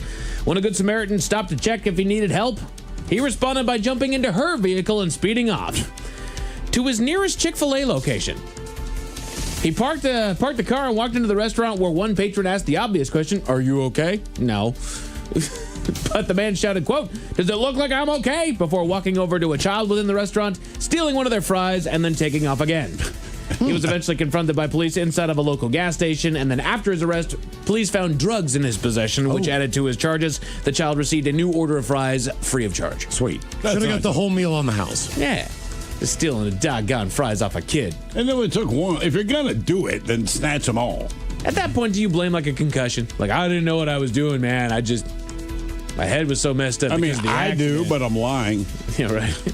Yes, I blame a concussion. Did I have a concussion? No. Temporary insanity. Right. Over that whole story, him stealing one French fry is really like the crazy part. Yeah, but it makes him suck. We did Who Sucks last today, and now you know what? You suck for doing that, stealing the kid's doggone French fry. Yeah. I don't know. The guy's already having like a breakdown. Why he went to a Chick-fil-A? I'm just like, what? I need a chicken sandwich, damn it. Yeah. No, his goal was not to buy anything, though. Obviously, he just went there and he was like, if anyone has food, I'm taking some. Right. I'm getting me some. Well, then he did order a milkshake. He did. Yeah, he did do that. Are you okay? No. Absolutely not. No, I'm losing it. You think he grabbed one of the end pieces of those waffle fries, or did he just grab one? God, I hope he didn't. Grab the end piece. Those are the worst. Oh, my God. I love them, Miles. Really? They're the best ones. Okay, all right. Hell yeah. Let's see. Let's go to London, where authorities are on the lookout for a stowaway. A plane from Mexico had landed at Gatwick that was emptied of its 345 passengers and was in the process of being cleaned from crew members when one of them spotted something out of place, a mock viper, which is considered to be mildly venomous. Mildly venomous. Yeah, like, right. So venomous. It'll only poison you a little bit. Right. But it had managed to enjoy the entire ride undetected. Authorities believe that a passenger had managed to smuggle the animal on board, but it managed to escape its confines at some point, giving it open access around the cabin. It escaped the view of cleaning crews and was only spotted one more time by a ground crew member before never being seen again. Now the plane has been grounded until the snake is found. I mean, honestly, you probably just have to destroy that plane. Burn it. It's probably laid eggs somewhere. 787. I'm just saying. It's kind of expensive. Man. Well, it's a big plane, too. We need a doggone viper out here. That's the thing. It's a big plane. I mean, that's why that movie, that just... Snakes on a plane? Mm-hmm. Right, because it's like, there's no way this is going to happen. And then it happened. I'm like, that is beyond terrifying. I wonder if this guy actually kind of halfway had that intent. Of just What, like, just to release it I'm and just see what going to cause happens? chaos, No, right? Because there was nobody looking for it. Obviously not, but at the same time, like, it's just, how did he manage to smuggle that doggone thing? He got it in. He's coming from Mexico. He's going to London. He obviously had a cellar. Yeah. So he did Had a not want buyer. that thing to get out. Or a buyer, yes. Yeah. So he did not want to lose that cash. Trust me, he opened that bag and went, oh no, my man. whole reason Damn it. to fly to London right now, and I lost the cargo. I'm going to be I'll tell you asking. another thing. If I was Heathrow, I would put out press releases right now. 100% snake free. Right? Because that's the other airport Yeah, you exactly. can fly in. Exactly. Yeah, I'm flying to Heathrow. Well, I go to Gatwick and get bitten by a mildly venomous snake. Yeah. Sure. Is it easier to get in and out of? Yes. Is it cheaper? Yes. Are there snakes? Unfortunately, yes. A popular tourist attraction in New Zealand is now under temporary closure thanks to somebody that can't keep it in their pants. Local district council announced on social media that the local fernery. Side note, there's a place called a fernery. Yeah. But it's, let's see here. Basically like an arboretum, but with plants. Ferns. Okay. Oh, Yeah. fern. Okay, Yeah. fernery. It's been the target of several instances of somebody dropping logs off among the ferns. Yeah. Oh, no. Local council is understandably frustrated with the incident, stating that there are several bathrooms within easy walking distance of the fernery, and that these happenings pose a public health hazard that require teams to perform extensive cleanup. They said the police will be called if the issue continues. Well, yeah. You're You're will. pooping in the fernery. It will continue. Somebody's pooping in the fernery. And like you said, there's bathrooms everywhere. They know what they're doing. They're doing it on purpose. I'm fertilizing. Probably. A Delta flight had to make an emergency landing thanks, due to a skipped drink order. Back to the skies. The story goes that while the flight from Fort Lauderdale was making its way to Los Angeles, flight attendants were making their way down the aisle, handing out complimentary drinks to passengers. One of the passengers was asleep in his seat, so he was skipped by attendants as they made their way on down. But luckily, our man woke up just in time to be able to get their attention by smacking the rear end of the female attendant that had just passed him. No. Brilliant. No. He reportedly used enough force that it caused her to lurch forward, though he denies just such strength in the contact. Nevertheless, this was enough to ground the plane to escort the man off into the waiting arms of authorities. Delta cited a zero-tolerance policy for disruptive or unruly conduct on their flights and stood behind their crew. The booty smacker is now due in court. Don't smack her Don't ass do that. On a plane. Don't touch anybody. Good work. But just in case those stories left a bad taste in your mouth, Thankfully, there's good news. we go to New York for the latest rescue effort, and this one's a bit ridiculous. Firefighters got the call about a horse in need of rescue after it got itself stuck inside of a horse trailer. The horse had jumped over the chest bar divider inside of the trailer and got itself stuck.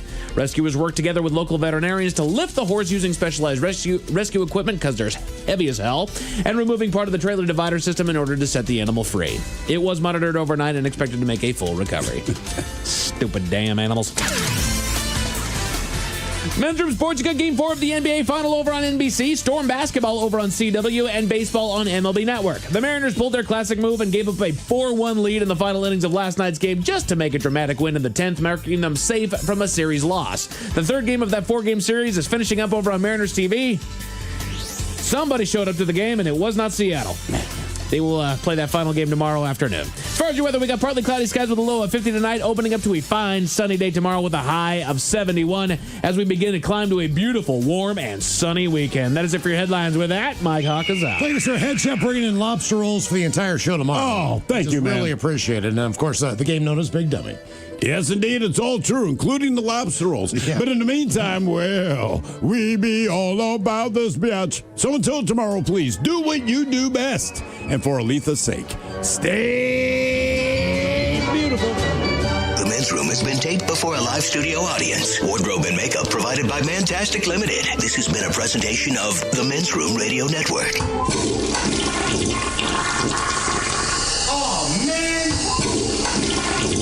A Double Flush production.